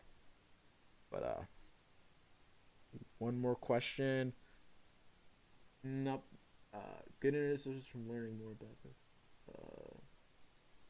Yep, I think that will be the end. I think that'll be the end of the panel. Thank you guys so much for all those amazing questions. Do you have any other passions? Well, last question. Do you have any other passions besides music? Voice acting. Yes, I love voice acting, but I mainly do that in private. But yeah. Yeah, that's gonna be the end of the panel. Thank you guys so much for coming to this. It was very nice to talk to you guys about what all the things that I really fell in love with at the time. But yeah, thank you guys so much. Thank you guys so much for coming, and who knows, maybe I'll do this again sometime with another convention. But yeah, thank you very much. I'll see you guys later, and I'll be having fun with you guys at PonyTown, seeing the other musicians to come. Thank you guys so much for coming. Bye, guys.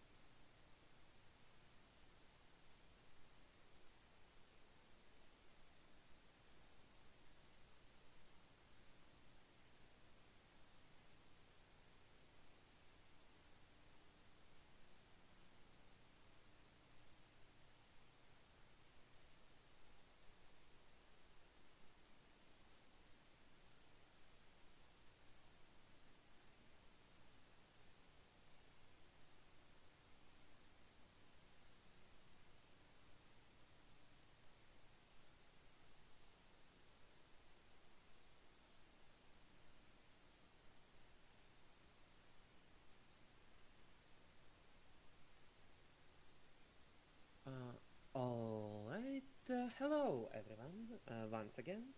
I hope you've been enjoying the convention so far, and we have another panel for you. On board the Traveling Pony Museum with Inky Notebook. Hi, Inky. Hi. Alright, so for those of our audience who might not know who you are, please give us a short introduction of who you are and what you're doing.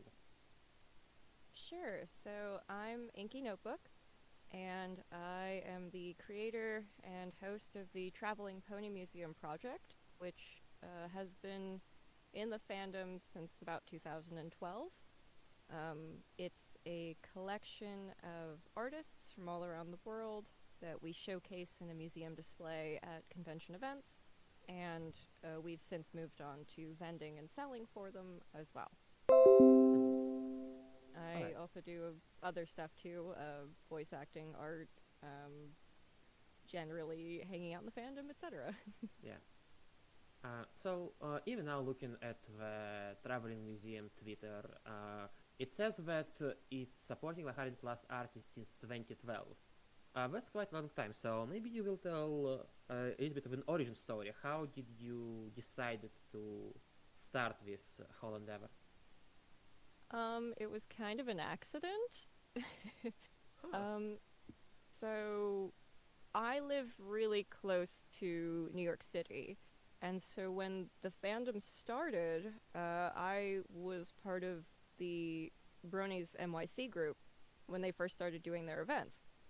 And at the time, I was going through a lot of personal stuff and I wasn't feeling so good, and a friend of mine was like, hey, why don't you come to this Brony meetup that I'm going to in the city, and it'll cheer you up. And so I hadn't seen the show at that point, but I went to the con anyway, and that was BronyCon September 2011. And there were a couple of artists and vendors there, and I got to talking to them and got to meet a lot of really awesome people, many of who I still know from that long ago, and who are still in the fandom. And I got kind of inspired to help out. So for the next BronyCon, which was BronyCon January in 2012, I volunteered and helped out as part of the team. And I got to see more artists and talk to more people and everything. And I said, you know, this would be really great if we could showcase all of this art for the next BronyCon.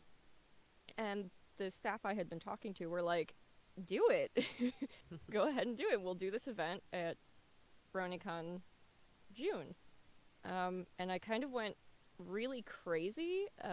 I got, I think, something like 200 or 300 artists in 6 months. I put together a huge display. We showed it off in 2012. People loved it. And I was like, oh, this was a lot of fun. Well, you know, time to pack it in, I guess, and figure out what to do with all this stuff. And people were like, why don't you just keep going? And then I just kept going and never stopped. And here I am, like, 10 years later. Yeah, that is actually pretty awesome.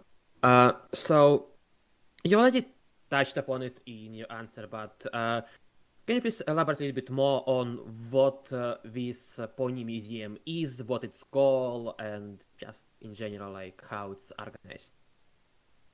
So I really wanted to show off all the creativity that I had seen when I first came in the fandom.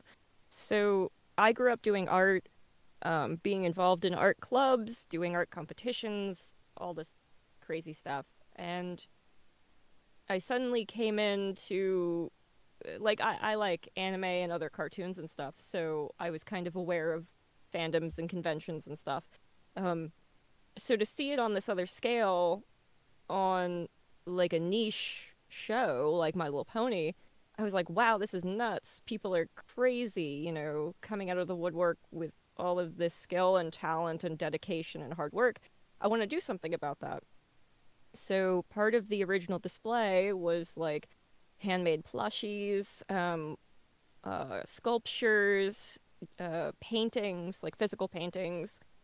And we have like our centerpiece is actually a replica of the book, the original book from the first episode, that we've gone and shown off at conventions, and like all the voice actors have signed it and stuff, and it's been this kind of adventure, I guess, through Equestria for me, because I get to, show off all of these artists and all of this really awesome creativity in this fandom, from con to con for all of these years, and it kind of got blown way out of proportion. Like, it was only supposed to be one time, and I've probably done something like 60 or 70 conventions or something like that now, or more. Not even like including like the online ones we've done. And obviously. it's been so interesting, I guess, this journey, and it's been so wild. And then over the years, we've migrated from the museum display to creating merchandise for vendors or for artists who either can't vend themselves or don't know how to make stuff, or live overseas. And then we sell merchandise on their behalf, and then they get paid for it. That sounds pretty cool, actually. Yeah. All right. So I assume that all of the conventions that you have visited as a part of the museum are US only. Is that correct? Or have you traveled in Europe and other parts of the world? So we've done a couple of conventions in Canada, but that was a while ago. I was hoping to get back for Vancouver, but unfortunately the pandemic, so that did not happen. I've been trying to get to Europe for a while, but it is quite expensive. So most of the funding and everything that comes through goes back to the original artists, so it becomes very hard to make really big travel plans like overseas. But it is something that I've always wanted to do, because a lot of our artists are in Europe, and I think it would give them a shot to be able to come see like their own work on display. So for the most part, we're US based, but we have done, some Canada stuff. Mm-hmm. Do you have any plans to try to visit other parts of the world, such as Europe, Southeast Asia, Russia, anywhere else where, with at least a relatively sizable MLP convention in the future? Yeah, so I've really wanted to try and go out to Galacon, since that seems like a very big, the very big convention in Europe right now. And I would love to go to some of the Southeast Asia cons. I think that would be a lot of fun. But again, it's going to depend on timing and finances and stuff. It does become hard when you try to ship a lot of fragile items. That's kind of what the problem always was, is that a lot of the museum display is like sculptures and fragile items, and so for all of these years I drive cross country and in my car bringing all of the stuff packed like securely to make sure that things are safe, and so trying to fly with breakable sculptures kind of gives me anxiety. Yeah. Understandable. Yeah, as somebody who did a lot of flying, yeah. If I can bring back as a luggage and not put it into the back of the plane, I will do it. Absolutely. Yeah, I've started to fly. I started flying to a couple of conventions in 2019 just for vending, so I feel a little more comfortable now. But it would probably, if I do end up at a European con or a worldly convention, then it would probably be vending only to start. Again, just because I fear bringing sculpture. Have you thought of maybe trying to open the filial of the Pony Museum in these other places? For example, open one in Europe and made the same thing in America, just with local art and local sculptures, art and books. So if you want to travel where you don't need to bring stuff from America, you can just bring the stuff that has been already made locally based on local art and local artists. Yeah, I've thought about stuff like that. We had even at one point started talking about having like a Canadian branch as well. But unfortunately, with logistics and planning, things didn't work out. You know, it becomes hard when you try and organize something in one country with, you know, other people in different time zones and everything. But it's something that I had thought about for a while and tried to organize, but never came to fruition, unfortunately. But I think in terms of doing something future-wise, that almost sounds, what you said almost sounds more like having art shows for conventions, which is something I'm working on implementing. So I also help out at TrotCon. I'm the vendor lead for TrotCon. And I'm working on implementing an art show there to sort of addendum the Traveling Pony Museum space display that I usually put up at that con, to open it up more to other artists again, back to the fandom. So that would be something that would be interesting to play with for other conventions, potentially, if I travel, yeah. Alright. Yeah, that's pretty good. I actually might even like know some people, at least in like Russian and maybe some in the European part of fandom who would be willing to help you if you do so desire to branch out more.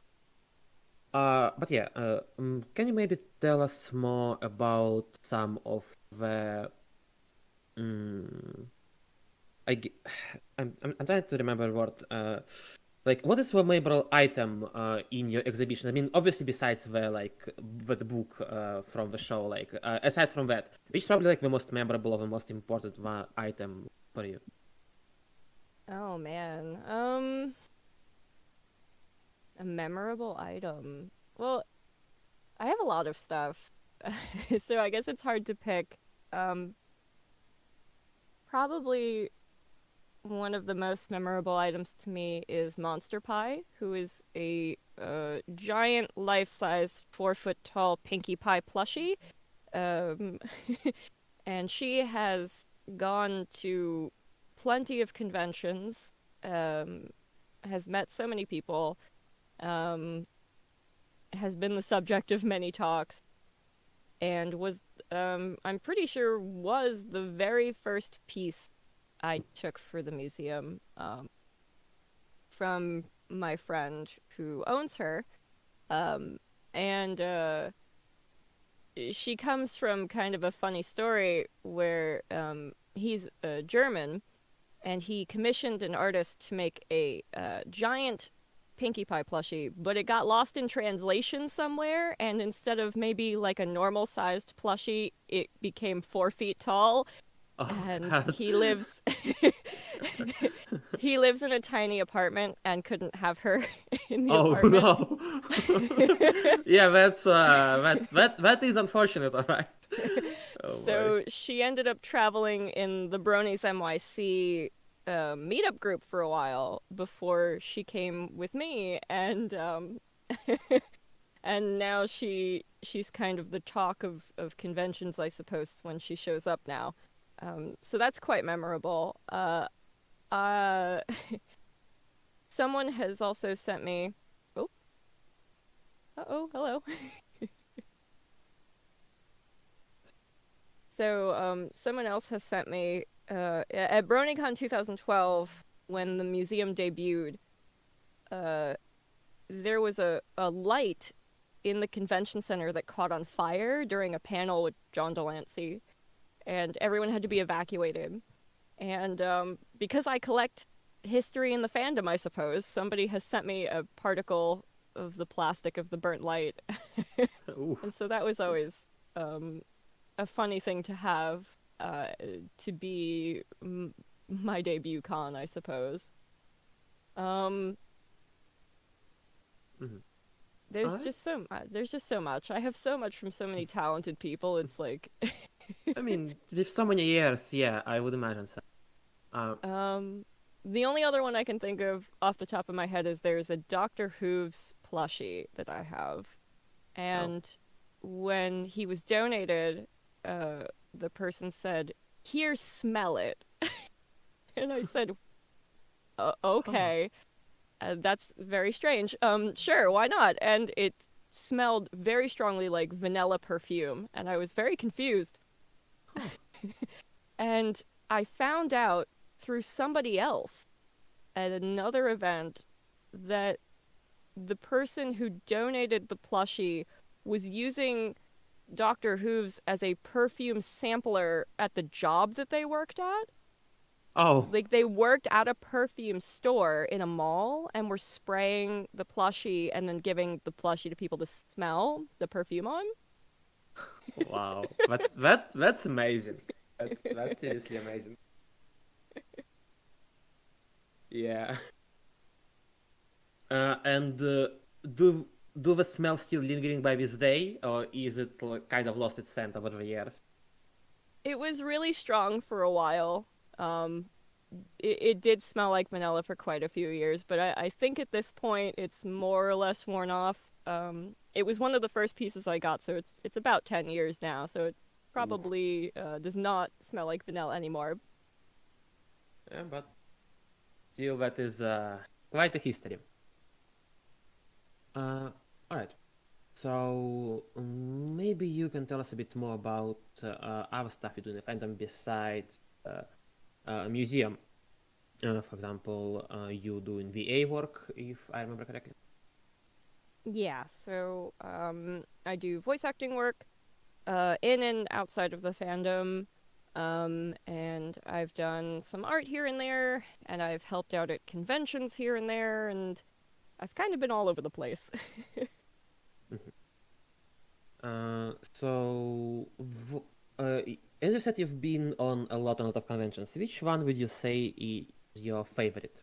Or most memorable? Oh, that's so hard. I don't want to make anyone mad. Be worried about that?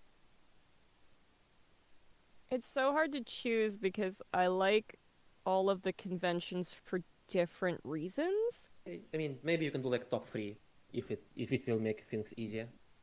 So I'll definitely do top 3. So for my top 3, I'm gonna go with the very first year that the museum ran, which was in 2012. I went to BronyCon, TrotCon, and Everfree Northwest. And why I like these cons a lot was that BronyCon really started and helped start this insanity of this fandom. This fandom is so crazy. There's so much to it. There's so much depth, so much creativity, so much passion here. And I really saw that like spark. Like, not to be like, memey about Twilight Sparkle, but like you could really feel and see that spark at those like first conventions where everyone was coming in, all bright-eyed, and they just found something to attach to: art, music, cosplay, and they really just exploded from there. And that's why I really like that con. They gave me a shot, they gave so many people a shot to create and do things here. And it is sad to see them go. But it's a very good memory, I think, for this fandom. For TrotCon always holds a place in my heart. They kind of helped me out a lot when I was first starting the museum, even though I didn't know them too well. And vice versa, I helped them out a lot with things, and we sort of became quick friends. And we've worked together on and off for so long that their staff and myself and my team. And it's always been such a good time. TrotCon is such a small community. Like, the people who usually go to TrotCon are the same people every year, and so it feels really homey, like a real tight-knit community to go. And everyone's always so nice and welcoming, and I've always had a good time there, so I'm excited that now I get to help as staff, but my enjoyment of that con, is far, before having been able to be staff. I do genuinely appreciate all that they've done for me. And for Everfree, I really enjoyed taking that risk. I kind of turned around, built an entire museum and essentially a business in 6 months, and then decided I was going to drive from New York to Seattle, which is like 3,500 miles, and just show up at a con and hope for the best. And I had really never been off the East Coast. I took a huge risk. I bought a car like 5 days before I went. I told my parents I was going. They were like, "You're crazy. What are you doing? What's a PonyCon? What's all this stuff in my house? Yeah. Why are you going to Seattle? You're not going to Seattle." And I was like, "Yes, I am." And I went to Seattle. And I got to see so much cool stuff along the way driving. I got to talk to so many people from the West Coast. I got to be at a completely different style of convention from the East Coast. And it was just so much fun. And that really, I think, the trip to Everfree really solidified my enjoyment for traveling to conventions to do the museum. More or less what I had decided to do was focus just on, like, artwork. So I never really overlapped anywhere else with the project. Yeah, that is fair enough, I guess. Thank you. But yeah, moving on. So, when you just started the museum, like, how much would you say the museum has grown from back in the days, like right now? So probably a lot. I know in my Twitter bio I put 150 plus, but I've probably cycled somewhere like 500 to 700 artists or more. That's impressive. At one point it was over 350, and then I people cycled in and out, and everything changed. So I put 150 plus there because it sounds, kind of reasonable, I suppose, despite it being a much larger number. When I first started, yeah, we got pretty much everybody I could to participate, which I just look back and can't even believe. I approached so many people, and they trusted me with their things, and it was just this wild situation, I suppose, and and now, it went from I guess it immediately became a medium-sized display, but now, if I count in all the vending items, it's probably like tripled in size over the years, so it's quite a lot of stuff. Yeah, well, that sounds pretty impressive. And what would be the process of your art being accepted into the museum? So we have an application form where artists can submit, information about donations that they would like to make, or loans. It doesn't have to be a donation. It can just be loaned for an X period of time, or just for a single convention. Sometimes we have people come in to the display at a con and just go, "Oh, hey, can I leave a piece of mine here for the weekend?" Of course. In recent times, though, we've stopped taking pretty much the majority of donations because we've been focusing on vending for artists, since that directly helps them out a lot more between advertising and sales for them, which was kind of, I guess, the original point of the museum, which was to advertise artists and get them, noticed. So this is kind of, I suppose, the next step that we took, but I still do really like having the old display out. I did have it out in recent times as well at a few conventions, and people enjoyed it, including someone who said that they had seen us at TrotCon 2012 when they were 8 years old, and they were now turning 18 years old and going to college. Yeah. Which hurt me deeply. You feel old, trust I me, suppose. You're not the only one. Trust. You are far from well. It was a very humbling experience, to have somebody be like, "Whoa, you're still here. This is awesome. I remember seeing you," and then kind of remember that it's been so Yeah. long, and Yeah. you yourself are now old, comparatively. Yeah. But I would still like to continue to do this in the fandom and showcase artists as much as I can. But it may continue in a new capacity. Things have to grow and evolve and change over time. Mm-hmm. All right. So, how exactly do you see that growth for the museum? And what kind of change, I guess, we can expect from it in the future? Well, I definitely want to continue to do what I can for the artists I've already,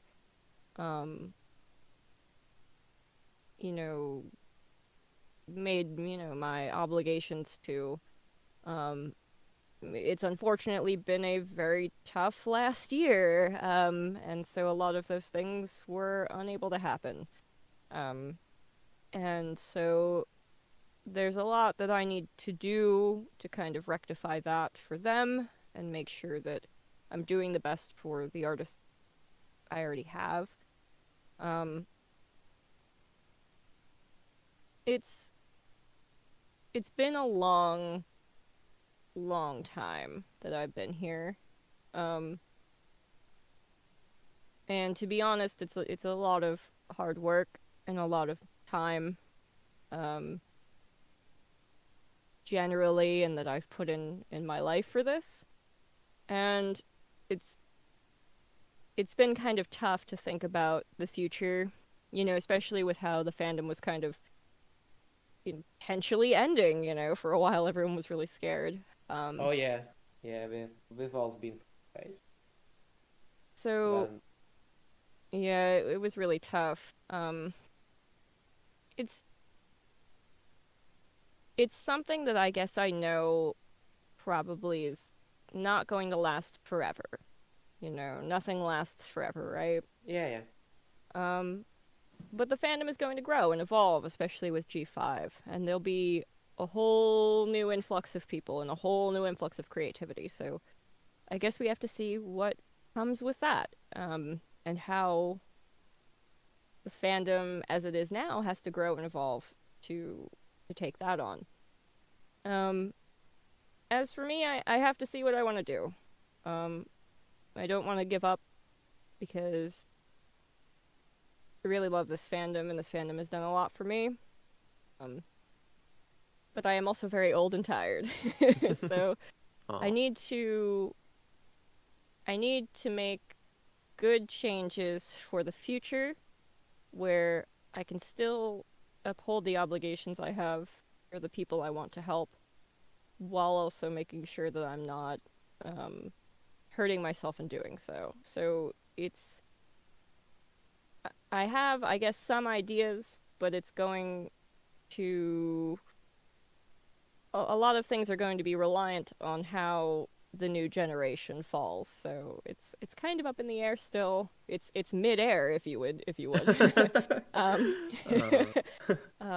it's, I'm very excited to see how the fandom is. So we'll see how it goes. Yeah.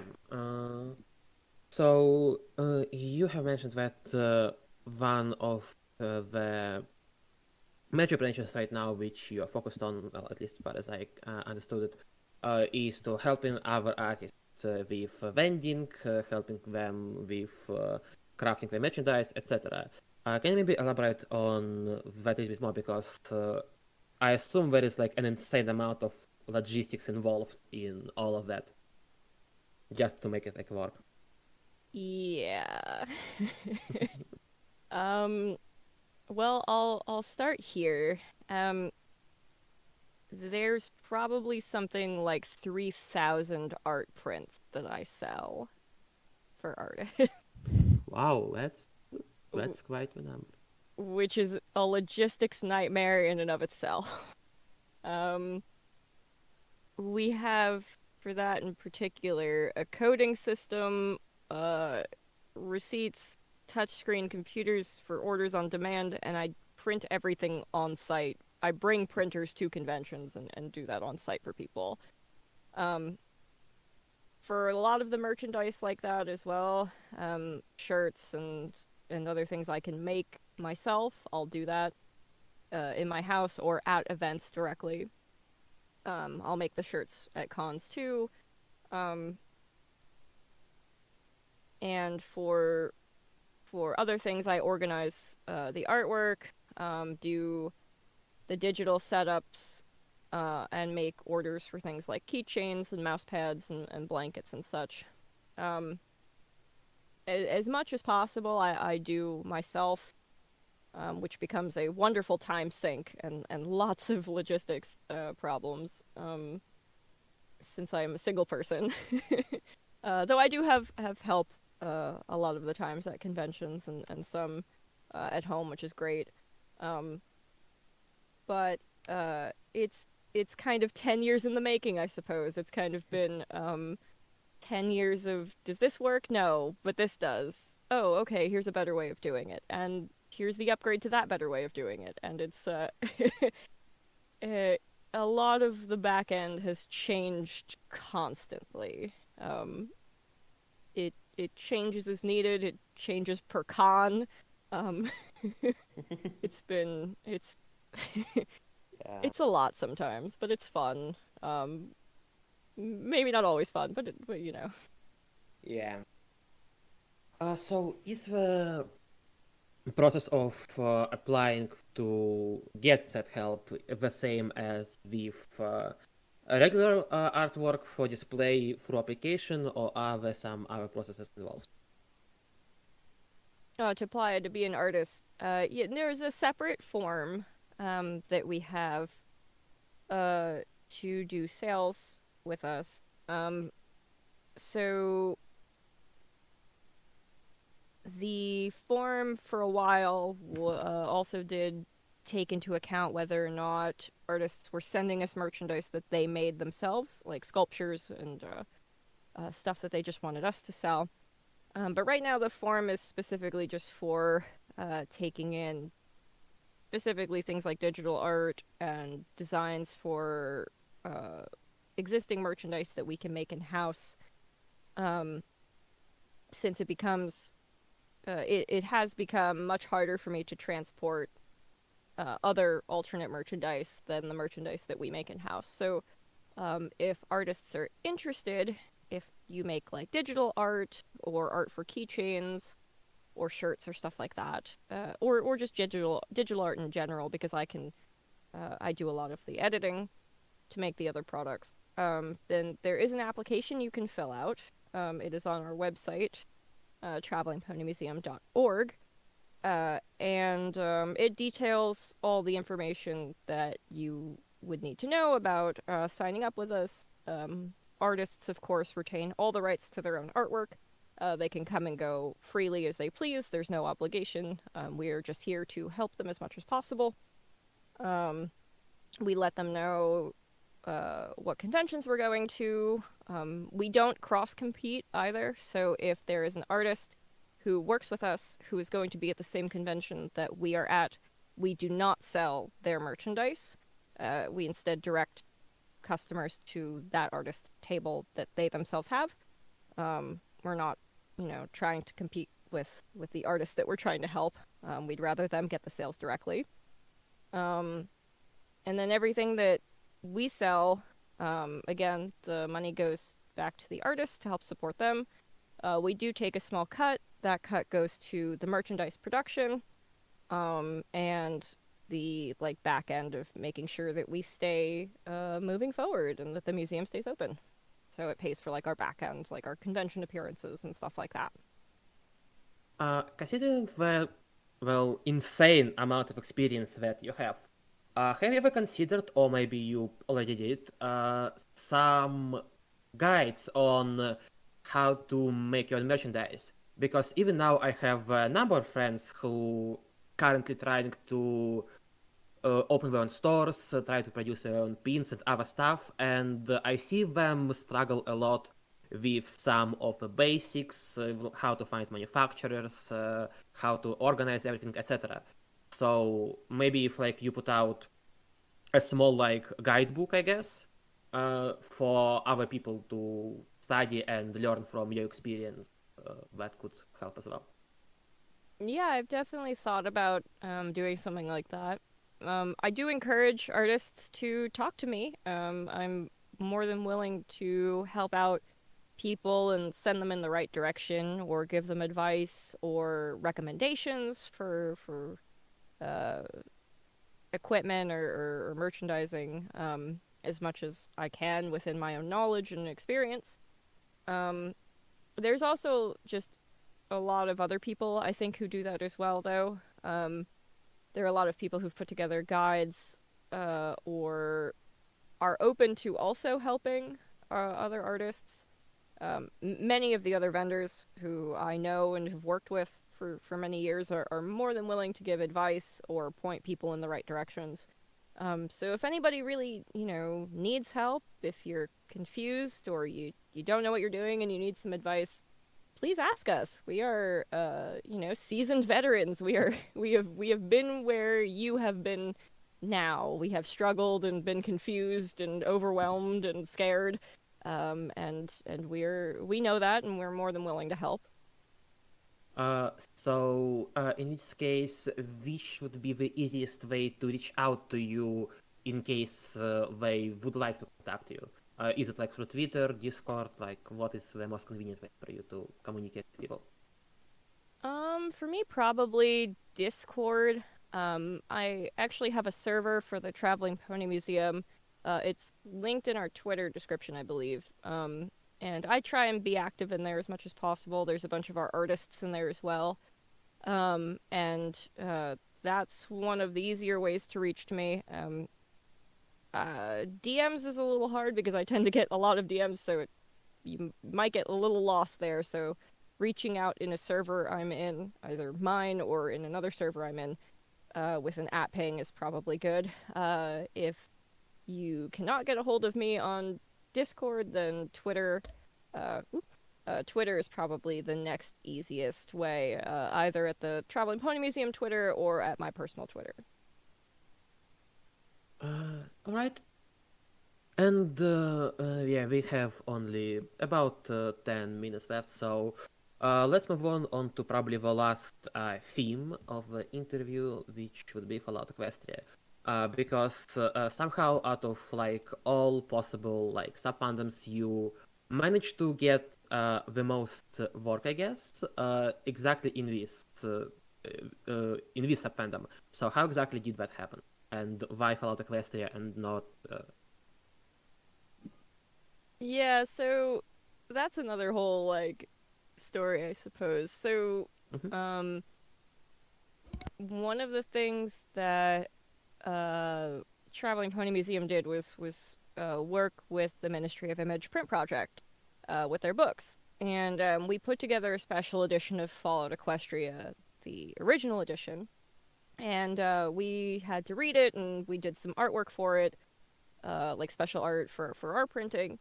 And so I got to know Fallout Equestria decently, I suppose, I would say. And I had already been sort of familiar with Fallout Equestria from the fandom, with Original and Horizons and Murky Number 7 and Duck and Cover and all that.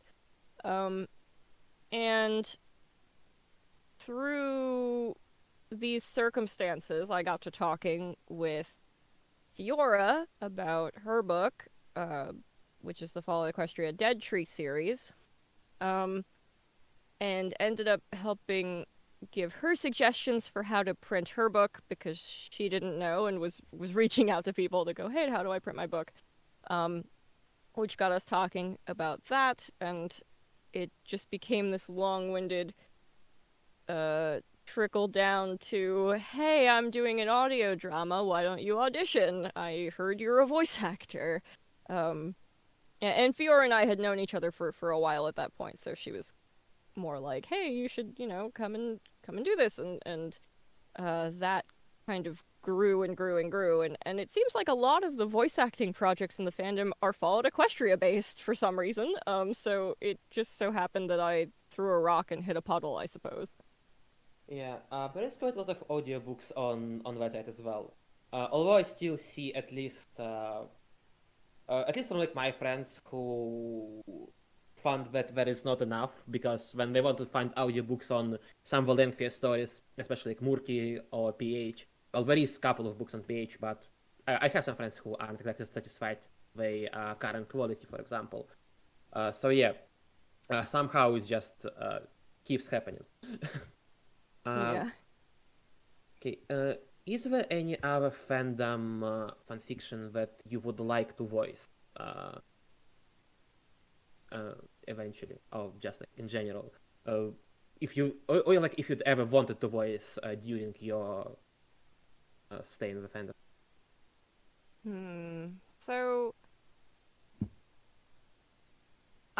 with my involvement with Ministry of Image, since I got to kind of become a bit more familiar with the fanfiction in the fandom here, there's so many really interesting stories that have been put out there, just on fanfiction or printed and sold. And I think one of the stories that, I haven't read it all the way through, shame on me, but I think it was a really influential pillar in the fandom when it came out, and really sparked a lot of the other fan fiction alongside Fallout Equestria, but Past Sins. And Oh yeah, I think that was a big one. Yeah, I think that journey and that struggle would be a really interesting story to be able to be a part of. I kind of always reflect on myself as Twilight Sparkle, where I sort of went super crazy about work and studying, and then had to like learn how to make friends and stuff. So in some weird way, I kind of relate to the idea of the story of Nyx in Past Sins, and I just think that, I really enjoy playing characters I can relate to, and I think that would be the story I would pick. Yeah, and I know, like, just based on like your voice and just like in general, I think you would be pretty good cast for background pony. As oh well.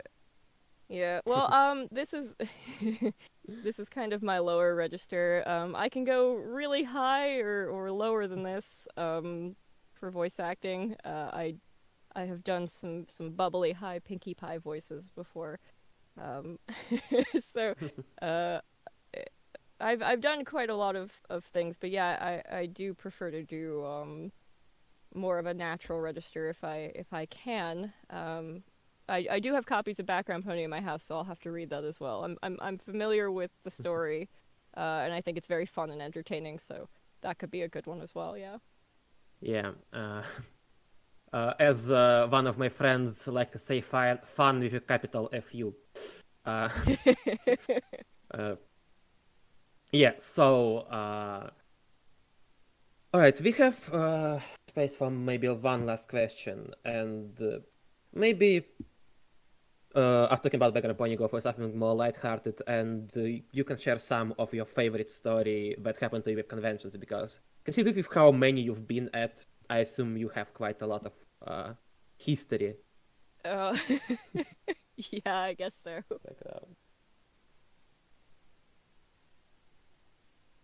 Yeah, so which one would you say was your most memorable experience?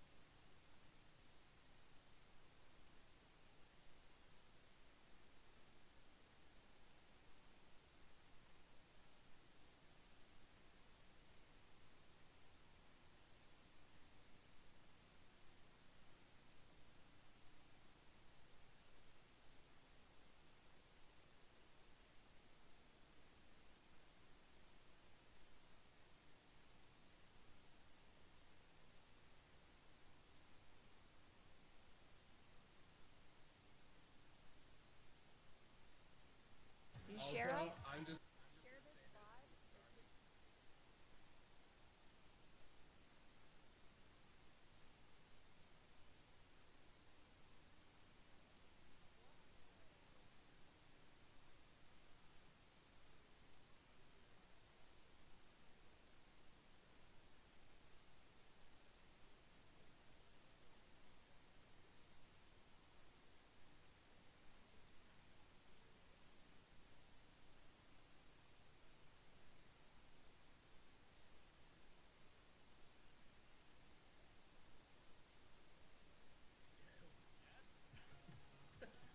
The bag is not a charitable engagement. stream Do you kind of think broke. The exposure PC bugs just grow out of the ether?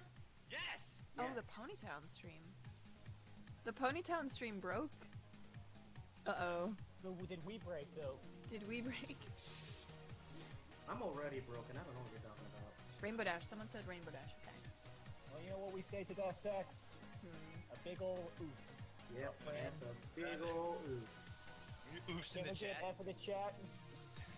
We get some oofs in the chat. Oh, I've heard this song before. Straight to oofiter.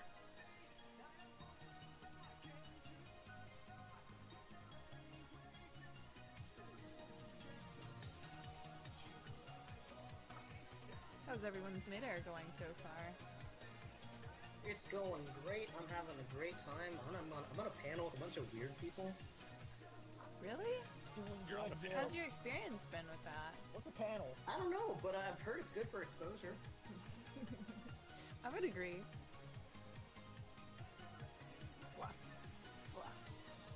Oh crap, I just realized I drew his logo wrong.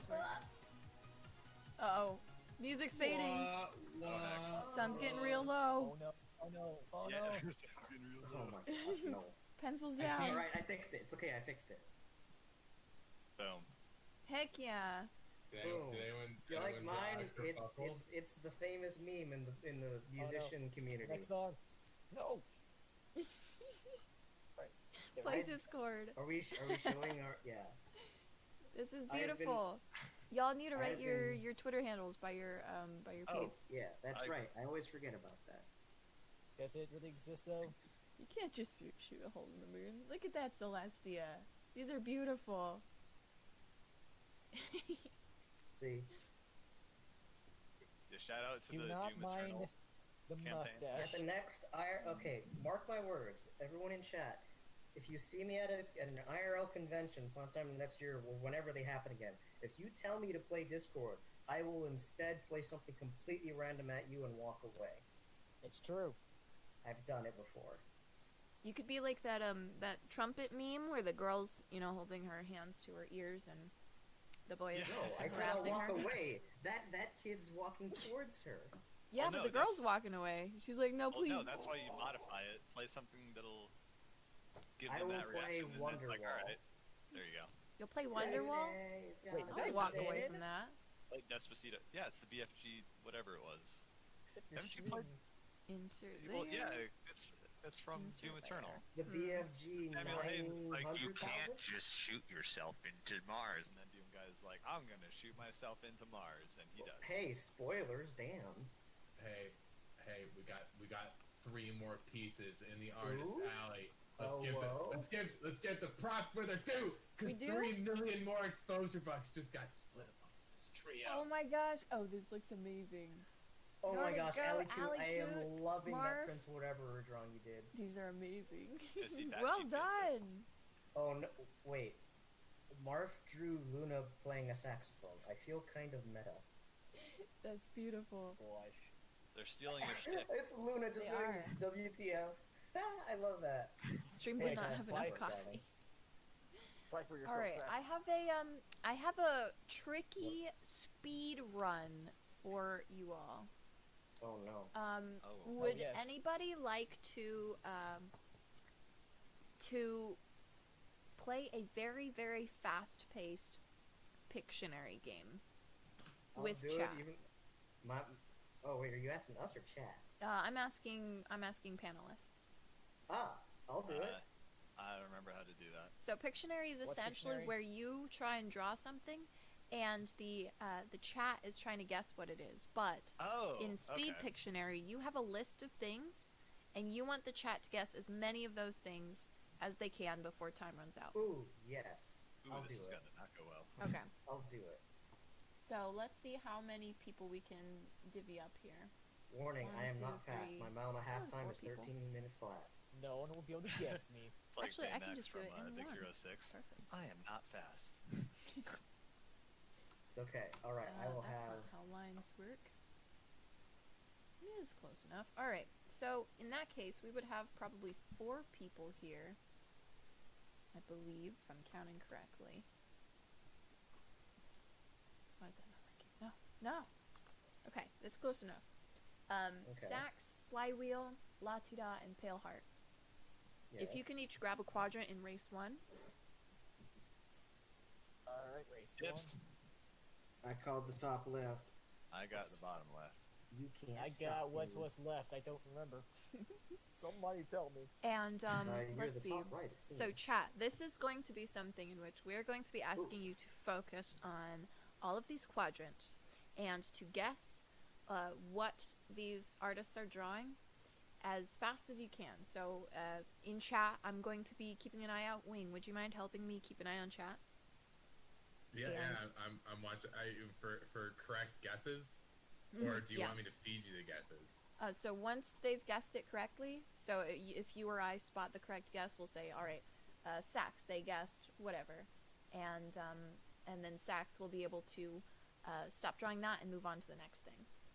So where do I see the list of items? I'm going to post them in D3. Okay, so are we all drawing at once trying to get the guess or no? Or is it just one at a time? It's going to be, I'm gonna give 5 items at first. Okay. And I have to try and speed run through all 5. Yes. And I'm assuming I have a time limit. Yes. I'm going to, this is only going to be 5 items, so I'm going to start out with a minute. Oh gosh. And maybe a minute and a half. Are we going one person at a time? Actually, I'm gonna, let's say 2.5, so that I can, 2.5 minutes? I don't Okay, know how thank- long the chat lag would be. Thank you. I have no idea. I'm scared. Mom, pick me up. Here, let's see how long the chat Um, is. I drew a line. Let's see how long it takes for it to show up. Can we label? Oh, Saku Kitty Boutique with a rate of 16. Let's go, Raid! Nice. 11. Oh, So 11-second delay. 11-second delay? Okay, cool. Raid! We have been Yeah. blessed. Yeehaw, we got raided. Papa bless. This would be good, unless it were Fallout. Then it would be bad. But you know what, Raiders? If you hit an exclamation point vendor in this... Heck yeah, support our vendors. Yes, Wing, would you mind giving us our sponsors? And by that, I mean hype up Rage these Shadow artists and Legends. vendors. No. Is it? Oh, someone did it. Oh, Earth Pony hooked us up. Earth Pony hooks us up. Is it gonna Heck do yeah. it? We're gonna like kill the bot. Aw, It's bot. It's bot only. Thank goodness. Smart call. All right, here we go. Be sure to stop by our vendor hall, midairponyfair.com/vendor-hall. Support the vendors. They need more than exposure bucks. They need real dollars. Don't forget, Torson's got a sticker that's exclusive to this con. Is that right? I think that's right. Yes. It Tell is. them It because has it's been made safe. just for this con, and it is brand new. Torson, go to bed. Torson, go to bed. Okay, everyone go to @Tarson, TAURSON, and tweet at him to go to bed. Please. But also buy his sticker. It's hard. Buy that sticker. Let's go. Tweet at him to go to bed with a picture of your sticker. Or your receipt. I guess, because he can't automatically send you the sticker. I don't think he can at least, unless he has unlocked the magic of My teleportation. goodness. We have more art. We have more art. More art. No. Oh. Okay, You and people are insane. almost All right. finished. Oh, that is Let's awesome. go. Oh, hey, by I the way, can't just Lot, they can't copy see your and paste username these. Why up is it there, so so hard? you're gonna want to put it down at the Are bottom. you kidding me? Yeah. Dang, it. I spent so much time on that too. I can tell. It looks great. Yes. I promise. I'm Thanks for not saying like nice I'm not. things. It's just as great as your undergrad students' essays. Oh no.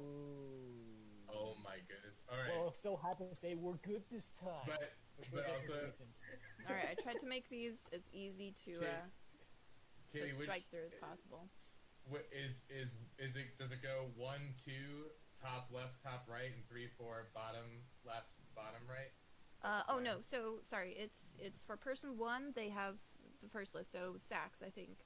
And then flywheel, Lation, Tailheart. Sax is 1, Lots 2, who's 3? Latido's 3, flywheel's 2, and Tailheart's 4, just in order. Okay. All right. And basically what's going to happen is you are going to go through from top to bottom in your list. So try and do them in order. Also, I'm dumb and only just saw the list. Which number is mine again? You're number 2. You're number 2. All right. So it's just very easy words right now.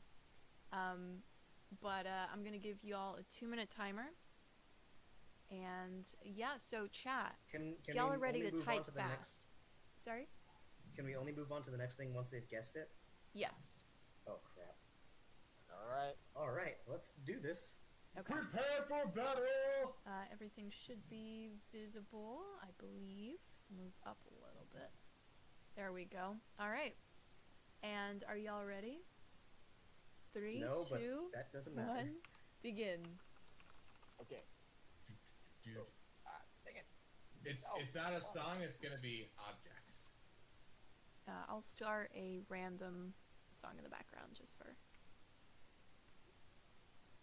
I don't know what the song is. So you're trying to guess what thing they're drawing. Yes.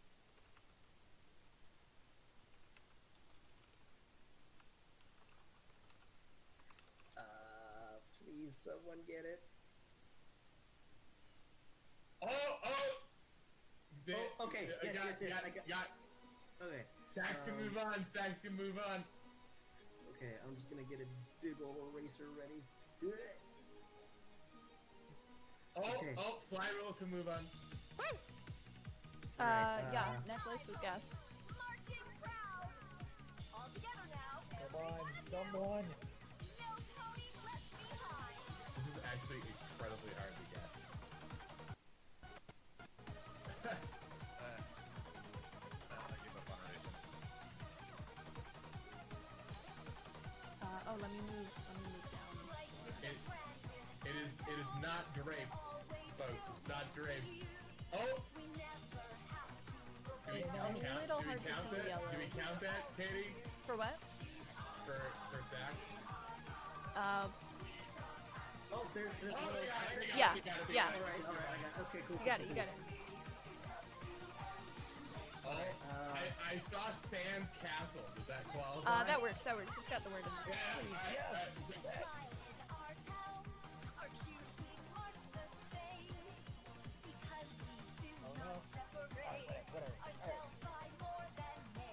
This is actually incredibly hard to follow all at once. This is Yeah. I was the eraser the entire time. Alright, 30 seconds left. Oh, got it? Yeah. Okay, so in the 30 seconds, let's see. If you need to switch... Oh, okay. Oh, that's a good one.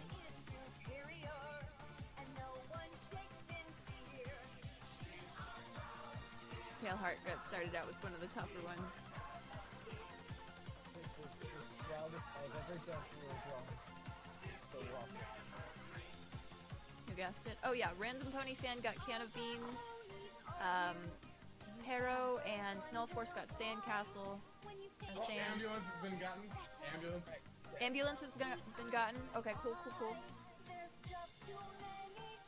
Harrow again. And that's also, time. What? That's time. That's 2.5 minutes. Oh wait, someone got mine. Did Before you yelled time. Right before you yelled time. Ambulance? No, my fourth one. Oh, nice. Through 4? Hacks. Oh, someone did? Yeah. Credit card. Credit card GG. was banged. Yeehaw! I got got four such a done. difficult one for the second Everyone had a one that was a little trickier that was kind of nudged in at random, and Pillheart started out with the tougher one. What was his toughest one? Oh, Raspberry. that's horrible. Why would you do that? Raspberry, and people kept guessing grapes. I was like, oh, it's not It was so grapes, it's not close. grapes. That was you did both of the meanings, so that was really good. God dang it. Okay, let me do the I thing even again. put a but... Raspberry Pi in there. Oh. Who did we lose? Oh, it was Scuba. Okay, I'll put it. Let me put the 4 others one. That was fun. How I about enjoyed that. would y'all prefer? Y'all are fun. Would y'all prefer going through in any order or just like it was now? This order I think is fine. Just to keep it simple. I mean, I think if it's any order, I'll never be able to. That's true. That's true. Tell if it happens. Following all 4. So to clarify for chat, each of the 4 artists had a different list, and so they had to make their way through their list. So for example, Sax had flip flop, bean can, tablet pen, credit card, and coffee mug, and people in chat guessed 4 of those things before the time expired. Right? Yeah. So the artists are trying to make the way through the list, and the job is to guess the object that they're drawing. And then it's Midnight Premier's job, along with me, to see people's guesses, which turns out is actually incredibly hard. It's okay. I have the chat up too, so I was also looking just in case. And I won't cheat. I promise. I'm a good child. Because you are a good bean. Yes. Exactly. But also because, as you know, La-ti-da, Aggies do not lie, cheat, or steal, nor tolerate those who do. They instead Ya-ha-ha-ha. barter and beg. Yes. Okay, I'm almost Wait, why did I finished. erase my credit card? We have a second layer for this. I don't know. I don't know. I don't know. Ah, what about a mad? Such power. Are we mad? Hey, I guess I'll use this time to promote some cool things. Forever Free Brony is gonna be releasing an album soon. You should get it. I might be on that album. You should get it. Mostly for Forever Free Brony. He makes really good music and he's awesome. Mad hints. Shameless plug. Listen to Sax play. Yes, I do in fact play my sax in that album, so you should get it. Aha. A real sex. Yes, a real one, not a virtual one. Or a toy one. Or a mythical one. I mean, if you think about it, a saxophone's just a several $1,000 toy. All right. If we can move, let's see. Is everyone? I think we can just do the same numbers. So Sax 1, Flywheel 2, La-ti-da 3, Pillheart 4. Copy that. Are we doing this on race 2? It would be yes, if that has not been used. Has it been my. used? Oh no. So hey, would I be able to? You know what? I'm not gonna ask. I'm just gonna do it. It's gonna be fun. Yeah, no, fun. All right, is everyone ready? Chat. Your participation is quite you need to important. draw your- Don't let you these need to starving artists down. Their Okay. lives are on the line here. It's Which their is lives funny are in because your we've not hands. been awarded any Or exposure hooves, bucks or yet. paws, or I mean, other Have appendages. we earned it yet? I'm gonna count you down. Let me find a pony song. Wow, what are you doing? I don't know. You just drew a line across your thighs. All right, if everyone can. I need Candor to. and all, do the thing. with all, in all honesty, yes, that's also the Air Force code, but like every single organization has copied that and said it's their code. So like, we don't know where it really came from. Can everyone write your handle? Seen somewhere that on before? this? First as last? There we go. Okay, that should be okay. Chat is saying they're ready. 20 says that they'll let you down hard. Oh no! You heard that, Flywheel? 20. List I down. thought you were our Do- friends. Do we have any more things in art? Oh, six Seer, million nice. exposure bucks. 6 million exposure bucks. The bounty's been claimed. Oh, stolen out from under the starving artists in the panel. Claimed. We got a Claimed. kerfuffle. Yes. I'm saving this. It's That's such a going. good It's face. going into my folder. Deal with it. I'll have it. I'll have it forever. Well done. It's well gonna be done. in my backup Allie, drive. that is adorable. Oh my And gosh. let's see. Hey, chat. Also, if you would like to doodle along, feel free. This is basically a timed encounter. So there we go. It's gonna be again 2 minutes and 30 seconds. And okay. And yeah, feel free to just doodle to your heart's content. Basically, we are forcing you to do something fast without overthinking it for 2 minutes and 30 seconds. Are y'all ready? And 3, 2, 1, begin. Oh, I gotta pay attention now. But I'm dead serious, Allie. That's going to be. That's super cute. That would be easier, random pony fan. Except it's top left's 1, bottom left's 2, top right's 3, bottom right's 4, and now it's been ingrained, so there's no escape. I agree. I would. Rake. We got Rake. Oh, Rake. Pero Rake. EQ. Thank you. Good guess. Nice. King was guessed. King Pero again. Yep. Oh yep. my goodness. It's Oh. not. It's not Oh, sync. sync It's is close. not- Sync is close. It's not sync. It's close. So No, close. No, Synonym, it's not, synonym. It's not that. It's a synonym of that. Go to thesaurus.com. No, it's not kitchen sink. No, it's not sink. Please. This is so. It's a synonym of sink. It's so hard to follow. No, not fountain, but you're getting the. Okay, yes, There it yes, is. There it yes. is. 20 got it. 20 got it. Okay, move on. Thank you, 20. Nice, nice. Oh, Dream is close. Dream is close. Nightmare. Yes, Pero got Nightmare. Nightmare's been grabbed. Yes. Back. Top hat. Pero got top hat. This is insane. This is so hard to figure out what the heck is happening. Subscribe to Technoblade. Facts. Agreed. Subscribe to Technoblade. Support the vendors. Buy a Torsen sticker. Department store. Store. I'm counting it. We got I'm counting store. it. Okay, cool. Thank you. Whoever said that, thank you. I love you, and you're the awesome. Only just now. Steak. We got Okay. steak. Okay. Nice. No force got it.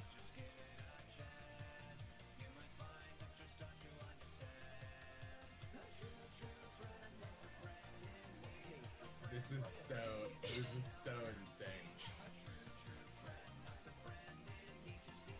Rules. We have. Oh my gosh. No RP or spam. All right. 30 seconds. We're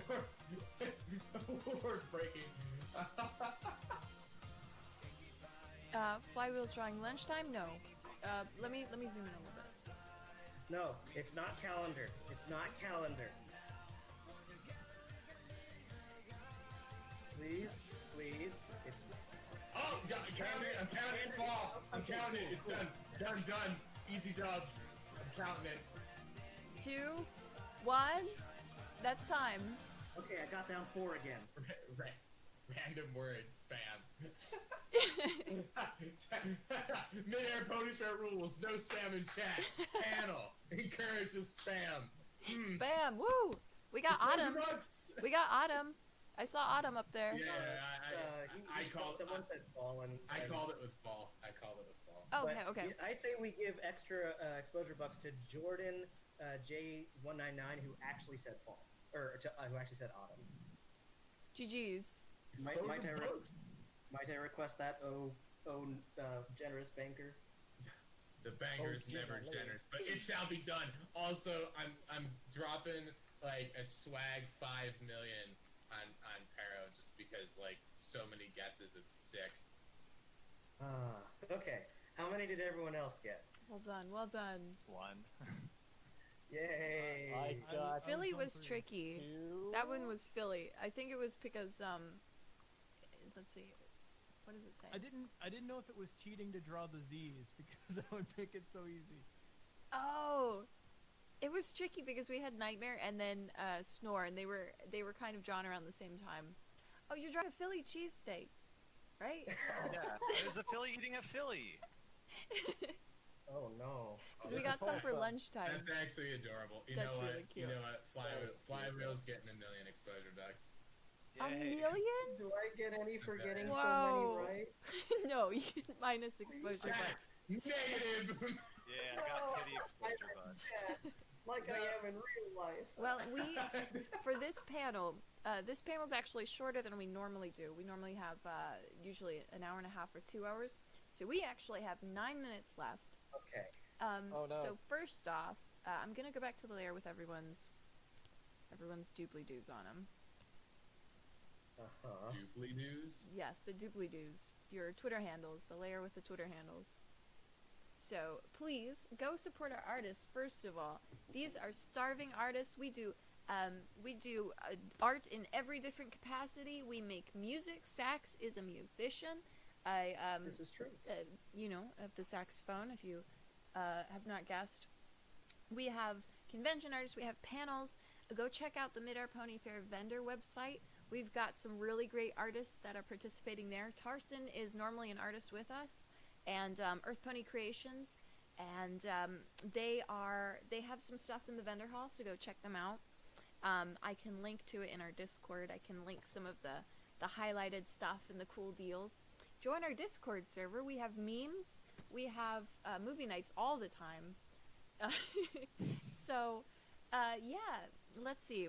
Should we do something that's kind of a collaborative, maybe not something that's positive. Let's have a war for our last game. We're going to war with each other? Let's go to war with each other. Professional Puppy dropped an exclamation point vendor, so I need to remind everyone in the chat to be sure to stop by our vendor hall, midairponyfair.com/vendor-hall. Support the artist, Torson's sticker. Tell Get Tarson's sticker. I cannot emphasize it enough. It's the freaking cutest thing. If we can post that in the Discord server, the link to that would be amazing. I'll do that after the panel. Let's go to war with each other. So on layer, it's just called layer 2. I'm gonna give us the rest of the panel to just attack each other in art. Oh. Is everyone down for that? Sure. I am down. What I and have evil. I have not evil. I have great ideas. So can we attack each other with love instead? Yeah. Oh yeah. Love is a weapon. Flywheel, does this mean you're gonna name your bat Love? Huh? If let's see. No, it's if anyone in chat can request a song to send us off to, I will vibe to 1 or 2 songs, whatever can fill the time. We've got about 6 minutes. Then I'll turn that on in the background. But for now, artists, if y'all want to start drawing, go for it. Do your thing.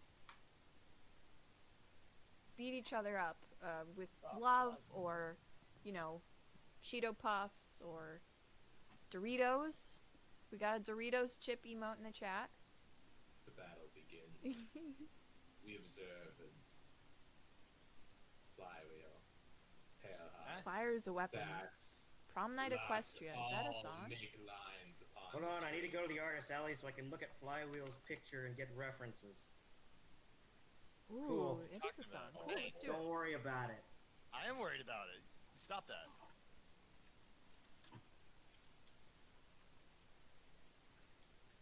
Five minutes, okay. I am playing Prom Night Equestria featuring Nami by Violet Pony. I've given out so many exposure bucks tonight. Is it enough? These people are rich. Yep. You're gonna be able to buy so many, and as I don't know. Something, I'm sure. And as usual, 99% of it went to the participants and the audience, because that's what matters. Get some actual war-feeling music. This isn't quite a war song, but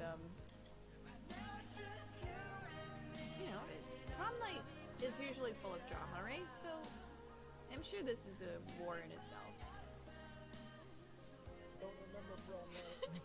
I actually It love was the the contrast. I'm Titanic. playing this really Oh, it's sweet, prom? chill music. I can't suggest the song that I listened to on repeat when I wrote the climactic battle in NLA because it would be copyrighted. It would not fly. Ah, okay. Two minutes left. 2 minutes left. 2 minutes left? Alright, alright. Well, that's what's just been dropped in chat by moderator action. So Thank you, moderator action. I'm drunk really. Selena Waterborne, which means start wrapping it up, as they say. Which means just wrap it up and disconnect, I guess. Yeah, or something. How do I select and move stuff? The artists battle to their final end, clawing for what measly scraps of exposure sense are left on the field. There's only exposure sense left because the real dollars have been sent to the vendor hall at Midair Pony Bear. Yes. Oh, wow. Go support the vendors. The pony giving me the bird, and I was like, that's rude. But is it funny though? See, I thought you were drawing me giving Flywheel the bird, and no one. I guess. Oh gosh, wait, hold on. No one can see this. I need to draw this where everyone can see it. This is the most important part.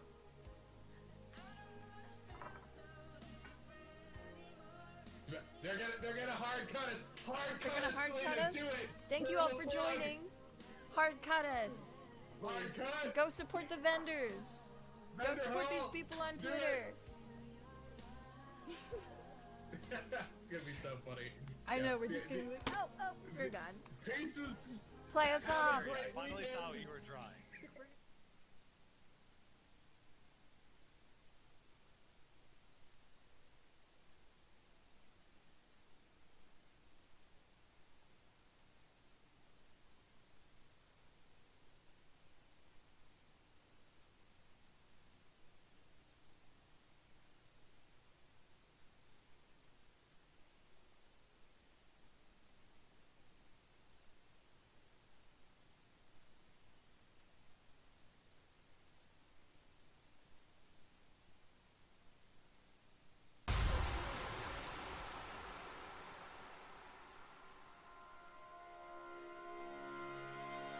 Have you ever wandered further into your wildest dreams? Where you're flying higher, do what you desire. Where you can stay in love with your heart, and we'll meet one more time, and we will be together. Where you can fall in love, where you can fall in love,